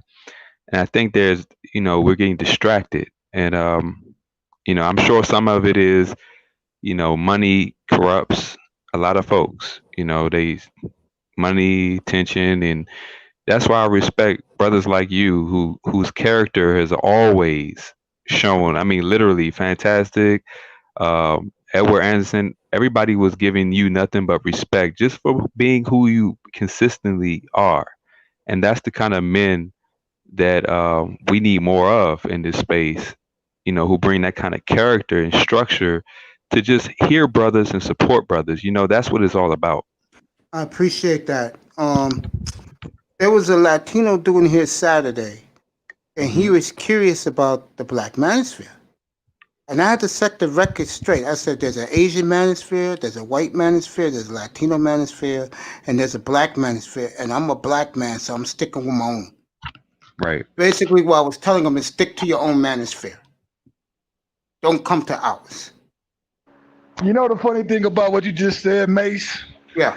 And I don't want to, it's going to sound like some racist ass shit. It's just funny to me how these other cultures, they come to us to learn how to deal with their own fucking women. That shit funny to me, man. I find that pretty peculiar, man. But yeah, go ahead though. I'm gonna leave that alone because I have respect for Shirley, who's in the chat room giving her update. 39, sweetheart. So they're gonna kick a field goal. Brady's gonna get the ball last. It's similar to like style and swag, like motherfucker. Like the black man is like, man. Like, matter of fact, I'm gonna get out of there. But go ahead though. You know where I'm getting at. Go ahead. Stick. I'm gonna stay right there. I'm gonna address this to Hulk. I had a show here, my friend, to all you guys. I think Platinum was in the room that day. Yeah, Platinum was there that day. That's the day he paid off on his beachfront property in this platform. And I had the topic that whole morning was being a man's man. What makes a man's man? And I told every guy, you had all the stars from the manosphere on this platform that morning. Remember that star? You was there. And I told them to handle your own business. Yep. Okay. It has nothing to do with that high value man BS. It has to do with taking care of yours. And if you can do that, you're good. Don't worry about the next guy. Because the next guy ain't worried about you. And when it came to women, I just told the guys up front, if they don't get in line with your program, cut them loose, bro. Don't let them play you. You know what's interesting is that I just said the similar thing on Fantastic Stream. I said, if you're looking for someone to determine what a high value man is, then you're not adding value to yourself. Only you can live up to your own standards, values, and principles. Facts. You know, and a lot of men are getting deceived because you can be a high value puppet, you can be a high value fool, but to be a high value man is living up to your own expectations and standards. And if you want to meet, for me, everybody knows I'm a biblical spiritual man, not with the church building system, but more specifically the Bible, because they're not the same anymore. And I would tell, if you want to live up to the highest standards, then seek higher than man. But other than that, only you can determine your own value. Because, like you said, every man needs to handle their own business. Perfectly said, simplistic and true. I took a page. First, let me say this to the beautiful Shirley. Shirley, Santos made the field goal. So it's 2019 with 1:17 to go for Brady. Okay, sweetheart. They only got one timeout left. Okay. Back to what you just said, bro. In my opinion, this is me. Okay. What you just said, you're right on point. Because I was in Asian Sama's room a couple of months ago when he started, and he was preaching. And he said, Corinthians chapter 1, verse 7, that a man can be on his own, but as long as he put God's first, God will accept him as one of his disciples. And that's me. That's the way I roll. I'm by myself. I love being by myself. I'm not a selfish man, as you guys can tell in here. And what you said, what God's been saying about me, it means the world to me that they feel that way about me. And to have you here means the world to me, bro. I'm serious. To have all you guys here means the world to me, man. You know. Well, hey, man, you bring that kind of energy and respect. I appreciate that because, hey, I do it for all you guys. I don't do it for myself. I said it here from the first night I was online, boy. I told everybody in the room. I said, look, I don't care for subscribers. I don't care who comes in or out. You're here, you're here. You're not, you're not. And if you're here, I'm gonna treat you like you're my brothers. And that's exactly what I've done every night, bro. That's exactly what I've done. And I'm not looking back. And I'm only moving forward. And I think it's a travesty what's happening to the manosphere right now. I pulled the Thai City, bro. I'm going on my own. I'm not getting into the shenanigans, bro. I'm not Yeah. playing the game. I don't even know what the fuck going on. Y'all motherfuckers be having a new update What's going on, every bro, other day. is Like, this. hell no. No, what's going on is this, bro. You got guys in the manosphere supposed to be your leaders, your spokespeople, and instead they're looking leader? out for themselves. I'm not mentioning names. You can figure it out. Oh. Star, you can figure it out. No, I'm saying who's leader though? Yeah, he's saying like, man, don't have look. We lead ourselves Yeah, Who we you lead talking about? ourselves. under Okay. God. Yeah, but what I'm talking about, bro, is there's a lot of young men who come through here in my room, and we talk about the manosphere. We don't talk about sports. And I asked one young man on last Saturday, what does he see? And this was telling. The young man said to me, he gets more of the white manosphere and the world manosphere on YouTube than he does the black manosphere. And that's saying that's an indictment on us, bro. Yeah. Yeah. I want to speak on that. I mean, I would like to too, but go ahead, bro. Yeah, because like when I first I've been watching stuff on the manosphere, and first it seemed like a place where people can just come and share ideas. There you go. Nobody was trying to be anybody's leader. I'll come speak my part. I'll come listen to people. Things like that. But it seems now it's like almost like a male reality show. There you go. Yes, I come through for entertainment. So in that part, I am kind of wrong on that because we kind of feel that. But at the same time, I don't. I'd rather have something like this because you come to a panel, you want to talk, you want to let people talk. If you don't agree with them, just listen. Pick up pieces and parts that you like, and so I want to. In every conversation, I want to leave with something better. And I don't feel like that. Like when I look on these big panels and stuff, I don't feel like that's that. I feel like people leave. You're like, okay, what's next? What drama's gonna happen next? And I think that's a problem. Facts. It's like they want to hear themselves talk. And then you get clowns talking. Hulk, I'm gonna ask you a question. You've been in this room 10 minutes. What have you noticed so far in this panel? It's orderly, respectful. Men are acting like men. There you go. That's what you get here. Shirley, Bears win. It's over. Bears are going to take a knee. They're going to win 2019. Tampa didn't cover. So it's over. Fuck! Let me get back to now that the game is over, we can get back to serious business, which is manosphere business. Yeah, Hulk, when you come in here and I know you, like I know you, first thing I told you was I'm sending the link. Come on up. You're always welcome on the panel, bro. Because you was always good to me in the chats since I arrived a year and a half ago.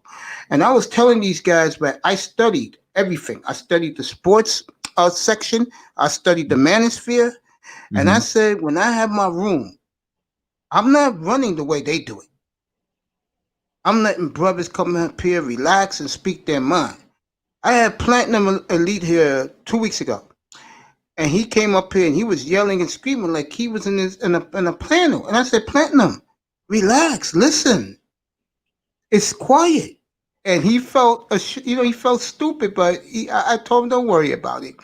Because Platinum's a fascinating dude. And that's a story for another day. But getting back to you, my friend. If you had your ways of changing the manosphere, how would you change it? Well, first I would just require that we that men, get tone down the emotion and let's use our logical mind so that we can actually hear and understand what's being said first. Because a lot of times we're not even hearing each other. It's just people come in with their own agendas, with their preset notions, and trying to force them rather than engage in dialogue that we can listen, hear, understand, and respond in a meaningful way. There you go. And you don't get that. And No. when I broke off, and you very rarely see me anywhere now. Yeah. And the reasons I'm doing my own platform, but more importantly, I'm putting the pieces together and how to run a platform so people can act like normal human beings, where black men can come in here and show the world we're not ignorant and we're Right. not, braggadocious. Yeah, like when I first came, I noticed that it was kind of cool because a lot of guys opened up their platforms and they allowed people to share their messages, and it was respectful and respect to those brothers who opened up their platforms to allow other brothers to grow their channels and to spread their messages and promote their viewpoints. And I think that was what was beneficial, because we all realized that when we are calm and we're thinking masculine in our logical mind frame, we're all moving towards the same goal. It's just that when the emotion kicks in and we started, we get distracted by monetary gain or who's getting the most Dumb attention, shit. a lot of those things happen. So, you're right. This panel, I've been on it 10, 15 minutes and I'm already like, I'm willing to listen to all of you brothers and just chat it up. Sports Channel was a great move because I love sports, and it's good to hear a man, keep up with the sports, because no one listens to radio no more, and some of us don't even watch TV like that.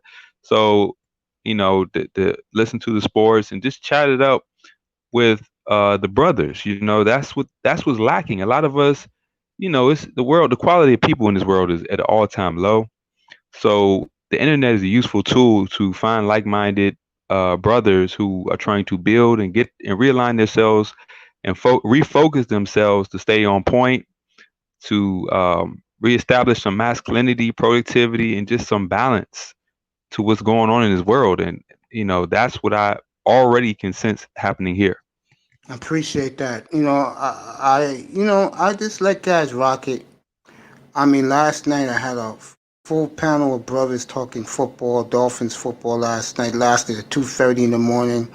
I don't care. I mean, if you watch my videos, a lot of them are 6.5 hours long, bro. I don't care. I just rock it, bro. And it's Yeah. because I love doing it. And Yep. again, I'm giving back to you guys, man.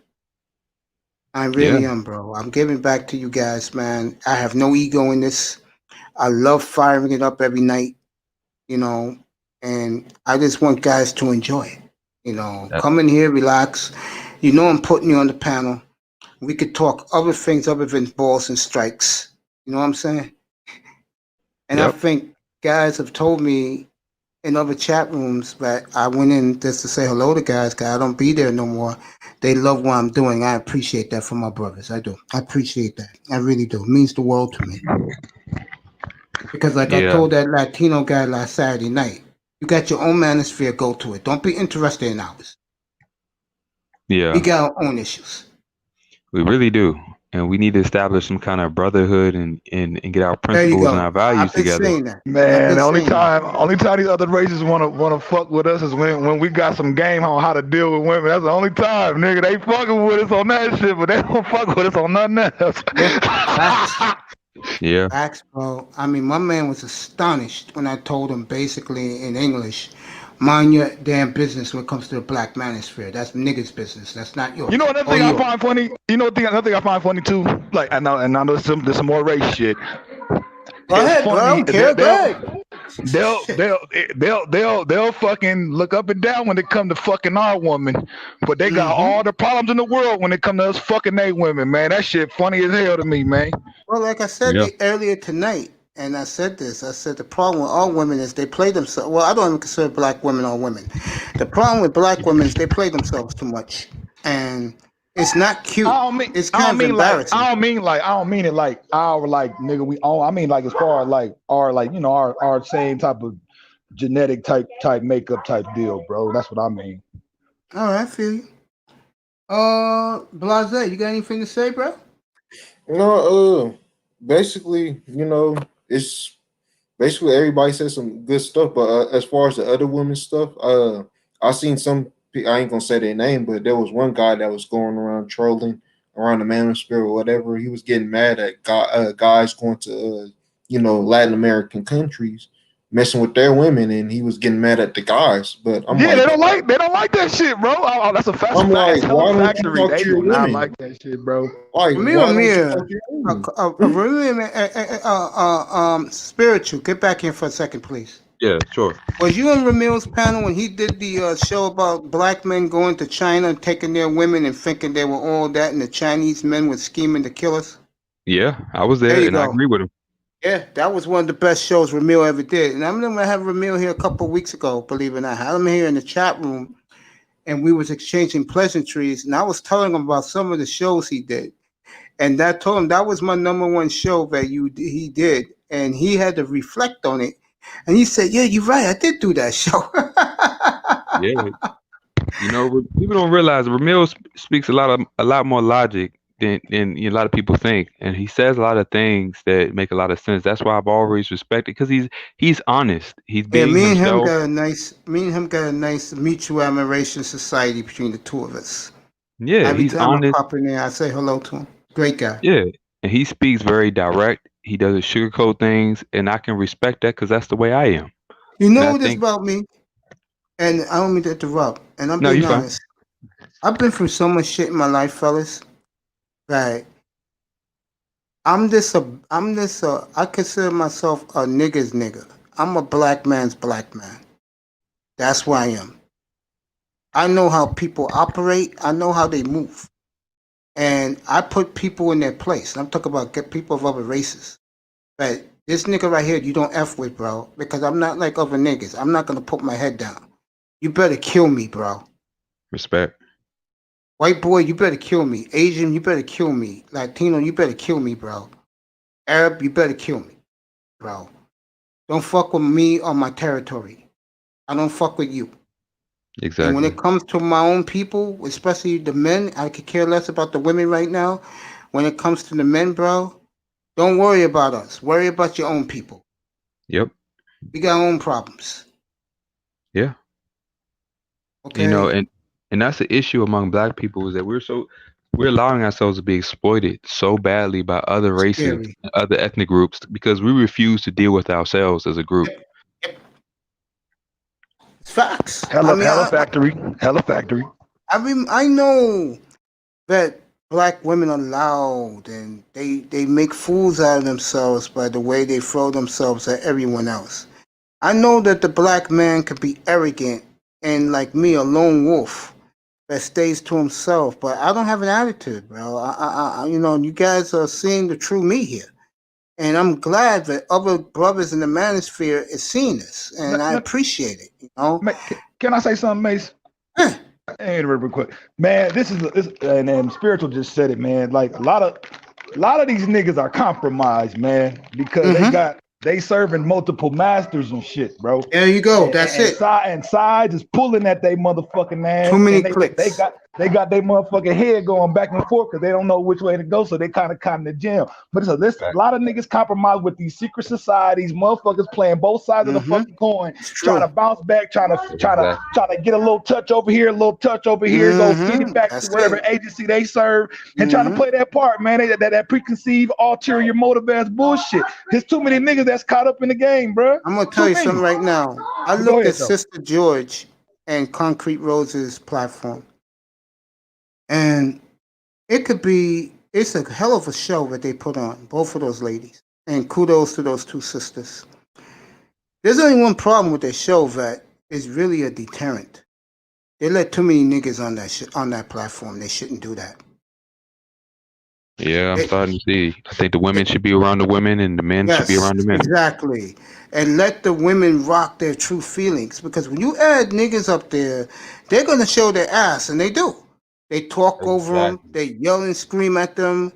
They show them. And that's what my man Curlin be lurking around that chat room. Make sure they ain't fucking with his lady. Fact. Like that.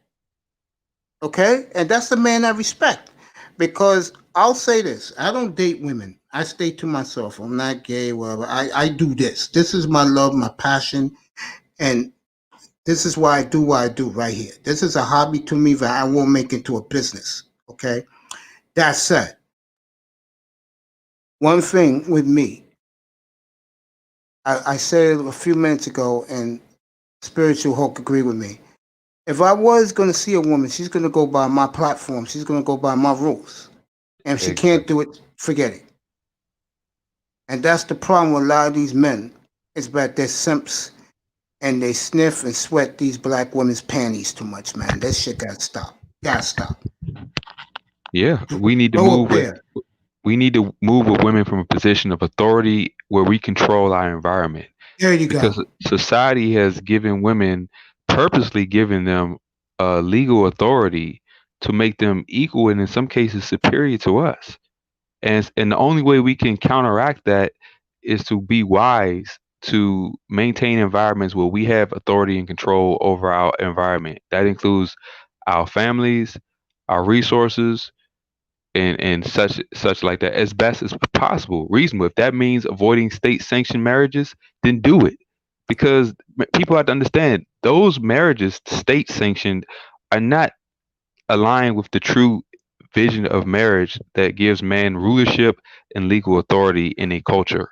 That environment does not exist anymore. This is an environment for legal extortion and state sponsored prostitution, because they are empowering women in a position that should belong to a man. I agree with that. And I'll go a step further. I was talking to a young man, I Test Sports, who was in here for like the first 2.5 hours tonight. And we was talking about this topic, by the way, spiritual logic. This was what we was talking about basically more than half the night. The sports came in like around 10:30. First 3 hours, we was talking about the manosphere. And he made an excellent point. He said what I said, but he elaborated on it a little more. He said, guys, it's a lot easy to get these black women on your program. And this was the story. I said this, Spiritual Logic. I said, when I first lost my weight back in 2011, the neighborhood wino told me what was going on with the black woman. And I didn't want to believe it. But then I laid up in my bed that night and I said, you know what? I'm going to compete, fight, and pull out the type of woman I want. And I told these guys who were here earlier that if you show a black woman that you will compete for her, she will end up with you than the white guy or the guy from other races. You agree with that? Yeah, I mean, see, how we compete is we prove ourselves. We prove ourselves qualified for everything we do. You know, Yeah. part of the true nature of a man is to always be in a constant state of growth, self-improvement, and seeking wisdom. It doesn't stop until we're dead. We don't settle, we don't compromise, but we seek to, like many people in this space say, become the best versions of ourselves. And that's really holding ourselves to the perfect standard, which for me is biblical, to not only call out my wrongs and be honest with myself so I can see the need to grow, always see Yes. the need to improve and humble myself, that I can see my weaknesses to grow, to seek to be stronger, wiser, and maintain my masculine position. Facts. And, you know, I want to get back to something I said to you earlier, Hulk, a few minutes ago about the show I had a couple of weeks ago about being a man's man. You just proved yourself right there that you're a man's man, that you handle your own destiny. You do you. Good for you. Well, you know, I've actually, like you, I've been through a hell of a life from birth. For me, it started the moment I was out the womb. Both my Mm-hmm. parents did their thing. They left me Mm-hmm. in limbo, um, moving around, not having no security, not having no sense of belonging, and you know that caused me from the moment I began to think to always be seeking to understand first to understand, you know, the world I was thrown into. I had to figure out things, and then I started to be in life revealed the true nature of me. I saw me in my anger, my confusion, my Mm-hmm. rage, my disappointment. I saw the true nature of me, and I saw my brokenness, and I saw my need to have answers, my need to gain wisdom and seek understanding for this craziness I was thrown into. So, you know, for me, that foundation how I came to the Bible was not traditional. It wasn't because grandma or my family tradition. To this day, most of my family, for all intents and purposes, is kind of unbiblical. They fall into that church mindset, which is very different from the actual Bible and what it says. But I what people don't realize is that I realized God had never left me, even in my adversity. There was always a spiritual, inaudible voice counteracting every emotion that I had in every adversity and circumstance. And I quieted myself enough to actually hear that voice. And then I found the scriptures. And when I found the scriptures and I related that voice, I saw that they were one and the same. Because a lot of people, they seek God from without first. They don't seek him from within. But when you're thrown into life at a young age, and your family and your parents are not there to give you structure and wisdom and understanding, you hear God is speaking loudly, uncorrupted and purely from the inside. And we ignore that voice, we suppress it, and in some cases we reject it because it's often going against what we want to do. Yeah. Sometimes I Right. wanted to rage, I wanted to be destructive, I wanted to just go nuts because I hated the circumstances I was put in. But that voice always was contrary to what my flesh wanted to do, because your spirit always represents truth, and it always represents what's right, even when we don't agree with it. And a Yeah, lot you're of people right. don't realize that's how I came to the scriptures. Yeah, with me, I'll tell you what it was. Uh, I just decided I felt the spirit of God in my body again, and I was losing weight. And I went to church one day. I talked to my pastor. I said, "Hey," I went back in. I always believed in God, but I just want to be devoted to the Lord again and thanking Him for giving me the wisdom to make myself better.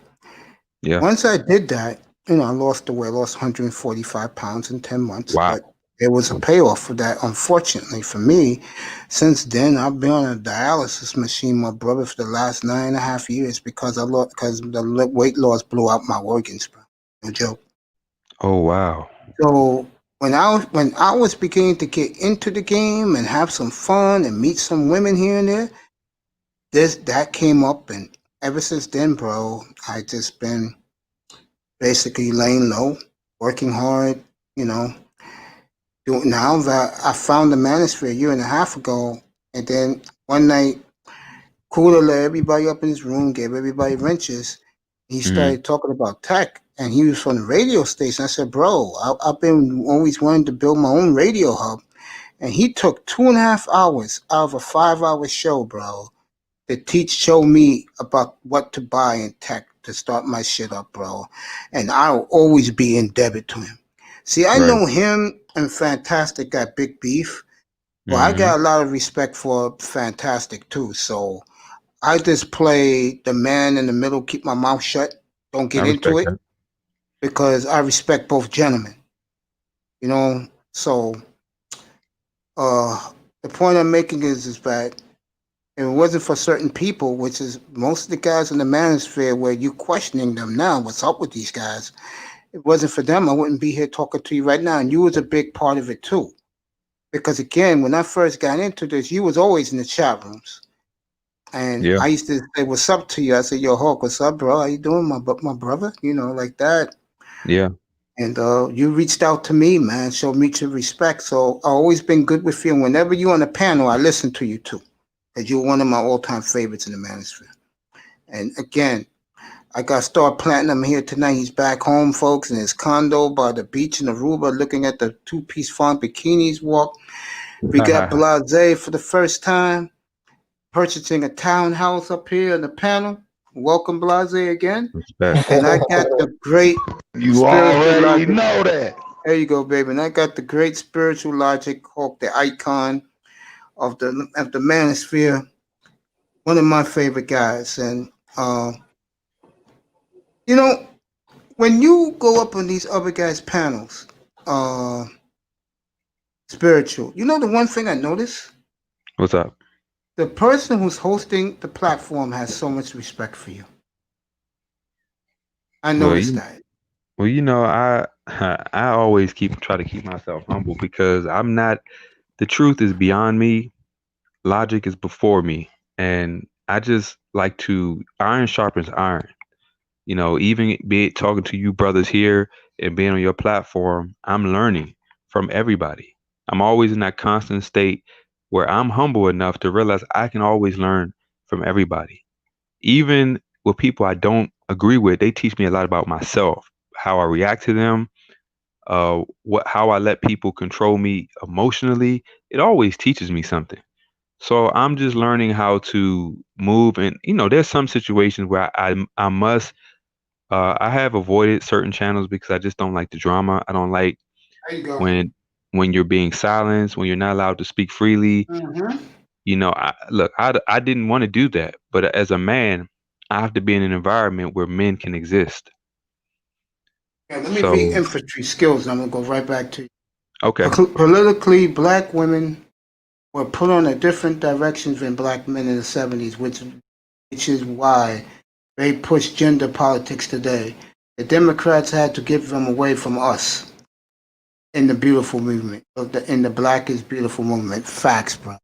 And if you're still here, you want to pop up, I'll just drop the link. Come on up, infantry skills. Come on up, bro. You also walked with me back in the day. I ain't forget you. Jefferson, come back up if your Bluetooth is charged up. All right, getting back to you, sir.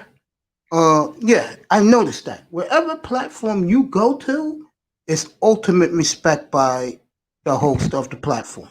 And that speaks volumes about you. Seriously, it does. And let me tell you something. I know, like, a lot of people, I get on platforms with people who are atheists. They don't even believe the Bible. And see, my issue is I respect people enough that I can speak on common grounds that we will agree on Yeah. to actually show people the truth. And a lot of, even Ramil has said, like, he stands his ground about what he believes, but he Oh admits yeah, there's a lot to learn and to be respected in the Bible. I agree.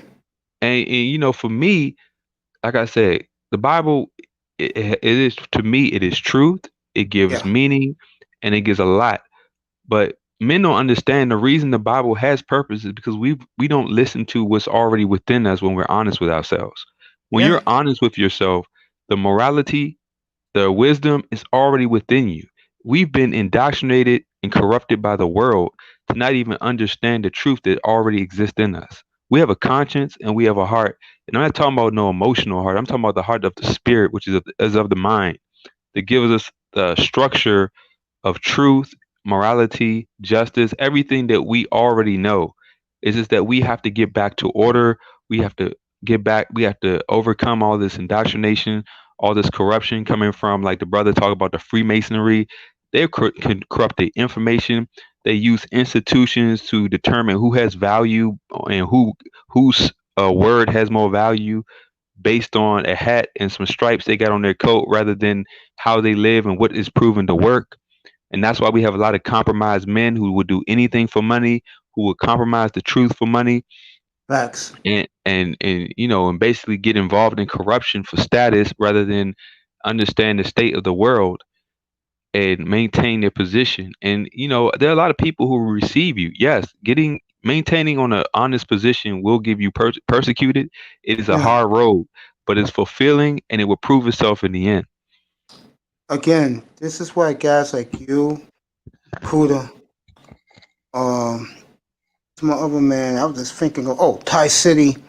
This is why guys like you guys and the guys who come into this room, I have so much respect for, man. Asian Sama, because even though we think differently, we also come to the meetings of the minds. And I think that's very important in somewhere where you have black men who can be easily swayed to a lot of negativity. I think Yeah. sometimes you have to take a step back. I'm not talking about us, I'm talking about a lot of them. And I'm not talking about the platform guys, I'm talking about guys in the chat rooms. You have to sometimes use your own mind, your own wherewithal to know where you stand in this society. Because if you don't, you're going to get eaten up because everybody hates us. Everybody's against black men in the world. That's a fact. Yeah, I mean, it's just like that, man. Like I said, this space is a good opportunity for men to just understand what our issues are and how we can improve ourselves, because we are letting the world distract us, and we're falling for the trap that is already laid, just because we don't realize that the first thing that makes us men, even before we come to any structure of knowledge, is using our will to think for ourselves and control ourselves. If we focus on that, we will unlock all the hidden truths. We will understand life in a better way. But we must understand it starts with using your free will to control yourself and think critically for yourself instead of just letting people indoctrinate you, being controlled by other people's agendas, and etc. Facts. I agree with that, 1,000%. And it saddens me, man. I'll tell you what saddens me. When I first got in the manosphere, one of the guys who influenced me was before all the women came about high value man bullshit was Kevin Samuels. And he did a show called Black Men, You Belong There Too. And it was something that I was talking about tonight. And I didn't talk about this, what I'm talking to you about now. I was talking about you have to stand up. If you really, black men, if you really want a black woman to be your lady, then you stand up and you fight for her. She will go with you. She's not going to go with the white guy. She's going to end up with you.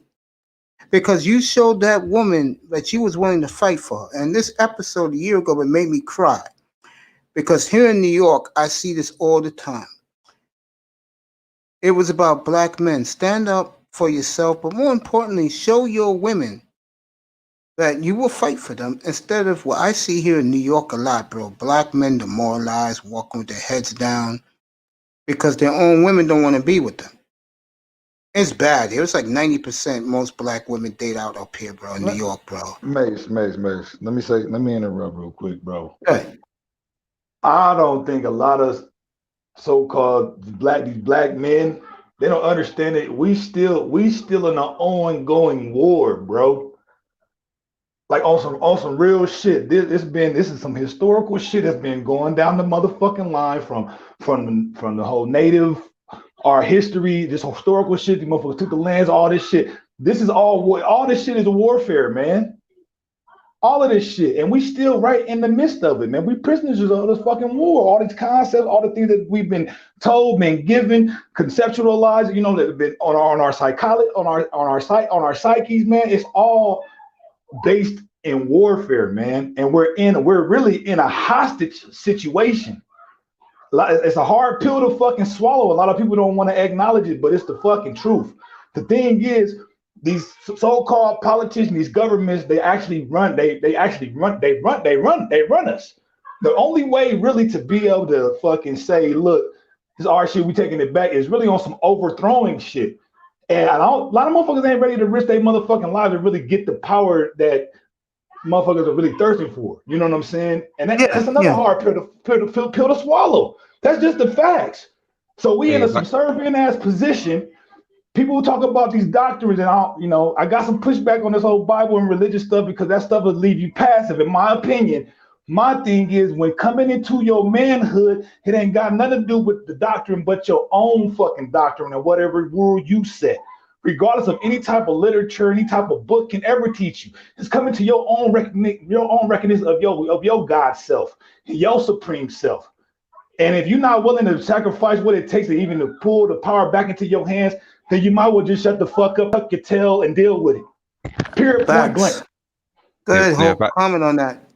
Yeah, if I can add, and look, man, I like to hear men talking like that because it's very masculine, and I respect how you feel biblically because, like I said, I separate myself from the church, and I get what you said. Remember, I came to the Bible because that truth was there. It's just that the Bible provided structure. Because here's the thing: we are being controlled by everyone else because we don't control ourselves. And the question that needs to be asked is, why are Black men not in control of ourselves? And I mean our nature, our impulses, the things that entrap us into the system that put us in a weak position with women. That is an issue that comes from our nature, which we have no control over because we're not placed in a structure to first expose the weaknesses and the desires that are allowing us to be exploited by this world. And the Bible does provide the correct structure to expose how lust without self-control, how greed without wisdom will bring you to destruction. Let me And read there, this. No, go ahead, Hawk. I'm gonna read something. Someone said something that you said about religion. yeah, and so I get you, because a lot of people look. I'm not again. I don't associate myself with no church system, no Catholic, none of that. All that Mm-hmm. stuff is demonic. It's Mm-hmm. completely demonic. Mm-hmm. And the entire church body building system is controlled by the government. Once they put Mm-hmm. that 501c status on those churches, they are enacted to only speak what goes with government policy. They cannot speak against the government. They're paid agents. I don't care how nice their message is. If they do mix the Bible in with them obeying the government when the government is corrupt and evil, it all goes. But when I'm just saying, when you take man and just read that book for what it is, and align yourself with the actual structure and wisdom that you can apply to your life, not to follow anybody else, but just to expose our nature. Remember, what leads us into these traps is our nature. It's like with a woman. When a woman takes a guy for money, he has to look at himself. It's that the lust that blinded him from seeing the truth. When you're in a bad business deal, it's the greed that drove Mm-hmm. you Facts. to not understand and use wisdom to avoid how the system will use you and spit you out. We have to control the things that we can control within ourselves. Once we master that, then we can start to establish and build our principles and values to have a culture outside of this society. Let me say this, and this is right up Hawk's alley, by the way. Um, 72 Fins logo, good guy, Dolphins fan said. What he says, I'm having a great show, can't come up tonight. I'm a Christian, also God has rescued me from death and gave me an opportunity to live and service him. Great topic. Hey, I appreciate that. Who the hell is this? Some person named P. Jin. Whoever this person is, if you'd like to come up and comment on the panel, you can. Here's the link. I don't know who you are, but you said talking about the Bible. Hell no. The Bible is part of what we're talking about. Talking about our culture over the Bible. Bible do fit in some of us. Go ahead, I would Bonga. just. All right, go ahead. Go ahead. Yeah, I wanted to speak on this too because Star, you next.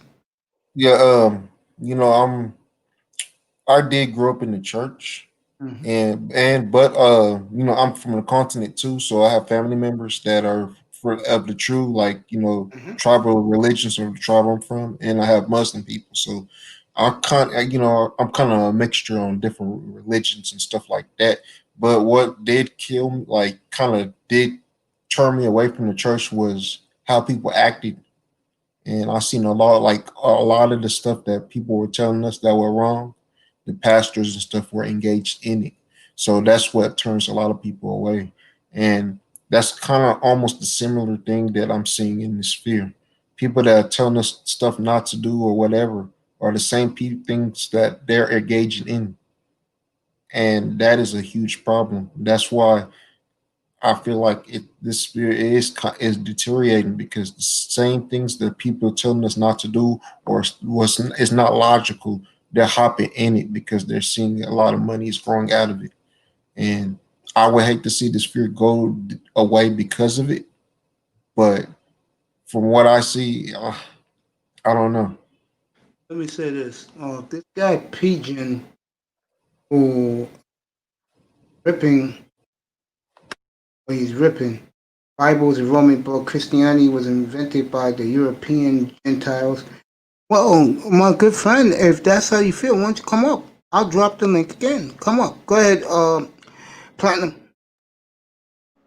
I was just gonna say, man, like this is to me, it's all about the mind and your thinking and capturing your attachment to a concept that is not your own. That goes with this language that we speak, that goes with the Bible, that goes with all of this whole paradigm that we have over here in America. None of us on this panel came up with this shit. This is not a strategy. This is not a philosophy of our own. Not know it ain't mine. I don't even know where this shit come from. And I don't even to say that it comes from someone claiming that it came from a certain thing. I don't trust. How can you trust that? How do you have a primary or empirical evidence to say this is the source of this information and I can trust this, I can utilize this to navigate through this paradigm that I'm in, a paradigm that was created for me to attach myself to. Like this whole thing is a fabrication, man. And to me, I can answer that. to me, hold on. What I'm saying, to me, it's the perfect setup for someone to say, here it is. Oh, I have this Bible that's going to help me navigate through this system that's put in front of my eyes. That's all. To me, it's all part of the game. It's all part of the mind. It's all part of the mind fuck. This guy says, Pigeon, that did Jesus speak English? From what I was told, he spoke many languages. 72 Logo says, the Bible says, don't trust your own heart because it deceives you. That is facts. We have to trust God, have relationship with Jesus. The word says we are not from this world. Our world is where Jesus in heaven. Let me add just one thing, just one last thing, and I want to hear with the other brother. Look, all this God creator type of talk, man, if there is any type of creator or any type of thing like some entity that created everything, we're a part of that shit. So if that is the case, then there's no separation at all. So all this Bible shit is really unnecessary because your eternal, wherever your eternal life is going to be, even if you have that shit, you're going to go back to the source. Anyways, the time we have is right fucking now, bro. When we dead, we don't know. We don't even know what happened prior to us being born, or we don't know what was going to happen when we fucking leave this motherfucker. If we don't harness what we have right now, man, it is actually pointless to do shit. Hey, Hulk. Wasting your time with information that you can't verify for yourself, or you weren't there to witness the events, wasting your time. Hey, Hulk. Well, yeah, and I hear what the brother is saying, and we got to understand that this is a corrupt world. The corrupt world has indoctrinated you to believe everything. Everything that you do in your life today was knowledge passed down from some person. There's nothing in this world that you can use to even acquire power that wasn't what somebody else established. So that's going to exist anyway, because this is a corrupt, evil world. And here's the issue. The Bible is not telling you how to navigate a corrupt and evil world. That you should understand when you establish the truth of yourself. The Bible is just there to establish the truth of yourself, to deal with the issue of evil, which we all objectively recognize just by complaining and the expectations we put on one another. And also, it's to solve the solution and the answer to death, which we all innately want to know. No one who alive right now is comfortable thinking that they're going to die and there's nothing that they're worried about beyond that. Because, look, I've talked to a lot of people. I've seen 5 or 6 people die in my face. And let me tell you, the only people that had peace in that situation didn't have peace because they were comfortable turning into nothing and not having any understanding of what happens next. Because regardless to what we do, our conscience, our when you do something wrong, I've seen people lie and nobody know it, but they had to come clean because that lie weighed on their spirit. Why does it weigh if nothing matters? See, our own mind is telling us the truth just by how we live. And the Bible is one of those things where you don't have to trust it, but if the world lets you down, if the world wants to put you back in captivity, it wants to exploit your weaknesses in the position where people are going to exploit you in, then what are you depending on in a world like that? Right. I mean, again, as Jefferson said, Romans rewrote the Bible after damn near killed all the Christians while ended up believing in the same God. Facts. Let me say something though. Is it about being comfortable? Okay, but here's the issue. How are you going? Let me put it this way.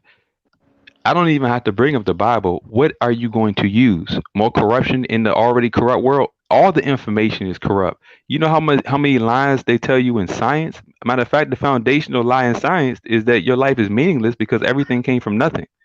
So if the origin is nothing and the end is nothing, then what do you attribute value for what happens in between from?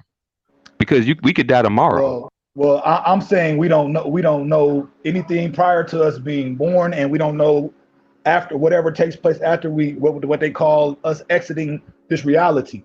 And to me, you're right.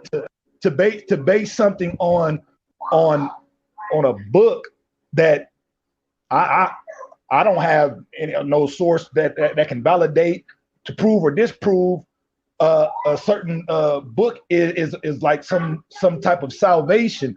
To me, it's like an experimental thing, because to me this is a huge, for my spirit tells me, I don't even like using these fucking words, all this arbitrary shit, but I'm gonna use the best words I know of. My spirit tells me this is a fixed reality. This is somebody's creation, and here it is. I'm born into a certain realm, and here it is. I'm basically thrown in the middle of it and told to figure it out. I could have been born anywhere in the world, and it would be the same exact thing. It doesn't remove the fact that there are I don't even know what to call the individuals in power, but I do see the trickle down effect of society's rules, where there is a certain strong arm that basically enforces people in society to do a certain thing, and if they don't, they have certain consequences. Those type of things I can see these things.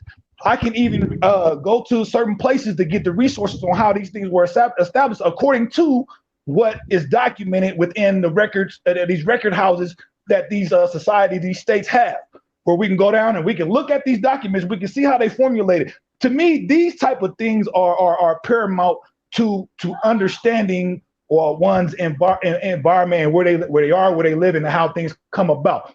Now, tracing, to me, a way to come up with a strategy is understanding the certain rules and terminology from the respective system that we are part of. So I don't think the Bible is a good source for that. Even though from my research, what we call the U.S. corporation is a religious organization, right? Yeah. Now there are passages within there where it talks about certain things that are relative to the structure of the government. I get that part of it, but as far as the intricacies and certain information that basically is not talked about, that I don't know how somebody would really get access to things to unveil or unravel that system in itself. Like, because it's not, to me, it's not meant for us to really dismantle this shit. And to me, I feel like I think that everybody, people's minds are so split. Everybody's so fractioned off in their thinking. Like, everybody has their own way of thinking of a certain thing. So anytime somebody may spread a certain ideal or ideology, there'll always be someone, particularly amongst, I don't even like using this quote unquote black men type of thing. There'll always be somebody to try to infiltrate and break that shit down. That's why I'm a lone wolf like a motherfucker. It's like me, bro. Can't nobody's doctrine tell me how to live my life. I can already see. I already peep game. Well, let me ask you a question, brother. I don't need a Bible to tell me. Let me ask you a question, because I want to keep up with my spirit. I could check out nature. I could look at nature from what I see. I think that's a real tree. Before we don't even got to call it a tree. Whatever that thing is right there. Go ahead. I'm gonna let you rock. I'm gonna let you rock. Before Hulk asks you a question, he's gonna ask you a question, so get ready for it. This pigeon keeps saying stuff in this chat room that is about this topic. Mark, Matthew, Luke, they all fake and they never met so-called white Jesus. 72 Fins logo says the Bible also says we can do all things through Jesus that strengthen him. We have to trust in God, believe in God with all your heart, and you'll be saved. Now, Pigeon, white man gave Jesus to Africa and they took everything. How sad. Jefferson, added spice can at least respect his free mind thinking, even if can't the Bible battle. Pigeon, Queen Elizabeth I made the first slave ship called Jesus. The Bible was used as a tool during chattel transatlantic slavery. Mr. Miami says, "What's up? We're all good up here, brother. We all have much respect for you." All right, Hulk, go ask Star P the question. Yeah, and before the Bible, chattel slavery was put to death. If you sold or enslaved your own people in the chattel slavery, you were put to death. When it talks about servants and masters, that's basically your employee and your boss relationship. Remember, that's what you are. And as far and to my brother, it's like Star P. You say that you don't do that, but we pay taxes, right? It depends. It depends on what you know. I mean, no, I'm just saying when you buy something, you have to pay taxes on it. You don't choose to do that. You're going to be. See, here's the thing. Are you? Or is it something else that's going on? We'll put it this way. It's always something else because the world isn't going to tell you the true intentions of what they're doing. Okay. I'm glad you cleaned it up. Go ahead, though. But to speak on what we actually, what it does, like, for example, I'm the king of conspiracies. So I'm with you. I'm with you, Spiritual Hulk. I'm with you on that. But my issue is that we can't sit there and say everything because you're obeying somebody. To exist in this world, you are worshiping the world. You either worshiping. See, here's the thing: to attribute your value is either is in the world, and the world is identifying and telling you what you are, or incorrect. You're appealing to a higher. Huh? I disagree. Okay. But you got before you comment. Make sure you hold on. Before you comment, make sure you keep them short because I want to respond. And I've been, I'm a patient guy. I just want to keep up what you're saying so we can go back and forth. All right. After one point, I'll stop. Okay. All right, go ahead. No, he wants you to make a point. Oh, okay. With that, you said the world tells you who you are. Incorrect. You decide if you want to accept what the world is telling you who you are. Go ahead. Yeah, I was saying when you see, here's the thing: when you don't establish yourself from a creator above and transcending the world, then you default by the world telling you what you are. Because I can sit there and tell myself I'm an eagle, but when the world tells me to do certain things or I won't be able to participate in society, then it doesn't matter how I feel about myself when I still do exactly what the world tells me to do to survive. It's not deep. It's only you playing a part. It doesn't mean that that's what you are. No, but I'm saying, but a lot of people who don't have an identity from a spiritual essence, that's what all you are is merchandise for the world to use. Explain to me how when you interact in the commerce and economy of this world, what other value are you attributing to yourself on an objective level other than participating in an economy to survive? It just depends on your level of participation. If you now it depends on it depends on your level of access in the system, in that society. What do you mean? Some people don't have access to certain information that will give them a swinging door where a motherfucker could be in and out or all the way out or playing certain parts within a certain system where they're not exposing themselves to an artificial entity. So my question to you, since you also like me believe in the Freemasonries and these secret societies, would you join a secret society to be part of the architects of this evil, corrupt world? I don't know. Maybe. How can you say the world is evil and corrupt and the source of the corruption? I didn't say that. You said that. Well, you said that the world is evil and corrupt. I didn't say that. So you don't think the world's corrupt? Hey, man, evil is that's subject. I said corrupt. I'm talking about corrupt. That's subjective. No, I'm talking about corrupt. Use the word corrupt. Is the world corrupt? That's subjective, man. It depends on what your outlook of what corruption is to you. So there's no objective evidence of any. If you benefited from it, you're not. And see, this is the thing. This is another thing. This is where the whole good and evil shit get blurred, man. Because everybody's good is not the same. Everybody's evil is not the same. Those are all subjective concepts, dude. That's one's own will decision, man, on what it is for them. But if the Now, world sets it up, whatever karma is created from that, I don't have nothing to do with that. That comes down to that individual. Now, I'm not gonna sit up here and say what is and what isn't. I'm not gonna do that. so you never I'm complained a not day in gonna your do life? that. Hold on, You bro. say You what? gotta let me respond. Have you complained about anything in your life? Of course. So you've accepted there's a standard that wrong exists. For myself, Well, of course, it's for you. It's not for anybody else. I could be wrong. There are Well, no absolutes, man. but are you absolutely sure about that? That there are no absolutes? Yes, I am. I am. But how you say there's no absolutes? See, it's There's no circular. absolute. You Well, let making it an be that. absolute statement, but you're making an There's no absolute statement. absolute. Well, let it be that.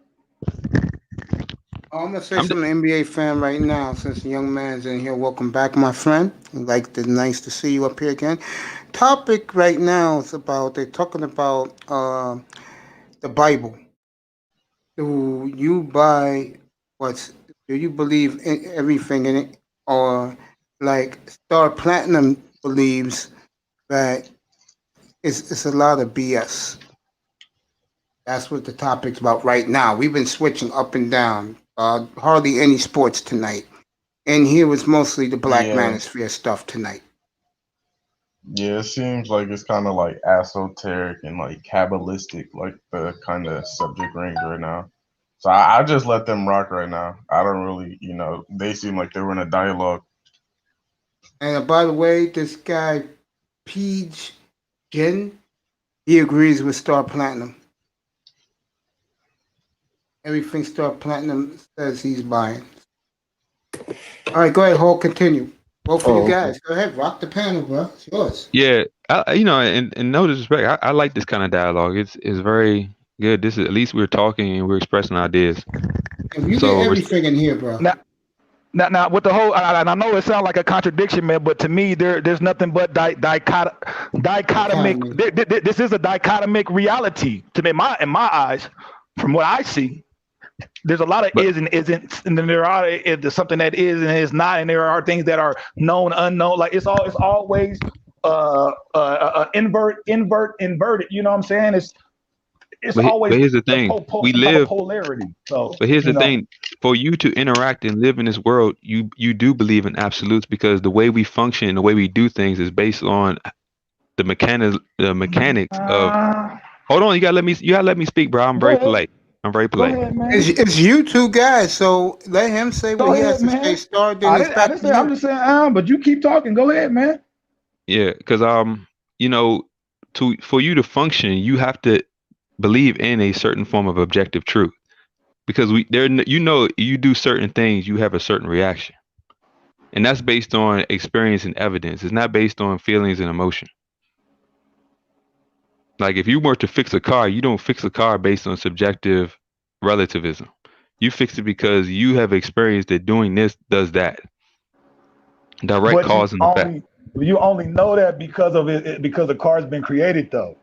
No, you know that if you can do that unless you came up with the car, unless you created Platinum, a car relax, yourself. bro. It's Hold just on, you two guys talking. Relax, Platinum. If you made the car yourself, or you actually view something going wrong, and you can actually see the working parts of it to know how to fix it. Otherwise, where would that thought come from of even being able to fix it or know what to do if you see a certain problem when it's working a certain way? You wouldn't. The idea wouldn't be there unless you came up with it yourself, or you actually see the working parts and you see where something is malfunctioning, and you can tell because this part is connect like this. The what you're doing, you can put it together and say, okay, it's like Legos. You can put a piece together. Okay, if this piece wasn't made like this, then I wouldn't be able to put it there. You see what I'm saying? Same thing with a car. If it's broken down, you see something that it could be a belt. The belt is clipped. Oh, okay, I see it. It's a little pulley mechanism here. Put another pulley on there. Only way I know that I need a pulley is because I see that when I looked under it before, there was a pulley and then there was a belt, and that's what made it go around. But you have to either A, you made it, or B, you were doing it and you're seeing the functionality of it in order to know how to fix it. I agree, but that's how we live in society. That's hold on. Let me finish. Let me respond. Go ahead. because we gotta make sure we can keep it, you know, back and forth. That's how life works, though. We don't have another life where we can just live in our minds. We have to live in the world we live in, where things are established and we are told what a pulley is or what a car is if you want to use one. Like that'll be pertinent if you didn't use a car. But if you ever use a car, you need to know how it's designed to function. Otherwise, you just don't use it if you can't trust what you're using. I get that, but what I'm saying, it's not just that. I mean, and I just use that as an example. It doesn't end and start there. But I use that as an example to show you that it doesn't end and start there, though. I know that. I was just trying to meet your example.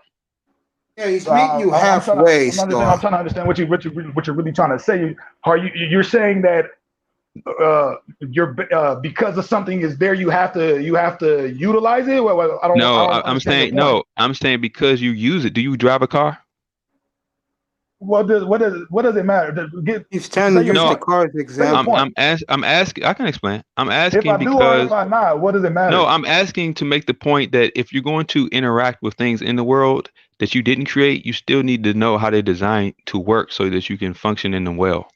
You don't necessarily have to. If you don't have to deal with the world. I mean, you don't have to. I said if you're going to. I didn't say you have to. I said if you're going to. Okay. I'm meeting you at your own logic, brother. You can use something and not know how it works, man. But that's dangerous. Hey, a lot of dangerous shit out here. But it's not wise to be a fool, right?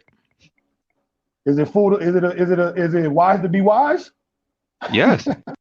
Because the whole idea of wisdom is to not destroy yourself. And wise and what? Wise to yourself? No, I said to not destroy yourself. It's like fire. You're fire. Die anyway. Yeah, but you don't want to speed up the process if it's not meant to be. I mean, of course you don't want to, but you're gonna die anyway. So you live your life in fear? Who are you to say what someone should or shouldn't do? Well, if I had a child, I would teach them a way that will prolong their life. And that's you. No, that's the right way to do it. According to what? Huh?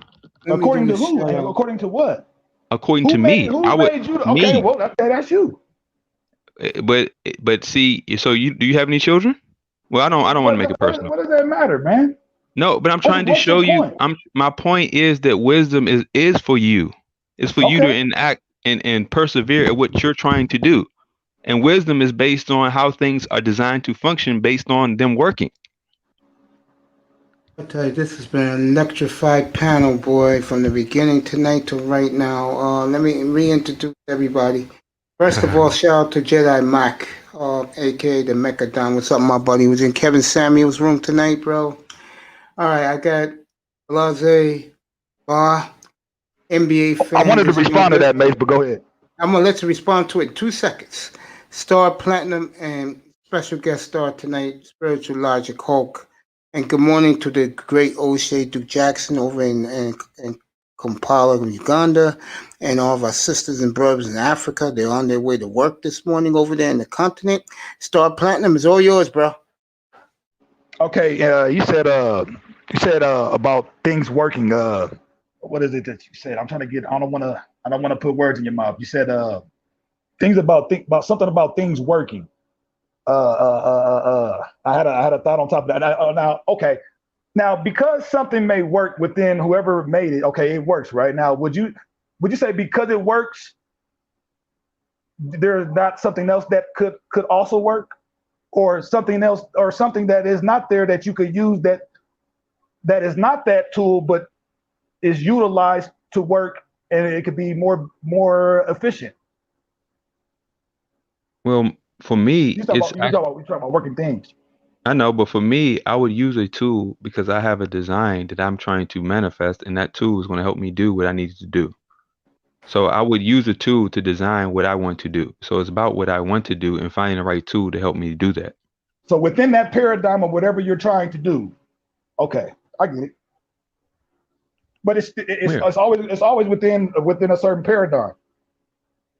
Because but here's the thing: one tool can work here where there's where it can't be utilized over in a different area.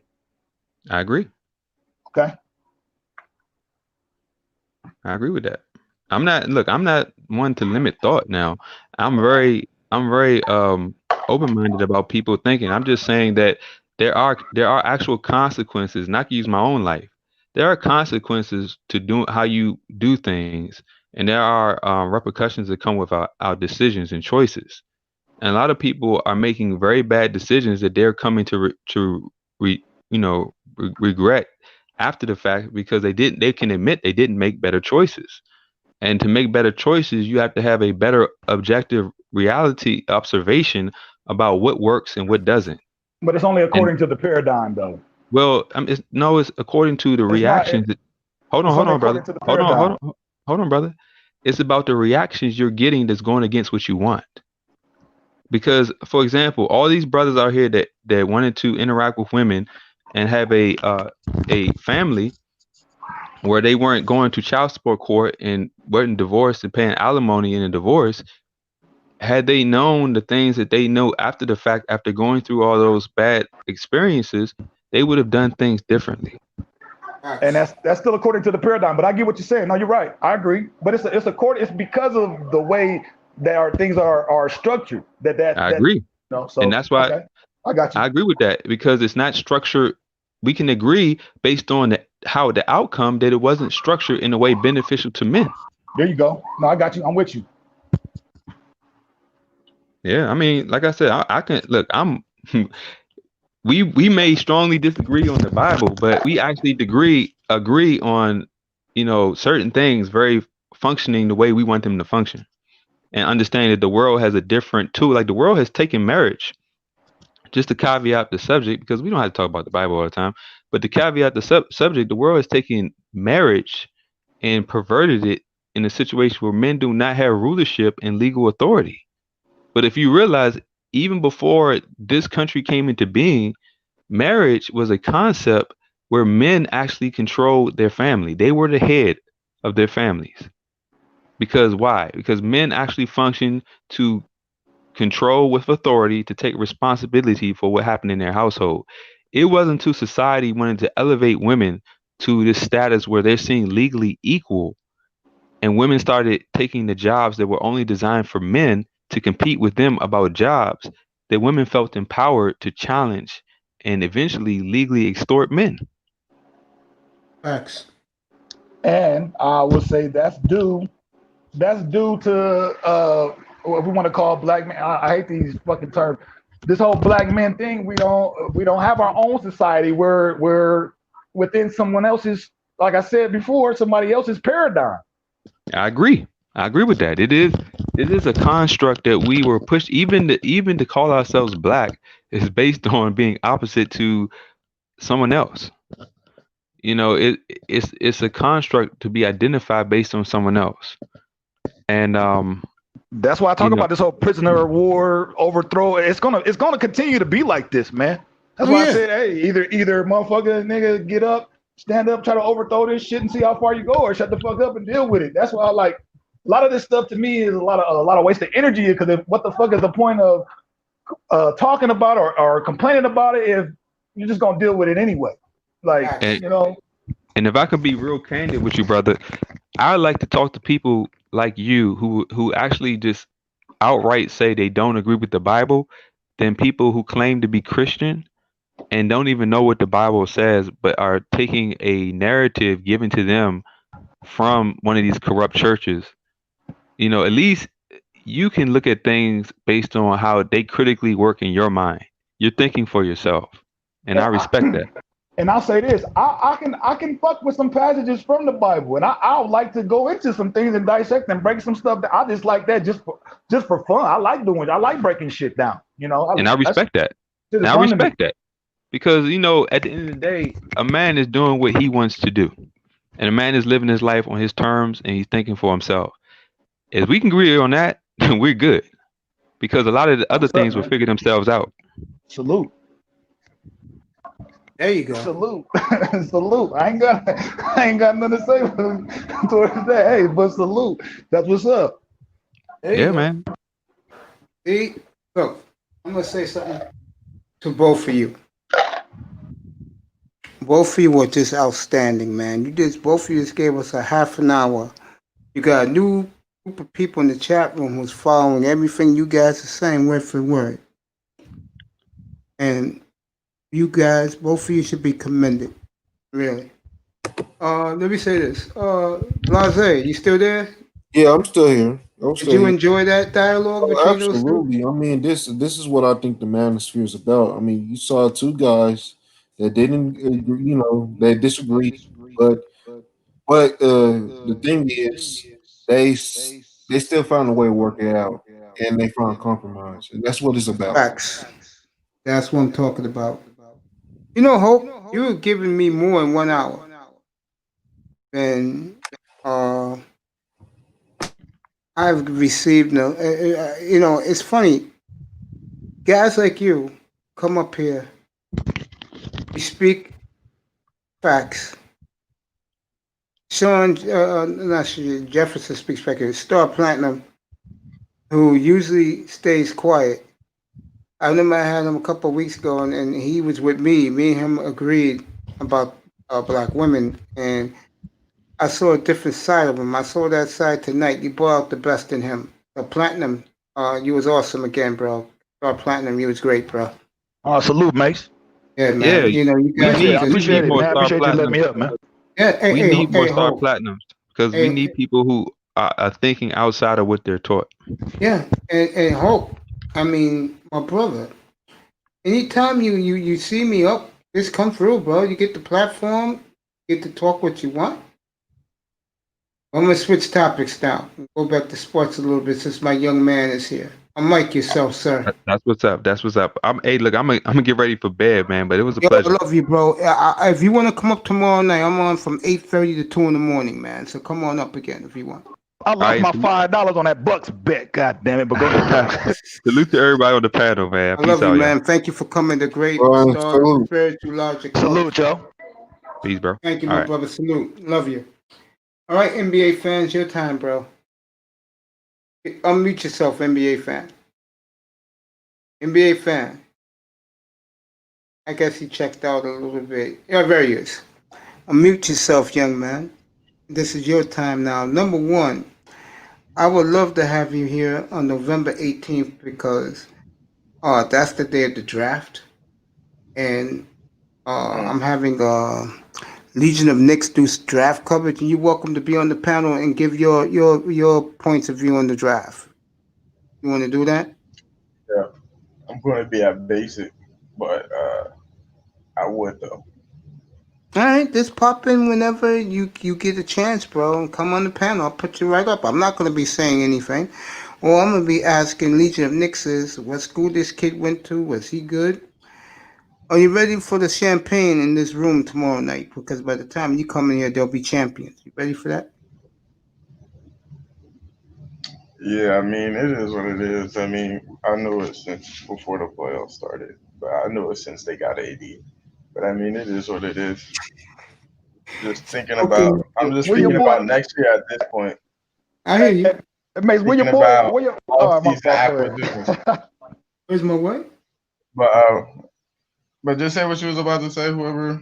Start planning. No, I was just gonna say where your boy at, man. I'm looking to collect, man. Which one? On the Lakers, man. The NBA somebody. I don't think it was an NBA fan. It was one of your guys, man. Yeah, if you still got the stream, I forgot it's NBA somebody, man. I got the stream. I'll look back at it. We made a $10 bet, man, and I got a $20 bet with Ism, man. I'm looking to collect, man. What's happening? What did Ism pick at Miami? Yeah. Oh my goodness. A lot of niggas was tripping, bro. That's Sunday night. But I mean, just having fun, man. I was just pushing guys' buttons, man. I didn't know. I could tell. Man, hey, this need to turn in. Hey, man, we need to start doing some on some real stuff. If really people pay, man. If you make a bet, man. Hey, it was about Jimmy Butler, bro. You know what I'm saying? Like, come on. I didn't know Jimmy Butler had so many fans in the manosphere, bro. I mean, he's kind of like that. He's kind of like the everyday brother of the manosphere. Like in terms of like his come up and everything like that. Yeah, a lot of brothers were supporting Jimmy Butler that night, man. That opened my eyes. Man, Butler nice though, man. I can't take nothing away from Butler, man. He nice. He just, he ain't gonna be able to pull it off though. But he nice. He like a top 12 to 15 player. So I I'm mean, out yeah, of he's here. nice. I'm out of here 1 o'clock Eastern, man. I mean, I'm doing 7 hours tonight, man. You guys have been tremendous, man. I mean, wow. I mean, hey, look, you know, I'm gonna say this about the NBA. I didn't know Miami could get to a final. I didn't care, but Bron's gonna win his fourth. AD's gonna win his first. Can we just agree, man, that this whole 2020 this has been a fucked up ass year, man? I'm sure everybody agrees with me. It's been a fucked up year, but give. Hold up. So what do you mean by that? Like, are you saying there's an asterisk on the year? I ain't saying that. Go ahead, Star. I'm saying I'm it's just asking all right. Yeah. I'm just saying it's just been awkward and weird, man. Like just COVID, fucking stock market, fucking like it's just been hella weird dealing with being home, dealing with your family, getting to know like because usually a nigga working, you know what I'm saying? And just so busy, not really paying attention to like certain little details. But then really, I don't know. For me, I've been able to pay attention to motherfuckers more than what I'm usually, because I'm usually busy ripping running. But I've really been able to pay attention to more stuff. You know what I'm saying? So that's really it's just. I guess maybe it's just me, like all the media and all this stuff, and then I don't know. Yeah, I mean, It's just been weird. It's just been weird to me, man. I don't know. Yeah, during quarantine, you got time to like self-reflect. Be introspective. You know what I'm saying? Work out any inadequacies that you have. I mean, it was a good time. You know what I'm saying? Just a lot of solitude for people to come to peace with their life and put themselves on the right trajectory. I mean, if they used it right. I know I didn't really use it right because I got fat over quarantine. I gained like 20 pounds over quarantine, but I mean, it is what it is. What can you say? What I was gonna say is, you gotta give LA credit, bro. I mean, you gotta give LeBron credit, and Frank Vogel is a local guy here. I'm happy for Frank. He's gonna get a ring, and you just have to congratulate LA, bro. Playing in a fucking bubble for 3 months, bro. It's not easy. Hey, Mace, bro. You was up in your heat. Your guys was the heat for a good minute, man. What's going on, man? You were saying the heat was gonna take it, man. What's going on, bro? And guys, you know what? What type of time you on now, man? Like I say about women, I'll say about this. I was wrong, and I take an L. There you go. No excuses. That's what's up. Salute, man. That's what's up. There you go. It's like I say about taking L when it comes to women. I take an L with this prediction. I was wrong. I'm happy for NBA fan because he knows I'm not going to go there, but he knew what I'm talking about.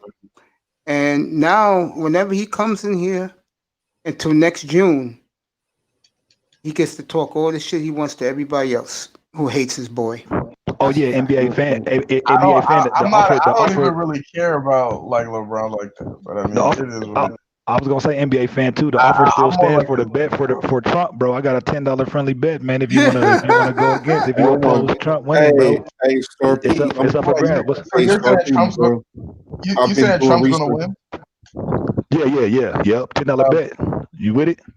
Yeah, I bet he's gonna win too. Oh, yo, so you with me then? Okay, you with me? Oh, you with me then? Okay. Yeah.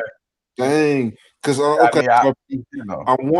do want Trump to win, kind of, but because I don't really like Biden, but I don't know. It's just $10, bro. You know what I'm saying? Ain't nothing crazy. It's up to you though. But the offer stands for whoever. You know what I'm saying?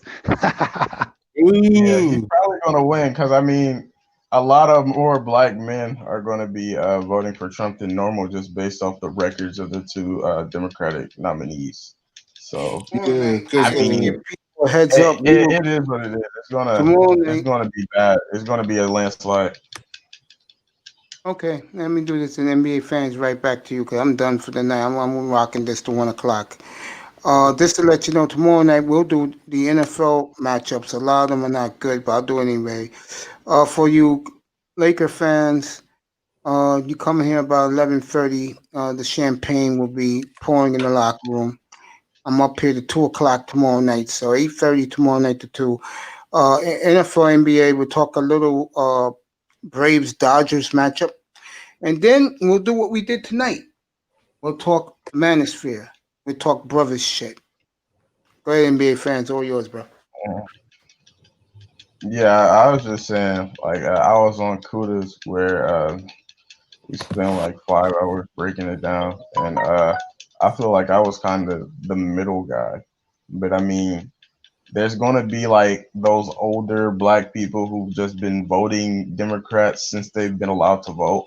So I mean, I think blacks will still vote super majority Democrat, but you'll see enough to where it'll be like a cause for pause in terms of like a tide shifting amongst black people and where their affiliation lies. It's not just going to be like totally Democrat. Like you might see like in certain pockets, like black men voting, you know what I'm saying, damn near even between the two parties and things like that. But I think black people as a whole is going to be like over 90% still vote Democrat. Because I mean, you know what I'm saying? In the media, they try to have the opinions of black people parity in terms of politics, but in terms of the actual numbers and how it reflects the support that black people do between the two parties, it's still super skewed toward Democrats, you know? So, yeah.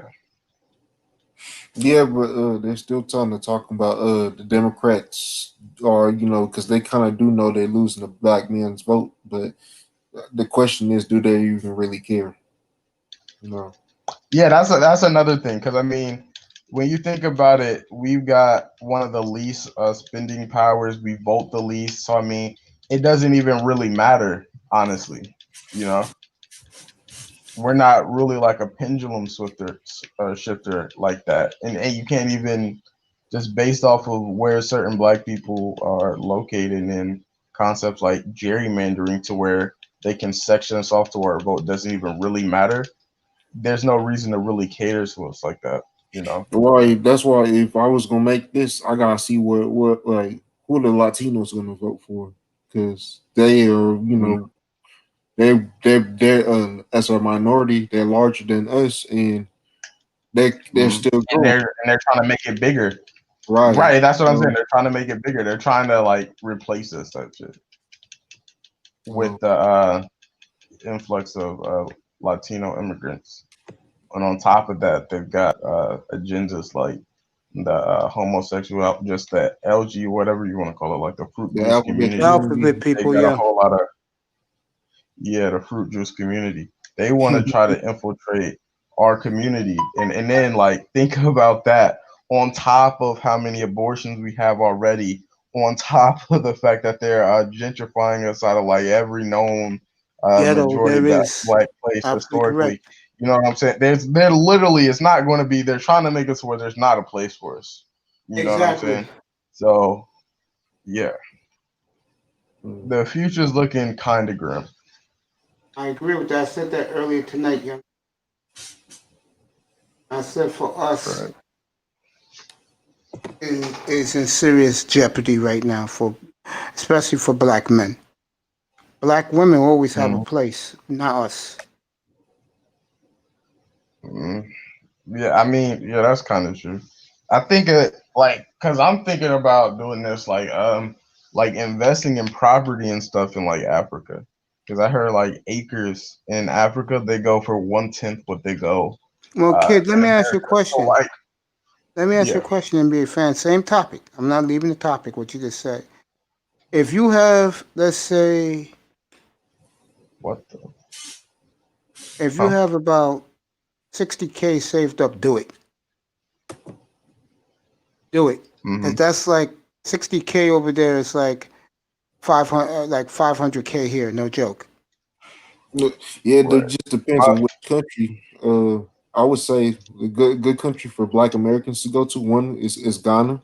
Ghana's a really good country because they have a stable political system, and it's a really peaceful country. Like the country I'm from, Ivory Coast.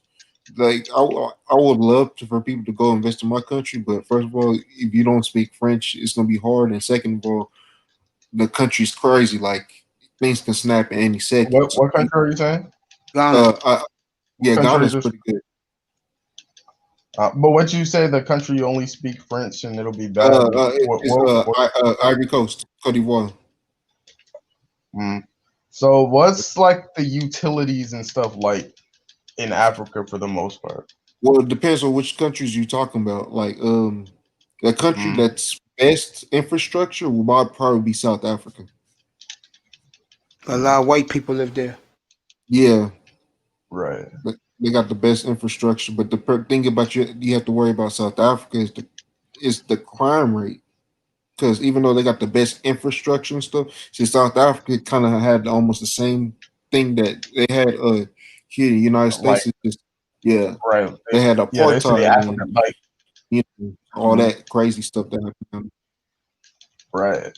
And another thing that like you hear, like if you listen to a lot of like white supremacists and everything, they try to correlate the numbers between like dilapidated crime-riddled neighborhoods in America, like Chicago, St. Louis, Toledo, Akron, places like that. And then it's like it's like the numbers are damn near like identical between a place like that and then places in Africa. And they're trying to make a correlation and say we're more violent based off things like that. But I mean, that's kind of ignorant. There's some places. Yeah, that's what I'm saying. That's what I'm saying. Yeah. Yeah, I agree. Yeah, because if you go to Ghana, you don't have to worry about nothing. I mean, Ghana's super peaceful. It's just, but places like South Africa that have high crime or places that are in war, those places are going to be more dangerous. But like speaking of O'Shea, Uganda, Uganda pretty peaceful. Shit, I was in Iraq, man. I'm American bound, man. I ain't going nowhere, man. Y'all can have fun with that though. I know. I feel you, bro. I feel you. How easy is it for like a American citizen to get citizenship or dual citizenship with the African country? Does it like depend on the resources they bring to Africa or what? Like I said, that's why I say Ghana. It depends because you have to do research on which country you go to. Because let's say you go to a country like Ethiopia or something. Ethiopia is a little bit more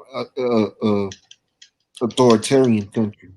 So that's going to be it's going to be a lot more different than if you go to a place that's more democratic like Ghana.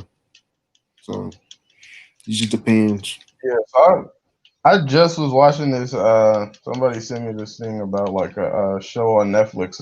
It was about like prostitution in Ghana or somewhere in Africa, and it was like, and it was like, I mean, it was like, widely accepted. Like the cops weren't saying any, like it's like widely accepted there, and you know what I'm saying, stuff like that. It's kind of like what's the word? What was I thinking of? What's the word for like a society without structure? What is it called? Like not archaic. It's anarchy. That's what I was thinking. That's how. Right. Yeah. So that's how they said that it was like. That's like a macrocosmic representation of Africa and their government as a whole. Like the people can run rampant. Basically, what would you say to a statement like that? I'll be like, hold on. First of all, absolutely not, because you got places that's like that, but here's the thing, like, okay, like Ghana, like, because I have family from there. It's the government laws is not super strong, but the culture is what it makes up for it. Like, let's say if you get caught stealing in Ghana, you don't have to. You want the police to arrest you, because if the villagers get or the city people get, they're not gonna play with you like that. Right? Yeah. So what is the whole thing on prostitution? Is it legal or what? I mean, it depends which. Like it would depend which country and which place you are. Like if the places that's prostitution, it probably be more in the city places where it's more kind of like a red light district place. But if it's a place where there's a lot of Muslims, it would be a big no-no. I'm about to say NBA fan, man. You sound like you about to go do a lot of tricking, man. I was just wondering, like, just out of curiosity. He's just curious. Yeah, I You was just just wondering about the differences. You know what I'm saying? Nah, but just But like it's just super diverse. That's why it's funny to me. Some people try to be like, "Oh, Africa's this and that." I'm like, there's a whole continent with different cultures and stuff. Some in the same country, what's accepted in one part is not going to be accepted in a different part. Facts. So yeah, It's a shame too. So, what would you say about the? I don't know how much this would vary by country, or if it's just like a general consensus from people on the continent. Like, what is their outlook on Black American, African American, like Black people from America, like African Americans, basically? man, they look at Black Americans as they look up to them because shoot, basically the Black Americans is the people that out of the whole diaspora have are in a country of opportunity. So they're gonna look up to him. Yeah, because I heard like a lot of things. Because my uncle, he married like a woman from Ghana, so he talks Yeah, about how like there's like a general sense of like African Americans are like incompetent just based off of them being in a land of like that's plentiful, but there's not much to show for it when you look at national GDP, and then our wealth is at 1%, meaning that we generate or at the end of the day, our mean netted wealth is at 1%. So I mean, there's a lot more nuance that they don't really take into account when they make statements like that, and yeah, that is true. statements like that can go, Unfortunately, and statements like that can go vice versa. Like we could go that's true. colonization, we could like you know what I'm saying. Like so, I really just think that's very divisive, and that's like it's practiced a lot. You know what I'm No, saying? that is true. Like it's just like when people were showing Africa and they only would show National Geographic or Tarzan or whatever this other crap is. I mean, this is just a whole bunch of crap. So that's why people should talk to each other and try to really know about each other because here's That's the the thing, problem like that we have, though, NBA fan. It's a big problem what we have from everything I hear. A lot of the Americans back over there, they talk down to the African natives over there like they're better than them. And the point I'm making is that um, we don't network well like we should. I mean, you're interested, you're asking questions, blase bars, answering your questions. Um, I'm no like African guy. What I mean by that is I don't know the continent like that, but I will say this: network with somebody that's going to get you where you want to go, there, young man. Don't go in there blind. Yeah, because I know a lot of, I feel like I got like a pretty like diverse pool of friends, and a lot of my friends that I went to school with, like in high school, were like African. It was like a mix. It wasn't just like straight like regular black kids. Because I went to like a pretty diverse school, and I mean, I feel like within like the Zillennials or like assimilated Africans, there's none of the animosity or anything that I just described. But I think it's like with the older generations who were stuck in their ways, you know what I'm saying, more dogmatic in their thought processes. Yeah, That's I where agree the with that. no, that's very true. Like my parents, like they had to learn the different ways, but because they went through a different era. Me, as I was born in Africa, but I grew up here, but I went back and forth. I felt both. I feel like even though I'm not ADOS, I feel both because if I didn't say I was African or somebody didn't see my name and they just saw me on the street, they just see a heavy dark skinned person.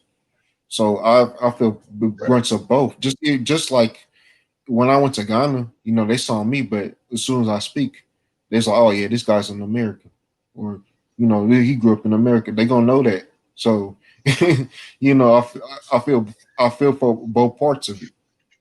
But so in a way, there's times I feel like okay, like dang, sometimes I don't feel at home here in the United States because I'm not ADOS, but I go to Ghana or my country, Ivory Coast, and they were like, okay, yeah, you're from here, but you didn't grow up here, so it's. So yeah, so like I got a question for you. Just like I got like two questions for you, Blase. So like the first Yeah. one would be like, let's say like shit hits the fan like in America and like everything like worst case scenario for black people, and due to gentrification, us being of the places that are gentrified, new ghettos, you know what I'm saying? Those are subsidized, and they put like the rising Latino immigrant population into those places instead of black people. On top of, you know what I'm saying, as being disproportionately targeted in criminal justice, on top of the homosexuality pushes, on top of the abortions. Let's say all that just makes this concoction into where, okay, it's not good over here for like black people in America, especially like AO's black people. And then we try to make a mass exit, like on some like Marcus Garvey shit. How do you think that the Africans on the continent would feel about a move like that? Ooh, okay. If it was okay, if it was my Ghanaian people, they'll be a lot more happy.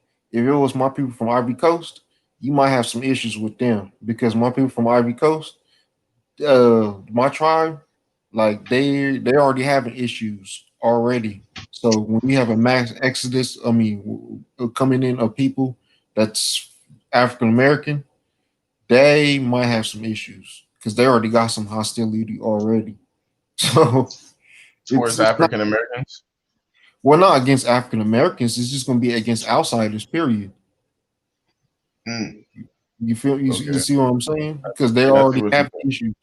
Like because a lot of people need to understand. Like okay, like some of these people they might not like you because you're African American. They might not like you because you're an outsider and they're already dealing with issues already inside their country.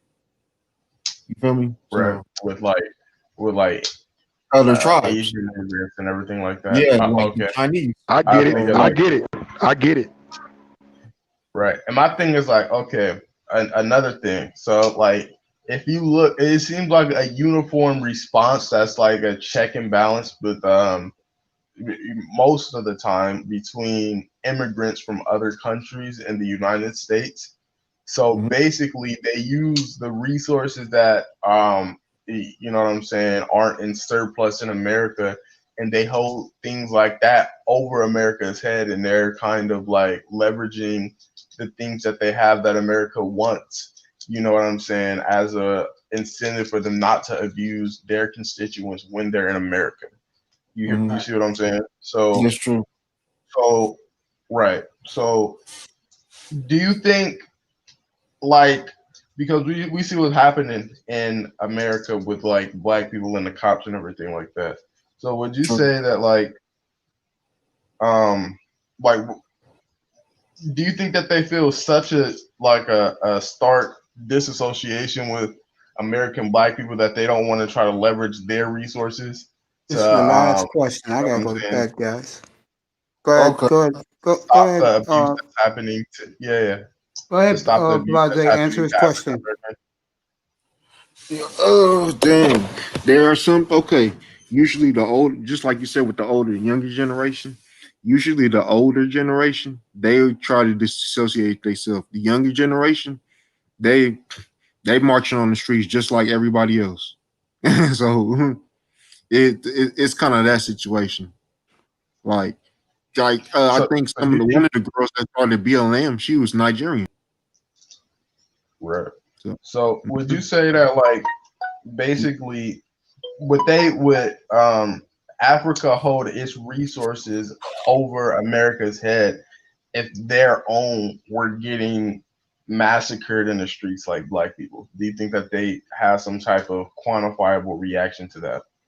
man, honestly, man, they don't because here's the problem: there's Africans that's getting messed up in countries like in China and in Saudi Arabia, and some of the Africans the countries don't even care because it's if they ain't from a certain tribe, then they don't care. Like that's the shit we dealing with. So Right. Yeah. I Yeah. know that sounds They're messed not up, but it's true. right. So That you're no saying follow. basically they're not unified or uniform No, enough to where because like here's the problem. good Here's the last thing I'll say. and wide Like, responsibility. here's the last thing I'll say. Like a lot of African countries, they weren't formed by us. They were formed by colonizers. So a lot of tribes, they put a lot of tribes that didn't even get along with each other in the same country, and that's how it is. Imagine you and your enemies are forced to make a country together. How's that gonna Sound work? good. Good mix. On that note, Yeah, Blase yeah. Bob, final words. Oh no, appreciate this, man.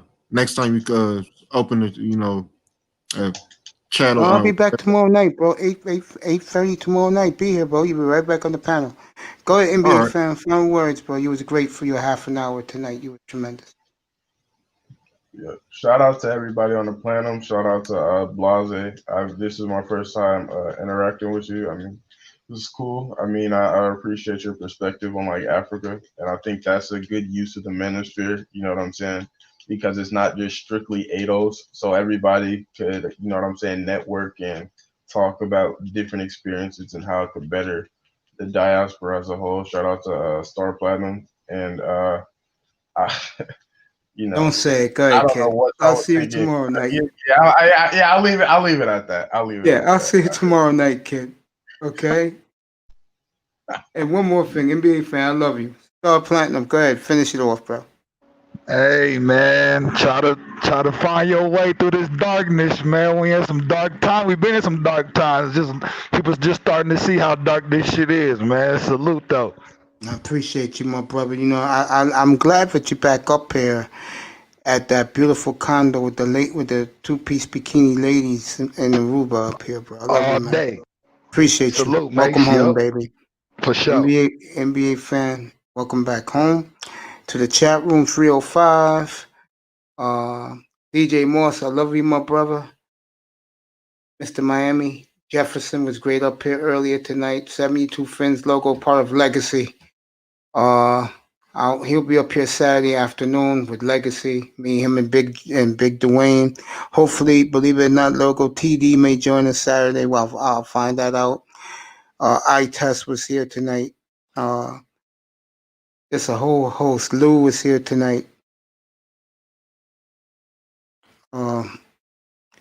Shirley F was here tonight. She's usually in Kuda's room. I was giving a play-by-play of the Bears' fourth quarter. And I just want to say I love you guys, man. NBA fan, Platinum out in Denver, Blase, Bar. I love you guys. Thank you for coming tonight. You know my saying, how I end this: no sex, no drugs, no women, no partying, no clubbing, no women. Good night from the Oasis. Sleep well, everybody. 8:30 tomorrow night Eastern time. Good night, everybody. Love you. Thanks for coming.